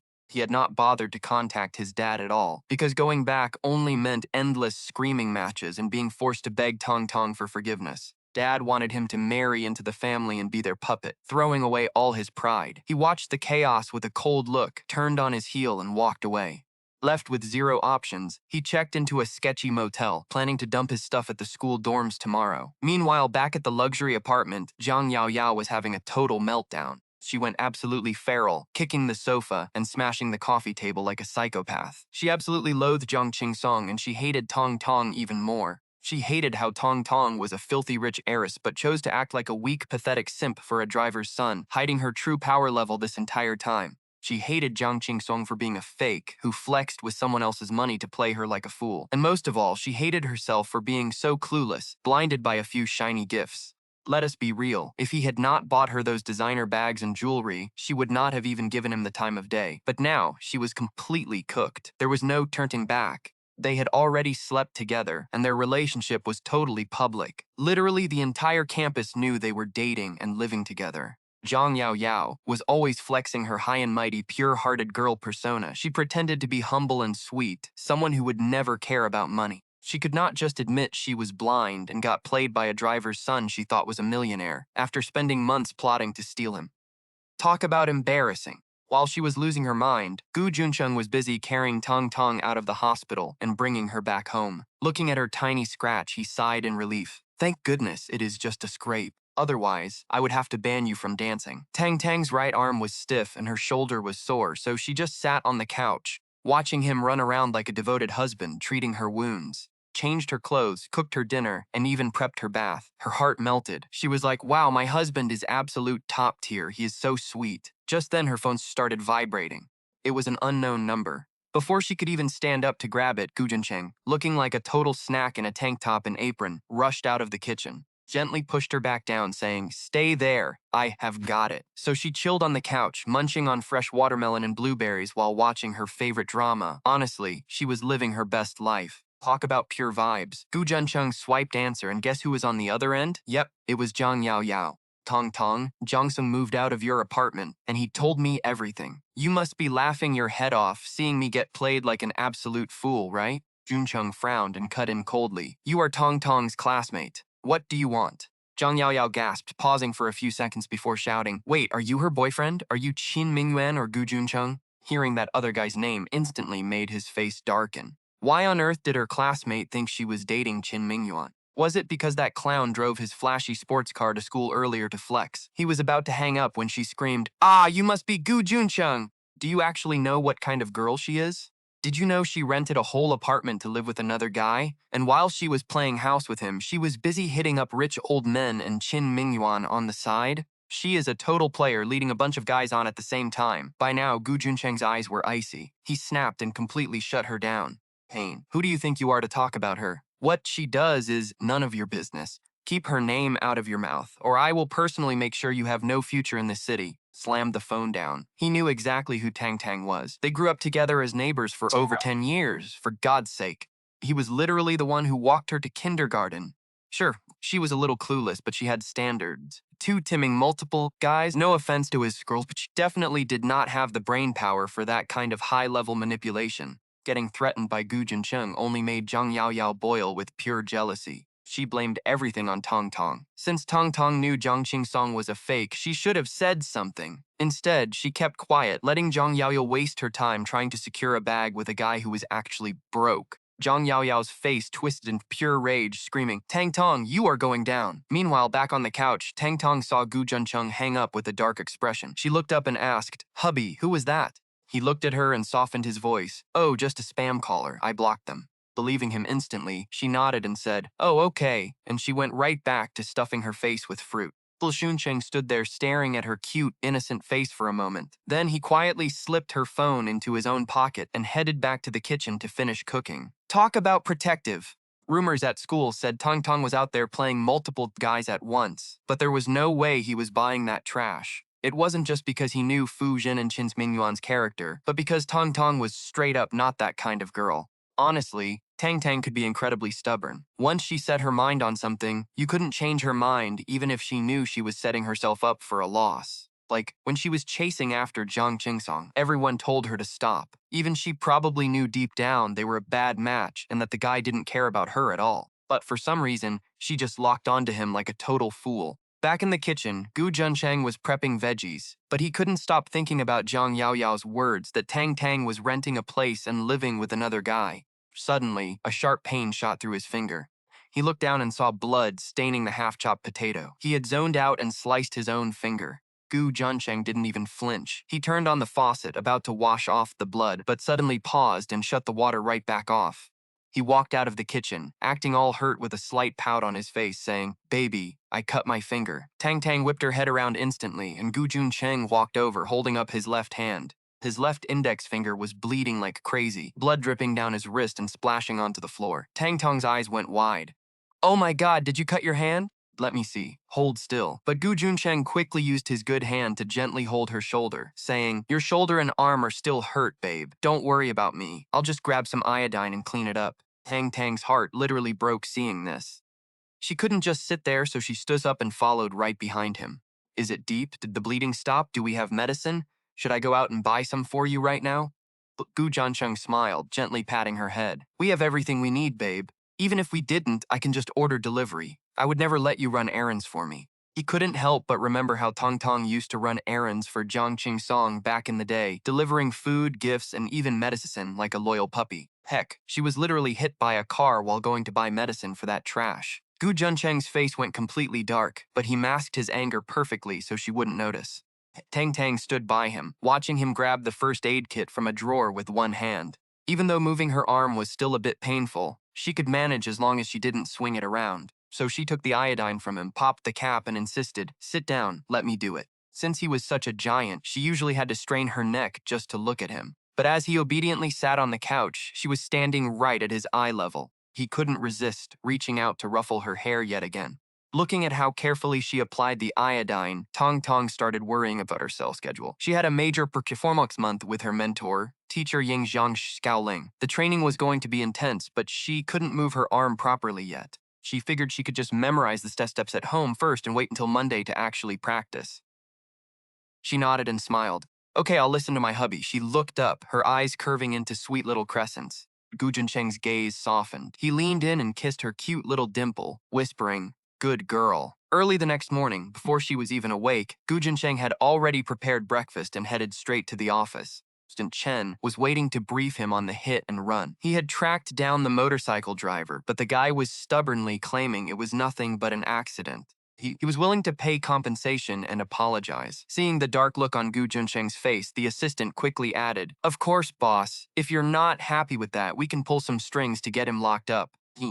He did flee the scene after hitting someone, so if we push, we can get him detained, though it will only be for a few days. The assistant figured it wasn't worth the headache, but Gu Juncheng's expression remained icy. He aimed straight for her legs. "Are you telling me that was an accident?" If Fu Wen hadn't stepped in, Tang Tong's legs would have been shattered.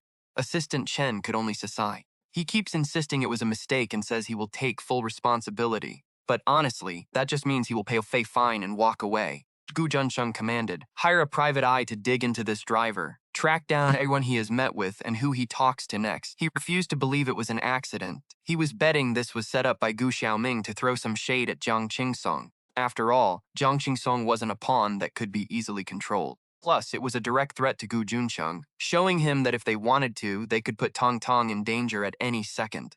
Assistant Chen nodded and went to make the arrangements. Next, the assistant brought in 2 invitation cards. One was for a charity gala hosted by the Qin family next month. The other was sent by Gu Xiaoming's people, inviting him to a luxury cruise party. It was set for 3 days from now. Placing them on the desk, the assistant hesitated and said, "Boss, this cruise party is definitely a trap." Everyone knew Gu Xiaoming was hungry for power, so if Gu Zhang actually showed up, he would be walking straight into the lion's den. The assistant glanced down and noticed a cute little bow tied on the boss's finger bandage. He froze. Gu Juncheng's face flushed slightly as he flicked the black and gold invitation away, scoffing, "Look at this garbage. It actually says every guest has to bring a female partner." Xiaoming's scheme was obvious. He wanted to use Tong Tong to spark a massive fight between Gu Juncheng and Jiang Qingsong. By triggering Jiang Qingsong's insecurities and making him hate Gu Juncheng, he would have a perfect pawn to mess with him. Jiang Qingsong was nothing but a tool to him. "Boss, are really attending this?" Gu Juncheng leaned back, took a sip of his tea and smirked. "Go? Of course we are going. You can't just run from guys like Gu Xiaoming." But after hesitating for 2 seconds, he decided to leave Ting Tang out of this mess. He told the assistant, "Have Secretary Yi accompany me instead."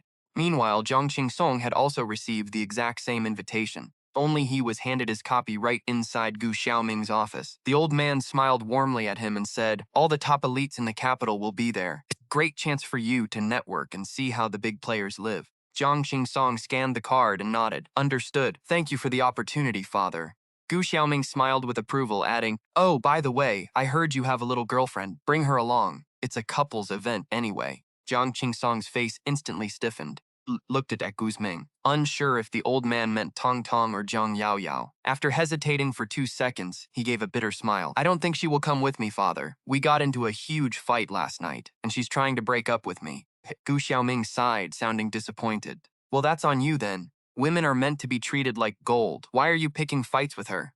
Jiang Qingsong looked down, acting totally ashamed. But then Gu Xiaoming smirked and said, "Still, I heard the young lady of the Tang family is completely head over heels for you. Why don't you just invite Miss Tang instead? Elder Tang and his uncle are actually tight. The 2 families are basically besties." That's when Jiang Qingsong finally realized something was seriously off. Keeping his face straight, he looked at Gu Xiaoming and said with regret that Miss Tang had been ghosting him lately. But Gu Xiaoming instantly shut him down, saying that was his own fault.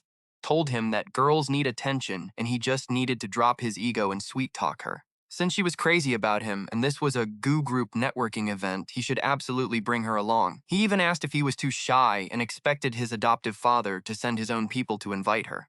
Jiang Qingsong stared at Gu Xiaoming, but before he could even utter a word, Gu Xiaoming waved him off and said he had a meeting to run to.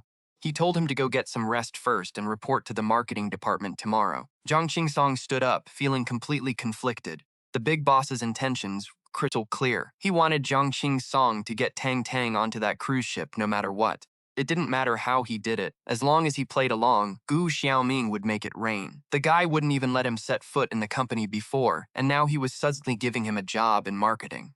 Jiang Qingsong bit his lip and turned to walk out, but just as he opened the door, Gu Xiaoming stopped him with a creepy smile, saying he heard the Tang family heiress got hit by a motorcycle yesterday. Luckily, her legs were fine and she only hurt her arm. He told him to pay her a visit and check if it was serious. Jiang Qingsong silently nodded and walked out of the office. The second he stepped outside, he realized his back was completely soaked in sweat. What kind of monster was this Gu Xiaoming guy?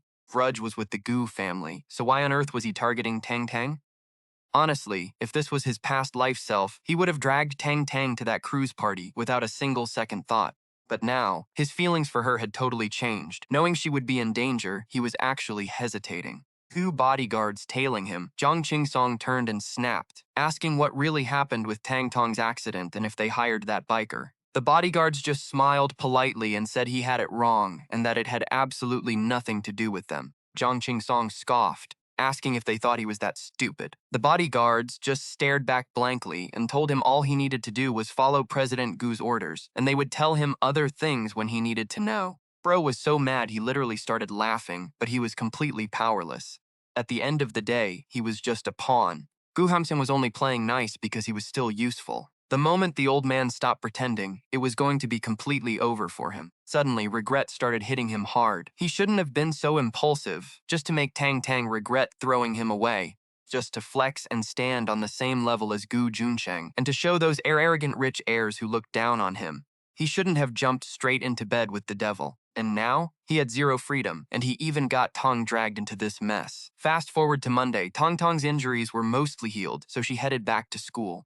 Gu Juncheng had been super busy lately, and apparently he had some cruise ship gala tonight, meaning he wouldn't be back until tomorrow. Just thinking about staying all alone in that massive empty room tonight made her feel so lonely. But on her way to class, plot twist, Zhang Qingsong suddenly blocked her path. Tong Tong looked at him with pure disgust. Even though some random memory fragments of him had been popping up in her head, she still despised him with a passion. Instantly, Fu Wen stepped in front of her, glaring at the guy. He asked what he wanted now and why he was acting like a literal stalker.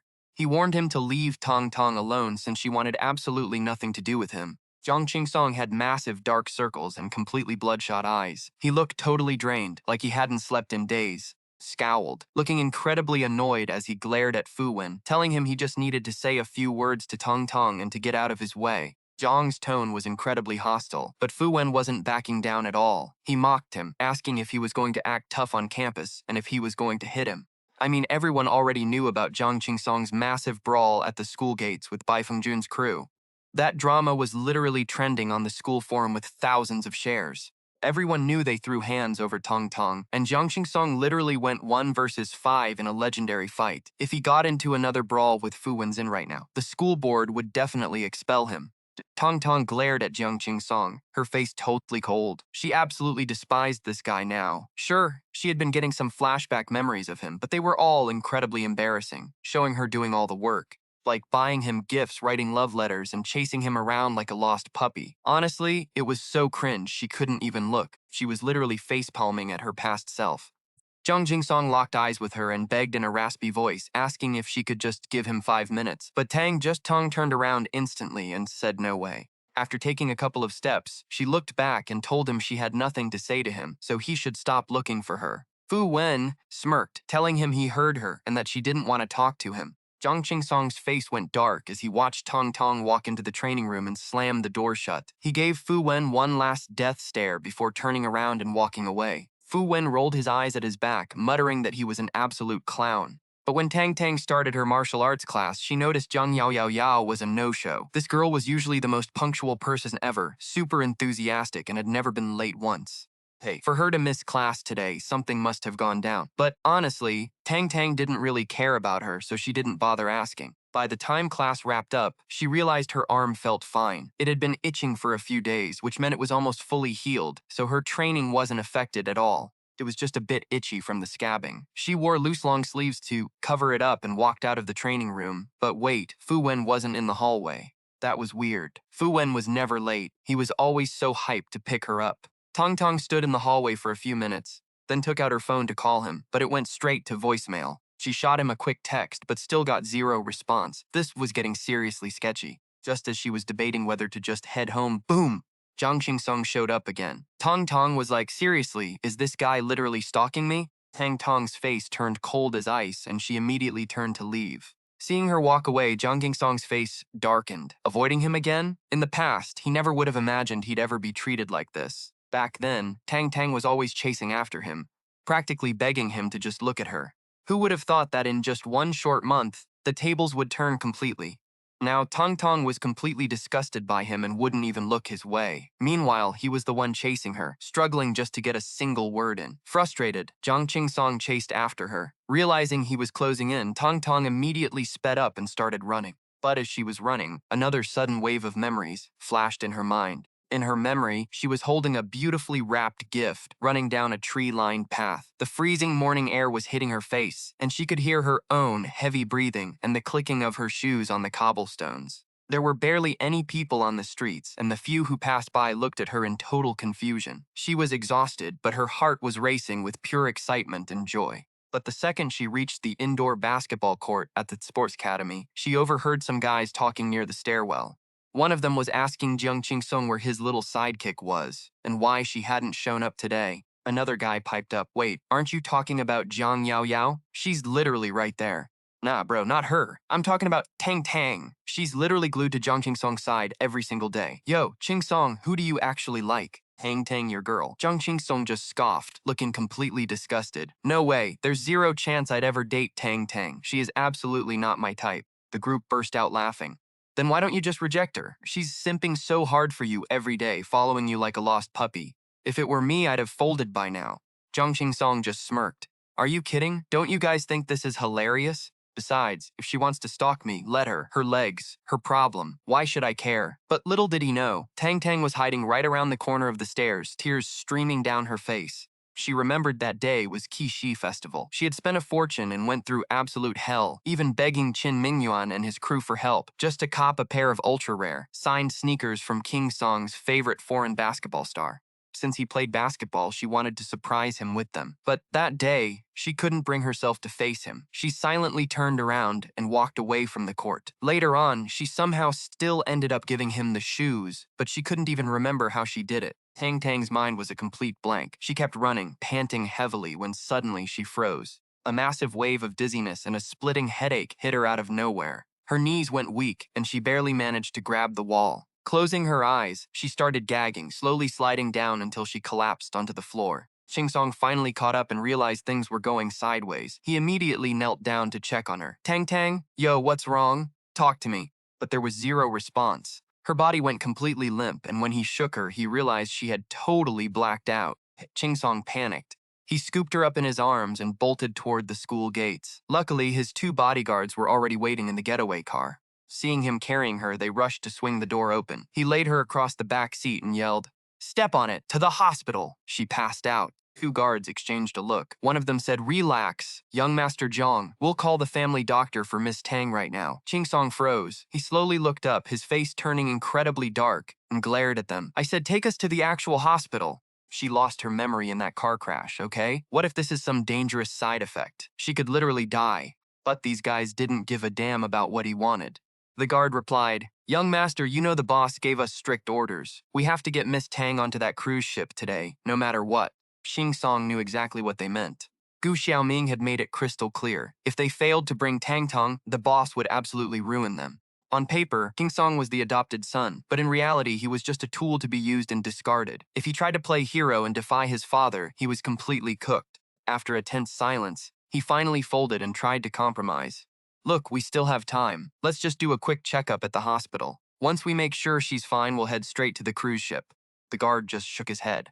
"Too risky, young master. Plus, that rich kid has probably broken out of the storage room by now. Gu Zhansheng might already know everything. If we don't get on that ship right now, his men are going to jump us, and it is game over." Seeing King Song's expression, the guard tried to play nice. "Don't sweat it, young master. We already have doctors waiting on board. Second she steps onto the ship, we'll start her treatment. The boss's medical team is top tier and highly professional. Just trust your father on this." Ching Song cursed in his head. "Father my ass." But the guards knew their stuff. Every single thing they predicted started playing out. Back in the storage room, Fu Wen was screaming and thrashing around like a maniac until he finally got the janitor's attention. By the time he broke out, Tang Tang was gone, and her phone was dead. Fu Wen was pale as a ghost, especially since those thugs had jacked his phone, leaving him to beg strangers for theirs. But the moment he grabbed the phone, he slapped himself hard. Shoot, I don't even know Gu Zhansheng's number. Absolutely losing his mind. What a useless brain. Then, he slapped his thigh. Wait, I can call my brother Fu Jing and have him get in touch with Gu Junsheng. Both the Fu and Goose, a families teaming up, they'd easily find her. But as he went to dial the numbers 1 and 8, he suddenly froze. The janitor gave him this pitying look. "What's wrong, kid? Forgot this number too?" Fu Wen literally started crying. I don't even know my own brother's number." He wiped his tears with his sleeve, staring dramatically at the sky. Who in their right mind memorizes their brother's number anyway? "I only know my own. Wait, I can call 911. Fu Wen had a sudden brain blast. He immediately called 911 and reported a kidnapping, telling them some thugs had snuck into the school and snatched a girl. After hanging up, he dialed his brother's company, and the receptionist picked up. Thank God he had visited the office a few times, so the receptionist recognized him and immediately patched him through to Fu Jing's office. 30 minutes of breaking out, he finally reached his big bro. Fu Wen sobbed dramatically. "Bro, save me. Your favorite little brother is literally about to die." Fu Jing's assistant winced, pulling the phone away from his ear before handing it to his boss. Fu Jing, cool as always, asked, What happened? Fu Wen spilled everything. He said he was going to pick up Tang Tang like usual, but got jumped, had a bag thrown over his head, and got locked in a sketchy storage closet with his mouth gagged. The closet was right next to a deserted restroom that nobody ever used. On top of that, Tang Tang was putting in overtime at the dance studio to prep for next month's show, so by the time she finished, the campus was practically a ghost town. Took over 30 minutes before the janitor heard his desperate thrashing and let him out, leading to the police call and this SOS. Hearing the details, Fu Jing's eyes narrowed. He immediately put two and two together. Gu Xiaoming's cruise party. He actually had an invite to that VIP cruise, but he was going to skip it to avoid the family drama. For the first time ever, Fu Jing spoke to his little bro with actual warmth. All right, got it. Just head home. I'll handle this. Fu Wen sniffled, feeling incredibly blessed to have an older brother for once. Thanks, bro, he sobbed. You're the goat, seriously. Fu Jing hung up without a word, but immediately went to work, getting in touch with Gu Juncheng while sending his men to track Tang Tang down. Once they tracked down King Song's license plate, he ordered a full-on intercept. Seeing him grab his coat, the assistant rushed after him. Sir, are we crash-landing that cruise party? Fu Jing nodded. I wanted to stay out of it, but now my hands are tied. Fu Wen let her get snatched. Even if it's not entirely his fault, Gu Juncheng trusted him with her safety. Problem was that Juncheng could only send Fu Wen and a driver, but couldn't arrange actual security detail for her. Nobody expected Ching Song to be bold enough to kidnap her straight from campus, let alone stuff Fu Wen into a bag and lock him in a closet. Just for disrespecting his brother like that, Fu Jing was going to make him pay. It was personal now. Bring backup and pack some heat, Fu Jing told his assistant. This cruise is going to be a war zone. But they were too late. By the time his men arrived, Ching Song had already carried Tang Tang onto that massive luxury cruise ship. Cruise was the definition of extra, stacked with major celebrities performing to hype up the crowd. And even the richest heirs and elite trust fund kids showed up to party. Since this cruise bash was a wine tasting event, Gu Xiaoming went all out, filling every single cabinet in the first-floor lobby with his insanely expensive private collection. Before the ship even set sail, the first-floor deck was absolutely packed. Meanwhile, Zhang Qingsong wrapped Tang Tang in his jacket and carried her straight up to the third floor, stopped right outside the cruise ship's clinic, which was packed with medical gear. The moment he kicked the door open, 3 doctors were already inside, waiting. Throwing Tang Tang onto the bed with a dead serious look on his face, he ordered the doctors to check her. After a rough 1-hour trip, she was actually starting to wake up. She was just dizzy from all the shock. Honestly, this was just like that time she fainted when Zhang Qingsong and Bai Fengjun got into that massive brawl outside school. As the doctors started checking her, the noise of them whispering woke her up. She slowly opened her eyes, only to see a middle-aged guy in a white lab coat and glasses, staring right at her. Doctor asked, Miss Tang, you are awake? How are you feeling? Does your head still hurt? Tang Tang blinked, totally lost and confused. Who are you? Tang Tang muttered, slowly realizing something was seriously off. She thought she was in a normal hospital, but when she sat up and saw Zhang Qing standing there, then looked past him to see the literal ocean outside the window, she completely froze. Where is this? Where are you taking me? Tong Tong glared at Zhang Qingsong, her eyes filled with pure disgust. Zhang Qingsong, did you kidnap me? Zhang Qingsong replied with a cold, dark face. Yeah, I brought you here. This is my godfather's cruise ship. Hosting a party here, so don't worry. The doctors will take care of you. You're safe. Then he paused and smirked. Just stay put and don't even think about escaping. Ship already set sail, and we won't be back until tomorrow noon. If you really want to run, your only option is jumping into the ocean to feed the sharks. Tang Tang glared at him with absolute hatred. Are you out of your mind? She was absolutely furious, but she was too nice to say anything worse than asking if he was crazy. But even that was enough to sting his ego. Tang Tang, before you lost your memory, you would never talk to me like that. But Tang Tang was panicking so hard she didn't even hear him. She scrambled out of bed, not even caring that she was barefoot, and rushed straight to the window. Looking out at the endless ocean, the crushing waves, and the seagulls flying around, her eyes instantly filled with tears. Did they really trap her on a ship? If they don't take her back, does this mean she'll never go home or see Gu Juncheng ever again? Doctors tried to step in to check her, but she completely shut them down. Backing against the window, her teary eyes glared at them like a cornered animal. Don't touch me, she screamed, making the doctors freeze instantly. They were just regular doctors, not some powerful rich kids. They couldn't afford to offend anyone in this room. They backed off, giving Zhang Qingsong a helpless look. But the second Zhang Qingsong took 2 steps forward, Tang Tang hissed, "Stay away from me!" Seeing her look at him with such pure disgust absolutely shattered Zhang Qingsong. He never in a million years thought she would look at him like he was trash, begging him to stay away. chest actually tightens, but he's so used to treating her like his personal doormat. He was used to her always trying to please him and giving him whatever he wanted. Old habits die hard. Ignoring her warnings, he stepped forward, his massive frame towering over her. He grabbed her wrist, tightening his grip as he growled, "Stop acting up. Just let them check you, and then I'll take you to your room." Tang Tang was always the sweet, gentle type, someone who never raised her voice or caused a scene. But right now, she was absolutely done. She violently slapped his hand away and screamed, "Get away from me, don't touch me!" Seeing her so furious, Jiang Qingsong's chest heaved with rage. He was about to snap, but a young doctor quickly stepped in. "Young Master Jiang, Miss Tang is extremely stressed right now. Let's not push her any further. How about this? Why don't you step outside? Once we finish the checkup, we'll have someone escort her back to her room." The young doctor was sweating bullets, knowing they worked for Gu Xuzim, which meant they had to obey Jiang Qingxing's too. He was worried Jiang Qingsong would listen and then vent anger on him. Luckily, Jiang Qingsong just glared at Tang Tang with a murderous look, then turned and stormed out of the clinic. Second Jiang Qingsong and his bodyguards left, Tang Tang finally let out a breath. Honestly, just looking at him made her feel sick to her stomach. Even breathing the same air was nauseating. The young doctor noticed how pale she was and poured her a warm cup of water, saying, "Miss Tang, it's all right now, you can relax. Would you like some water?" Her lips were totally chapped, but she just turned her head away, refusing to touch it. The doctor shrugged, pulled the cup back, and took a sip himself to prove it was safe. Since she wouldn't cooperate, they didn't dare force her, so they just let her rest on the bed. A few minutes later, the young doctor came back, holding a brand new, unopened carton of milk. He offered it to Miss Tang. "How about some milk?" Tang Tang looked up at him. The guy had a gentle smile behind his glasses. Feeling a bit guilty for being so defensive earlier, her face flushed as she mumbled, "Thank you." She took the carton, popped the straw in, and started drinking. She was just being stubborn earlier, not because she thought the waters was spiked. Even if Jiang Qingsong hated her guts, surely he wouldn't stoop as low as to drug her, right?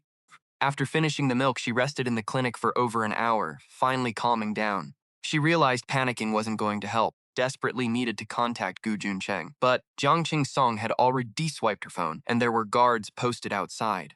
Forcing her to look calm, she asked the doctor, "Hey, could you please take me to my room?" The clinic was way too crowded with 3 doctors hanging around. She needed a quiet space where fewer eyes would be tracking her every move. The doctor nodded and led her out into the hallway. The 2 bodyguards trailed closely behind, and she could clearly see the guns tucked into their waistbands. Doctor whispered, "Our boss, young Master Zhang, and all the elite trust fund kids are staying in the luxury suites on the 3rd floor. Your room is at the very end of the hall, right next to young Master Zhang's." Tang Tang's heart raced. Who exactly were these rich kids? Could Qin Mingyuan and the others be here? If they were, they might actually be able to save her. The young doctor chuckled softly. "I don't really know any of those rich heirs. I just know the guest list is massive." Hearing that, Tang Tang's hopes sank. When she stepped inside her room, she was shocked by how huge it was, a massive 2-bedroom luxury suite. But reality crashed back down when she saw the 2 bodyguards still standing guard right outside. While Tang Tang was trapped with 0 options, Gu Junsheng had already arrived with his men, sitting directly inside Gu Xiaoming's conference room. This time, Gu Xiaoming didn't even dare to pull the family seniority card. He sat at a card table with Jiang Qingsong right beside him. Across from them sat Gu Junsheng and his father. Gu Xiaoming faked a surprised look and smiled at Gu's dad. "Oh, what brings Junsheng here? I thought he wasn't joining us today." Fu Jing just stood there with a cold smile, keeping it completely real. He goes, "Uncle Ming, I wasn't even planning to show up today, but some trash literally kidnapped my little brother this afternoon for no damn reason. Locked him in a utility room. And since the mastermind is chilling right here on your yacht, as his big brother, I've got to make sure they pay, right?"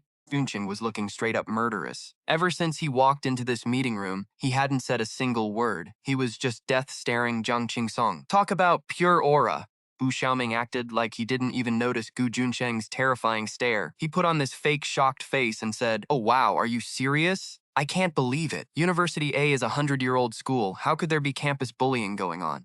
Fu Jing kept smiling, but it was pure disrespect. He said, "Honestly, I'm shocked too. Who would have thought a polite, gentle guy like you, Uncle Ming, would adopt an absolute trash-tier bully as his son?" Gu Xiaoming's smile instantly vanished. He glared right at Jiang Qingsong. The guy immediately jumped up from his chair and fell straight to his knees next to Gu Xiaoming, bowing his head. He whimpered, "Father, it's my fault. I'll take whatever punishment you give me." Gu Xiaoming sighed softly and said, "A son's failure is his father's fault. You messed up, so as your father, I'm responsible too. Tell you what, Fu Jing, what kind of compensation do you want? Just name your price. This kid of mine is still young and stupid, so I hope you big brothers can cut him some slack. Fu Jing was still smiling, but his eyes were ice cold. He laughed and said, Uncle Ming, you're making too big a deal out of this. I don't need any money. I just want him to get down on his knees and apologize to my little brother once we're back on land. Gu Xiaoming barked at Jiang Xingsong. Well, aren't you going to say thank you? Jiang Xingsong kept his head down, hiding his face. In a quiet, pathetic voice, he told Fu Jing, thank you, Mr. Fu. I'll apologize to Fu Wen. But Jing didn't even look at him. Pure silence. He completely ignored him. Zhu Xiaoming just laughed it off and said, now that we settled that, how about we play a game? But Gu Juncheng wasn't having it. He glared at Gu Xiaoming and said, Boss Gu, I heard you brought Miss Tang on board. I want to see her right now. Hang. Gu Xiaoming smiled like a snake and said, Miss Tang? Who's that? Do we even have a Miss Tang here? He looked back at Jiang Xingsong, who was already back on his feet, standing behind him. Hearing this, Jiang Xingsong looked up and met Gu Juncheng's murderous gaze. He actually smirked, trying to flex, and said, Father, there's no lady named Tang on our guest list today. Then he paused and mocked. Maybe the little President Gu got his facts wrong? Calling him Little President Gu on purpose was a total face slap attempt, and it made Gu Xiaoming burst out laughing. Xiaoming laughed and said, well, looks like you got it wrong, Juncheng. If you don't believe us, I can have someone bring over the guest list so you can look for her yourself. Gu Juncheng's face was cold as ice. He stood up, his voice dropping to sub-zero temperatures. No need. I have other business to attend to. I'm leaving. With that, he turned on his heel and stormed out of the room with Assistant Chen right behind him. Fu Jing got up too and followed Gu Juncheng out with his men. Jiang Qingsong glared at Gu Juncheng's back, thinking to himself, and they call this guy the legendary Gu family heir? What a joke! He just got absolutely shut down by Gu Xiaoming. He was the one running the Gu family. He would never let anyone lay a finger on Tang Tang. Gu Xiaoming was in a great mood. His gamble paid off. Gu Juncheng is absolutely obsessed with Tang Tang. If he plays his cards right, he can use her to extort whatever he wants from him. Gu Xiaoming turned to Jiang Qingsong and asked, how far do you think this Gu Juncheng would go for Miss Tang? Jiang Qingsong hid his shock, stayed quiet for a few seconds, then muttered, I don't know. How much would he actually sacrifice for Tang Tang? If they just asked him to give up some business deals, he'd probably agree. I mean, he already agreed to pay off her relative's massive debt, which isn't just a few million or even tens of millions, we're talking hundreds of millions. But what if they demanded his company shares instead? Or even worse, what if Gu Xiaoming wanted the entire Gu group? Jiang Qingsong figured there was no way Gu Juncheng would agree to that. No guy is crazy enough to throw away his whole empire for a girl, right? Gu Xiaoming shuffled the deck of cards on the table and picked out the ace of spades. He let out a sinister laugh and said, well then, let's test his limits and see if he's actually built like that. Stood up, smiling, and said, let's see what happens. Jiang Qingsong followed behind him, looking at the old man's back, and felt a sudden chill run down his spine. It was obvious Gu Xiaoming was planning to make a move on Ntongtong, but nobody knew what kind of crazy plot he was cooking up. Jiang Qingsong was actually worried about her. The second he stepped out of the meeting, he grabbed some food and went straight to her room to deliver it himself. But Tang Tang was feeling super dizzy. Even though she was stressed out of her mind, being locked in that room alone made her crash, and she ended up passing out on the bed. The moment she woke up, she immediately started looking for an escape route. She was literally inspecting the balcony to see if she could climb down when suddenly the door swung open. It was Jiang Qingsong again. Talk about bad timing. She ran back inside as soon as she heard the door. Jiang Qingsong glanced at the balcony and said in a cold voice, you know, that's the open ocean out there. If you want to end up as shark bait, be my guest and jump. Tang Tang rolled her eyes and scoffed. Please, it's not like sharks are just waiting out there. Stop trying to scare me. Jiang Qingsong had his men set down a fancy dinner. He stood by the table with his hands in his pockets, giving her a dark stare. You're right, there might not be sharks, but there are massive propellers right below us. If you fall, you'll literally get shredded into ground beef in a split second. Pinned. Tang Tang froze, her face turning completely pale. She realized she was actually seconds away from climbing over that railing. She glared at him and snapped, did you lock me in this specific room on purpose? I want a different room. Seeing that she was finally scared, Jiang Qingsong smirked. He sat down on the couch and said, sorry, but the ship is fully booked. No empty rooms left. But hey, if you're desperate, I guess I could let you crash in my room. Tang Tang gagged and said, gross. No way. I'd probably throw up in my sleep from sheer disgust. Jiang Qingsong's face instantly darkened, but Tang Tang ignored him. She was starving and wasn't about to let good food go to waste. She sat down, grabbed her knife and fork, and started cutting into the steak. Jiang Qingsong didn't say a word. He just sat on the couch, staring at her while she ate. Tang Tang's manners were flawless. She ate so gracefully and quietly, not even getting a single drop of sauce on her face. Jiang Qingsong rested his chin on his hand, completely dazed. How did he never notice how stunning she was before? She was a true high society heiress. Every single move she made was effortlessly elegant, unlike that fake girl Zhang Yaoyao, who tried so hard to copy her but failed miserably. He must have been completely blind in his past life to think Zhang Yaoyao was better looking than Tang Tang. While he was lost in his thoughts, Tang Tang finished her food. She got up, walked straight back into the bedroom, and slammed the door shut right in his face. Boom! Jiang Qingsong's face twisted with rage. He couldn't believe she just slammed the door on him like that. Don't you dare open the door for anyone, Jiang Qingsong growled before storming out. Tang Tang just plopped onto the bed, thinking to herself, the hallway is literally crawling with his guards. Even if someone knocked, the guards would throw them out. Why would I even bother opening it? By 6 in the evening, the yacht party was officially popping off. The deck on the first floor was packed with rich elites, all flexing and sipping on Gu Xiaoming's expensive wine. Looking down from the third floor, the crowd was massive and the hype was real. Fu Jing leaned against the railing and muttered, looks like Gu Xiaoming's connections are actually insane. Check it out. The Liu family heir and the Qi family's rich daughter are both here. Basically, the entire elite circle of the capital packed onto this boat. Aside from the big 4 families, almost every single major player showed up. Zhu Xiaoming got kicked out of the Gu family like 10 years ago, but he still has this insane network. It is actually terrifying. Everyone at this party brought a date, and they are all just waiting for the big boss himself to show up. Jiang Qingsong is just chilling in a corner on the first floor, watching the wild crowd outside. Suddenly, the deck erupts with cheers. A bodyguard whispers to him, Young Master Jiang, the boss is out. You gotta get over there now. Jiang Qingsong puts on a straight face to hide his mess of emotions, steps out of the shadows, and heads straight toward Gu Xiaoming. But after a few steps, he completely freezes and his face goes totally pale. Standing right next to Gu Xiaoming is a gorgeous young girl. Plot twist, it is literally Zhang Yaoyao. Jiang Qingsong looks absolutely furious. He asks his bodyguard, who is that girl holding my godfather's arm? The bodyguard gives him a look and says, that is the boss's new date. Jiang Qingsong walks up and acts like he has never seen Zhang Yaoyao before in his life, but she just glares back with this petty, vengeful smirk. Honestly, even she does not know how she bagged a guy like Gu Xiaoming. Sure, she found out later that Gu Xiaoming is actually Jiang Qingsong's godfather, and technically, she and Jiang Qingsong have not even officially broken up yet. Jumping straight into being Gu Xiaoming's sugar baby is a bit messy. But when a way bigger boss wants you, you do not just say no. Gu Xiaoming is only in his late 40s, single, filthy rich, and powerful. If she plays her cards right and marries him, she will be the ultimate queen of a massive elite family. Thinking about it gets her so hyped. Gu Xiaoming takes his new girl and his godson up on stage, gives a quick speech, and tells everyone to drink up and have a wild night.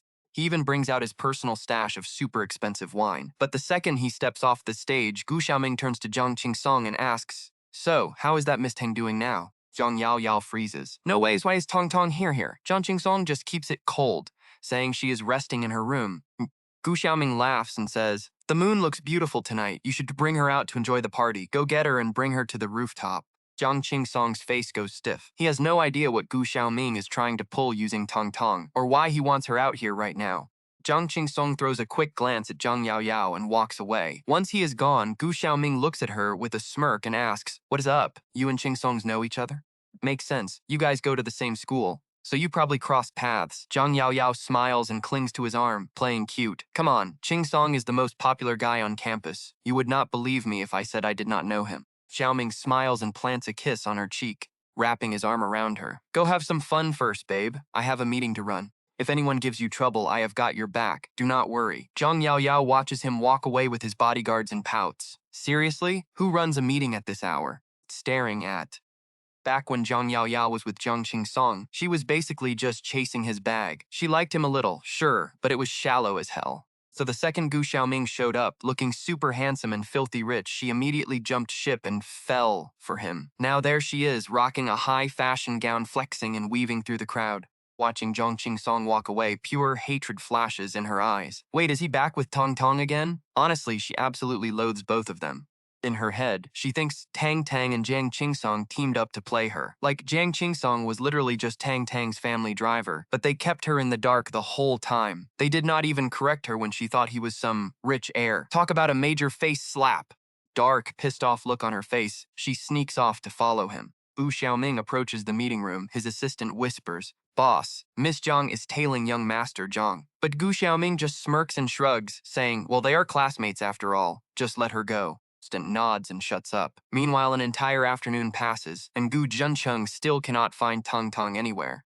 But honestly, that is expected. This whole cruise ship belongs to Gu Xiaoming, and it is crawling with his goons. The second Gu Juncheng's crew makes a move, they get spotted instantly. Fu Jing tags along with Gu Juncheng back to the meeting room, saying, "Looks like Gu Xiaoming is dead set on using Tang Tang as blackmail." Fu Jing pauses, checking Gu Juncheng's stressed-out face, and warns him, "This guy is incredibly sneaky. Do not fall into his trap." After being kicked out of the Gu family, he started working for his old boss, and in less than years, he literally dethroned the guy and took all his power and resources. Only people like Fu Jing and Gu Juncheng, who have survived brutal family power struggles, know just how terrifying and cutthroat that coup actually was. Sure, maybe he got lucky, but honestly, it was mostly Gu Xiaoming being a master schemer and absolutely ruthless. Bu Juncheng has massive dark circles under his eyes. Ever since he heard Jiang Qingsong snatch Tong Tong, he has looked completely furious and exhausted. He literally tried so hard to keep Tang Tang out of this mess. He just wanted her to study in peace, live her best life, and be totally free.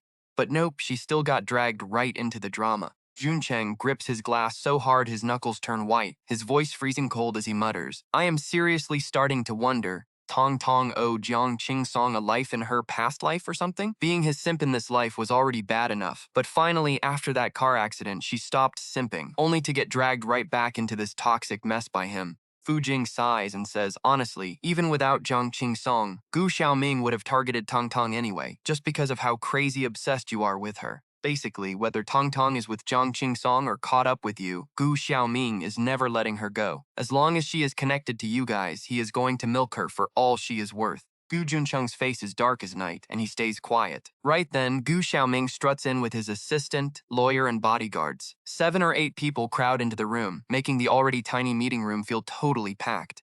Gu Xiaoming grins and says, "Sorry to keep you guys waiting, but today I want to talk to Juncheng about some family business. Hey Fu Jing, why do not you grab a drink outside first?" Fu Jing stands up with a polite smile saying, "In that case, I will not get in your way." And just like that, he leads his people out. Second the door shuts, Fu Jing whispers to his bodyguards, "Go and Tong Tong. Follow Jiang Qingsong or his men and see exactly where they are taking her." The 2 bodyguards nod and vanish. Fu Jing wasn't taking any chances this time. He brought 6 bodyguards and an assistant with him because he had a bad feeling that some crazy drama was about to go down tonight.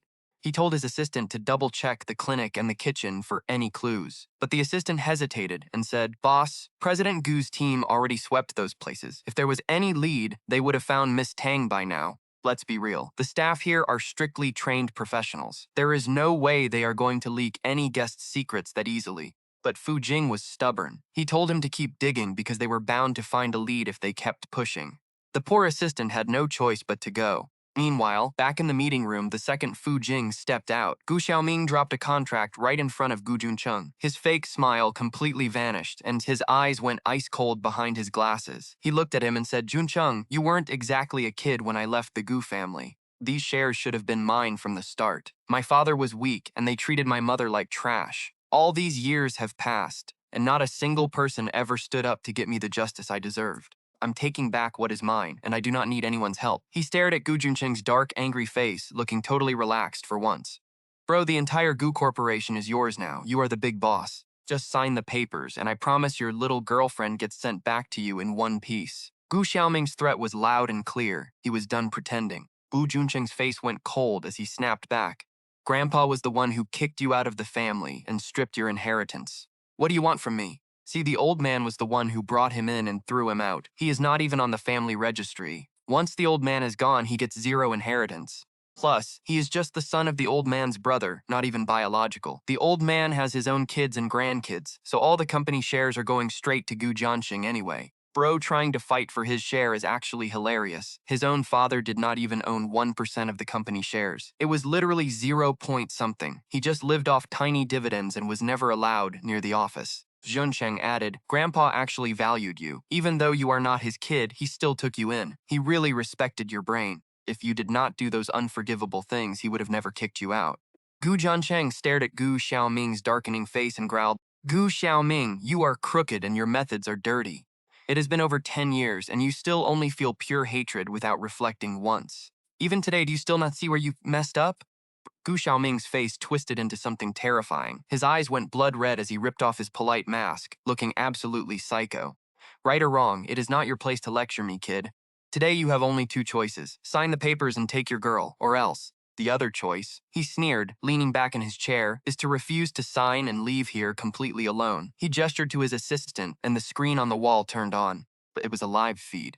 On the screen, Tang Tang was wearing a green slip dress. Standing on the highest deck of the cruise ship, she was holding onto the railing, looking down at the crashing waves. Zhang Qingsong was standing right next to her, leaning against the railing and whispering something to her. Behind them, about 10 bodyguards were standing guard. Jian Sheng's face dropped instantly. He stood up abruptly and stormed toward the door, but the bodyguards blocked him. "Mr. Gu, please stay back." Juncheng did not say a word and just threw a massive punch right into the guy's face. Immediately, a dozen more bodyguards rushed him. He was completely outnumbered. Even though he is an absolute beast, in a fight, these bodyguards were highly trained killers. After a brutal battle lasting over 30 minutes, Gu Juncheng fatally kicked open the conference room door. He wiped the blood from his eye and glared back at Gu Xiaoming. Behind him, over a dozen bodyguards were knocked out cold on the floor. "He is literally him." Zhen Cheng's voice was pure ice. "If anything happens to Tang Tong, you are dead." He bolted out of the room, racing toward the high deck. Meanwhile, Jiang Yao Yao showed up on deck. Seeing the two of them looking so close, her jealousy and hatred absolutely peaked. She ran over screaming, "Tang Tong, I knew you'd be here." Tang Tong was already super annoyed by Zhang Qingsong, so she was shocked to hear her name. She turned around and gasped, "Jiang Yao Yao, how are you here?" Jiang Yao Yao was dressed to impress in a stunning couture dress, flawless makeup, and perfect hair, clearly trying to show off. But Tang Tong knew there was no way either of them had the status to attend a high-class party like this. Jiang Yao Yao sneered as she walked up, staring at Tang Tong with pure disgust. "Tang Tong, you make me absolutely sick." Tang Tong's face went cold. "I feel like throwing up just looking at you, Jiang Yao Yao." Since when did she get so savage? Jiang Yao Yao stared at her, stunned. Right then, Zhang Qingsong stepped in front of Tang Tong and glared at Jiang Yao Yao. "What are you doing here? Shouldn't you be serving your sugar daddy instead of running around like a lost dog?" He spat.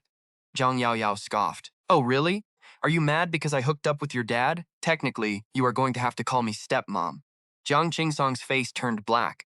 "You think you are actually worthy of that title?" Hong Tong stood in the back, totally speechless. Talk about rich people drama. Within seconds, Jiang Yao Yao and Zhang Qingsong started screaming at each other. She went hysterical, yelling, "Zhang Qingsong, do you have no shame? When Tang Tang was begging for you, you rejected her. Now that she is married, you are begging to be her side piece? You are literally trashed down to your bones." Jiang Yao Yao scoffed, "But what do I expect? You are just a driver's son who flexes with women's money. You are pathetic." Zhang Qingsong was fuming. He turned to the guards and yelled, "What are you waiting for? Drag this crazy woman out of here." But the bodyguards hesitated. They knew she was Gu Xiaoming's date, so they did not dare touch her. Jiang Yao Yao laughed in his face. "Do you even know who I am now? They would never touch me. Get out of my way." She lost her mind, lunging at Zhang Qingsong and shoving him aside. Zhang Qingsong raised his hand to strike, but she shoved her face right in front of him.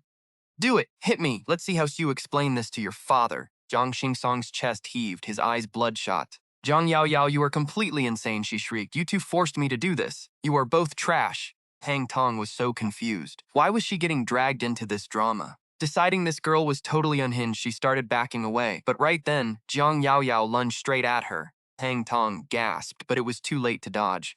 Jiang Yao Yao slammed into her, violently pushing her toward the edge of the railing. Tang Tong's face went completely pale. Thank God she wasn't that tall, so the railing stopped her right at her waist. Jiang Yao Yao kept pushing like a maniac, screaming, "This is all your fault. Why don't you just die?"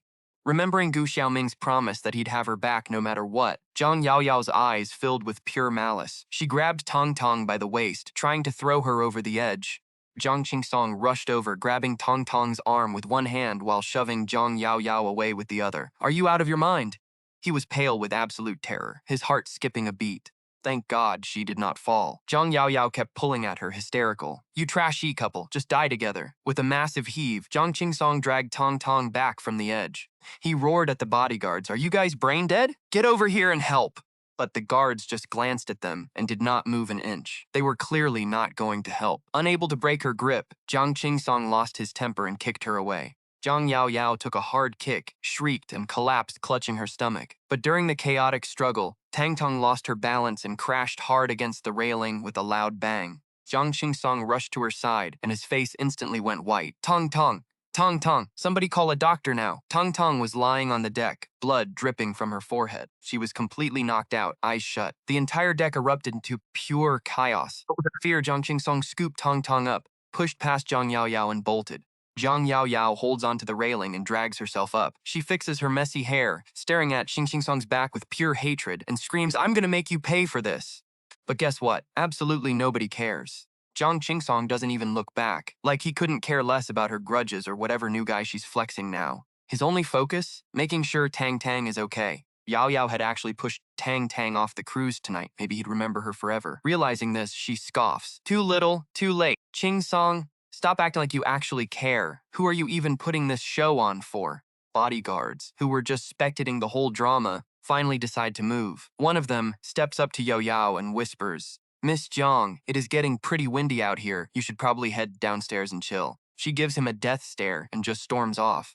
Meanwhile, Gu Xiaoming is watching the security cameras. He's got this smirk on his face, but his voice is dead cold. Useless trash. I really expected too much from her. Just then, Gu Jiancheng rushes in and catches a glimpse of Qingsong carrying Tang Tang into the clinic. Pain. He immediately chases after them with his crew. A bunch of bodyguards try to block him, but he literally wipes the floor with all of them. Our boy is absolutely furious. His perfect hair is completely ruined, and he looks terrifying. Hair falling over his eyes, he whips off his glasses, tucks them in his pocket, grabs a chair, and starts smashing anyone who gets in his way. He literally breaks the chair over someone, then grabs a pool cue and keeps swinging. The security guards are completely traumatized at this point. Our MC trained in kickboxing since he was a kid. He is tall, built, and his power level is literally cracked. Normal bodyguards, absolute fodder. He is him. Since he's so OP, the bodyguards who were supposed to protect him are now just babysitting assistant Chen. Poor Chen is a textbook 996 corporate slave. He's just trying not to drop dead from overwork. How is he supposed to fight?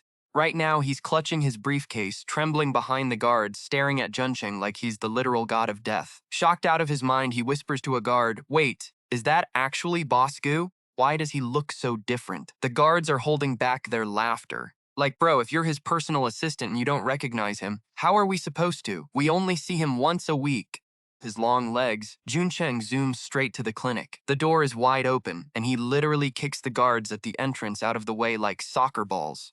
He walks in with a pool cue in hand, giving off pure villain energy. Right at that moment, Qingsong has just laid Tang Tang on the bed, and 3 doctors immediately rush over to check on her. The young doctor sees the blood on Tang Tang's forehead and turns dead serious. Oh no, she hit her head again? This is extremely dangerous. She already had head trauma and amnesia. Another hit could be disastrous. She needs a full scan right now. Suddenly, heavy footsteps echo outside and the giant Gu Junsheng storms in. He tosses the pool cue aside and launches a massive kick straight at Qingsong's chest. Qingsong hits the floor hard, clutching his stomach and groaning as the color drains from his face. Doctor is completely shocked by this scary-looking guy and yells, "Who are you? What do you think you're doing?" Juncheng doesn't say a word. He just grabs Qingsong by the collar and literally drags him out the door.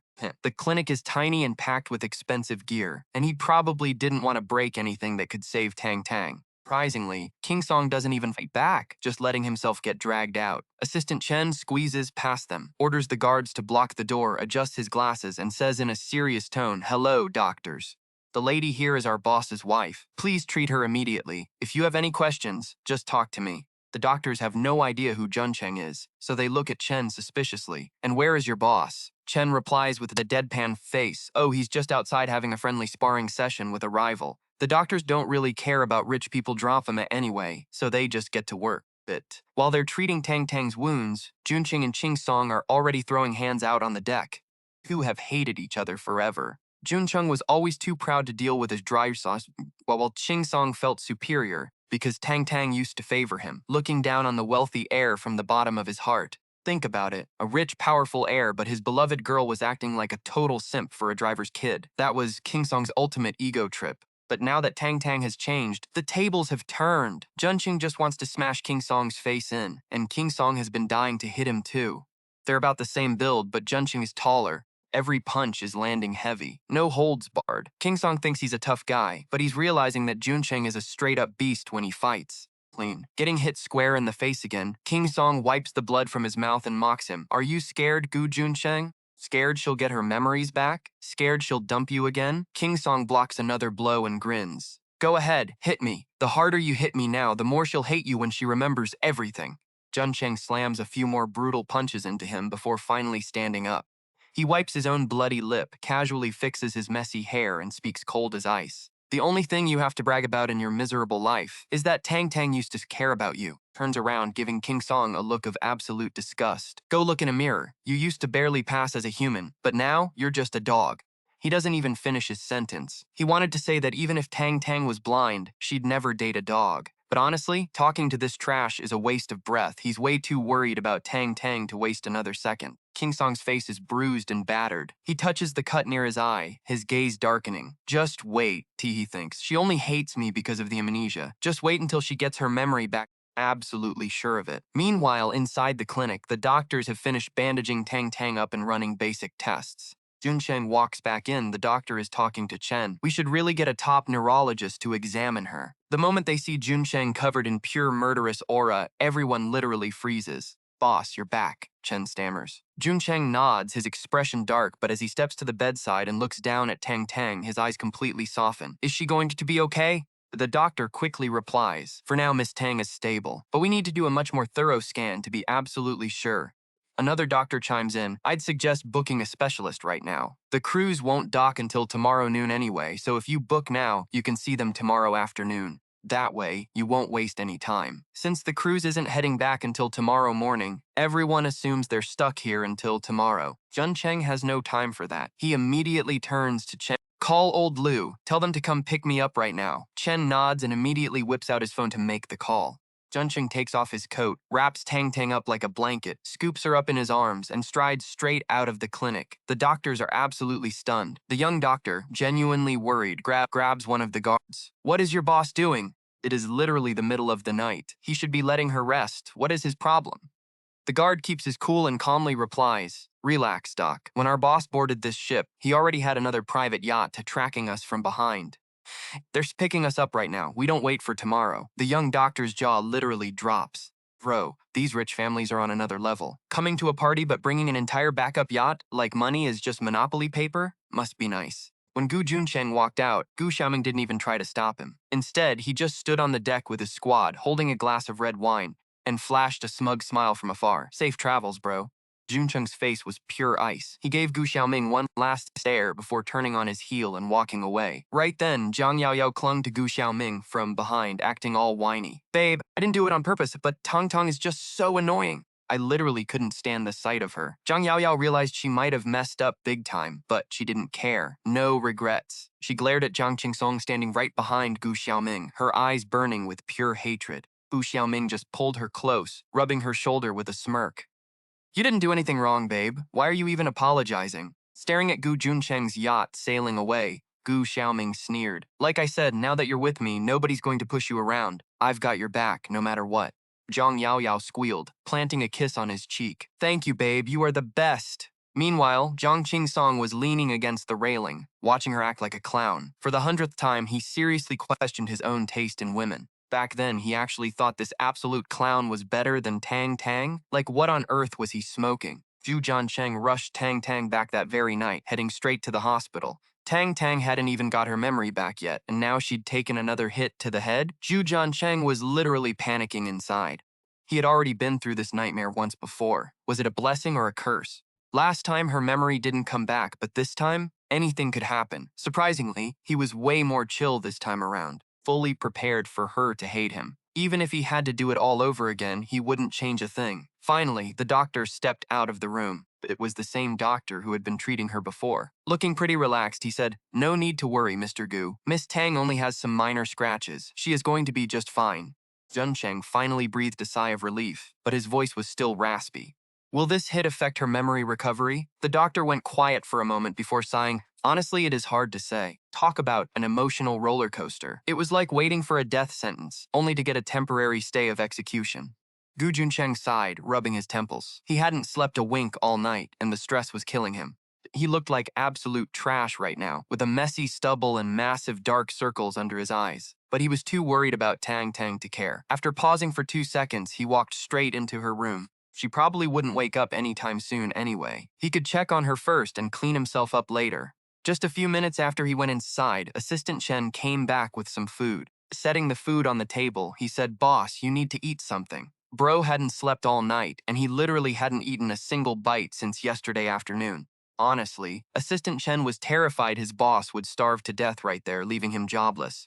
Gu Juncheng just sighed and shook his head. "Thanks, Chen, you've had a long night too. Tell Secretary Yi to bring me a change of clothes, then head home and get some rest." Assistant Chen had been up all night pulling a double shift, and Gu Juncheng wasn't about to be a toxic boss. Assistant Chen hesitated for 2 seconds before nodding. Gu Juncheng sat by her bedside, just staring at her face for what felt like hours, waiting for her to open her eyes. Till she woke up, his heart would be stuck in his throat, waiting for either a death blow or a second chance. After waiting for what felt like eternity, he finally drifted off to sleep. Suddenly, he felt his hand go empty and snapped wide awake. He looked up, only to realize Tong Tong had just pulled her hand away from his grip. Gu Jiansheng froze, his entire face locking up. He slowly raised his eyes, seeing that she was already awake, staring down at him with a wild mix of emotions. The moment their eyes met, Gu Junsheng's heart sank right into his stomach. They locked eyes for almost a whole minute, and the silence was absolutely deafening. Finally, Gu Juncheng broke the silence, his voice incredibly raspy. "You're awake, do you want some water?" Tong Tong stared at him, dazed for a second, before slowly nodding. "Hold on, let me grab you some." He jumped up so fast he almost tripped over his own feet, rushing to the kitchen. Tang Tang sat up, leaning back against the pillows, as she watched his retreating figure, her mind running a mile a minute. Plot twist. She got her memories back. Sure, this ancient stuff was still a bit blurry, but the big picture, she remembered everything. She remembered Zhang Qingsong, she remembered Gu Juncheng, and every single thing she'd wiped from her brain. But here's the kicker. She also remembered every single day they spent together while she had amnesia. Oh my god, she actually called him hubby, whined for his attention, moved in with him, cuddled every night, and literally made him carry her to the bathroom just to brush her teeth. They even showered together and did, well, let's just say they got super intimate. Tang Tang's face went bright red. She literally wanted to dig a hole and bury herself alive right then and there. She got her memory back. Even though she didn't say a word, didn't ask questions, and didn't scream at him, she just sat there quietly, waiting for her water. But Gu Juncheng knew. Having been neighbors for over 10 years, nobody knew her better than him. One look, one tiny expression, and he knew instantly she was back to her old self. She was totally back to normal, except for one thing. Standing in the kitchen, filling the cup, he realized the way she looked at him had completely changed. It wasn't the annoyed, pissed-off look from before her amnesia, and it wasn't the sweet, head-over-heels look from when she lost her memory. It was something way more complicated, something he couldn't read at all. Holding the warm cup of water, he just stood there frozen, completely lost in his own thoughts. By the time he snapped out of it, almost 10 minutes had flown by, and surprisingly, Tong Tong didn't even call out to rush him. It seems everything that went down was too much for her to process too, and she needed some serious time to digest it all. Gu Juncheng wasn't a coward who ran from his problems, but when it came to Tong Tong, he was completely lost. Right now, he wanted nothing more than to drop the glass and run away. After standing there like a statue, he finally geared up to walk out, only to catch a glimpse of his messy, unshaven self. June. Shang slapped his forehead and cursed under his breath. If he knew she'd wake up now, he would have showered and changed clothes first. Out in the room, Tang Tang was sitting on the bed, just as mind-blown as he was. Honestly, she was praying that the last few weeks were just a wild fever dream. Anything but reality. This is insane. How did she literally mistake Gu Juncheng for her husband, cling to him, follow him home, make out with him, and sleep in his bed? Ha ha ha. Yep, she's totally fine, definitely not losing her mind. Tang Tang grabbed her hair, threw herself back onto the bed, and buried her face in the blanket to scream. Someone send help. How is she supposed to look him in the eye now? Someone teach her, please? While she was having a whole mental breakdown under the sheets, she accidentally bumped her head injury. A sharp pain shot through her, making her gasp and crawl out from under the blanket, wincing hard. Hearing her gasp, Gu Junsheng bolted out of the kitchen. Split second, all the awkwardness vanished, completely replaced by pure panic. "Babe, are you okay?" he asked, rushing to place the cup on the nightstand. He looks at Tang Tang clutching her head, totally panicked, and instinctively grabs her hand. He is like, "Let go of your hand, hubby, take a look." The moment those words slip out, both of them freeze. Gu Junqing stops dead in his tracks, and Tang Tang goes stiff as a board. Inside, he wants to slap himself twice. Like, seriously, they have only been doing this fake marriage thing for 1 month.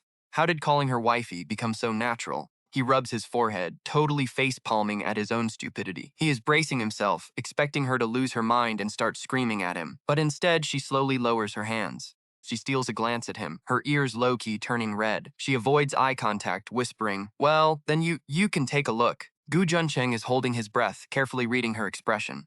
He is like, "Wait, I just called you baby, and you are not mad?" But our girl Tang Tang decides to play completely dumb. No way is she going to let 1 month of amnesia turn into a lifetime of absolute social death. Denies it to the grave. Nobody will ever know her memories are back. No memory, no cringe. Yes, exactly, that is her flawless plan. Pretending to have amnesia is easy, but calling him hubby? She would literally rather die. Gu Juncheng is watching her closely. First, he notices her shifting her gitas, then her ears start turning bright red. After 2 seconds of buffering, the gears in his head start turning and he finally gets it. Plays it cool, clears his throat, and hits the call button by the bed. He leans in closer, acting all sweet and gentle, and says, "Baby, your wound is bleeding a bit. Let me get the doctor to check it out." Tang Tang is blushing hard. She buries her head, too scared to even look him in the eye. Nods, whispering, "Okay, oh my god." Even though he has been calling her baby every single day, hearing it now that she has her memories back hits totally different. It is so weird.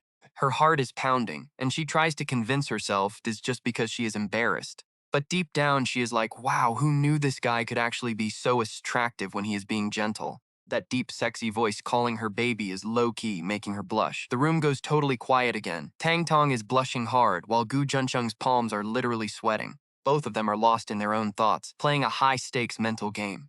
Tang Tang sneaks a peek at him, thinking, okay, there is no way he knows my memory is back, right?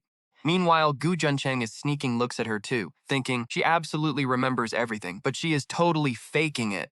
So, do I play along with her little amnesia act, or do I call her out and have the doctor double-check her brain? Plus, he has got an even sneakier plan. Since she is pretending to be clueless, should he take her back to their shared house, or send her back to her family home? Both of them are keeping their poker faces on.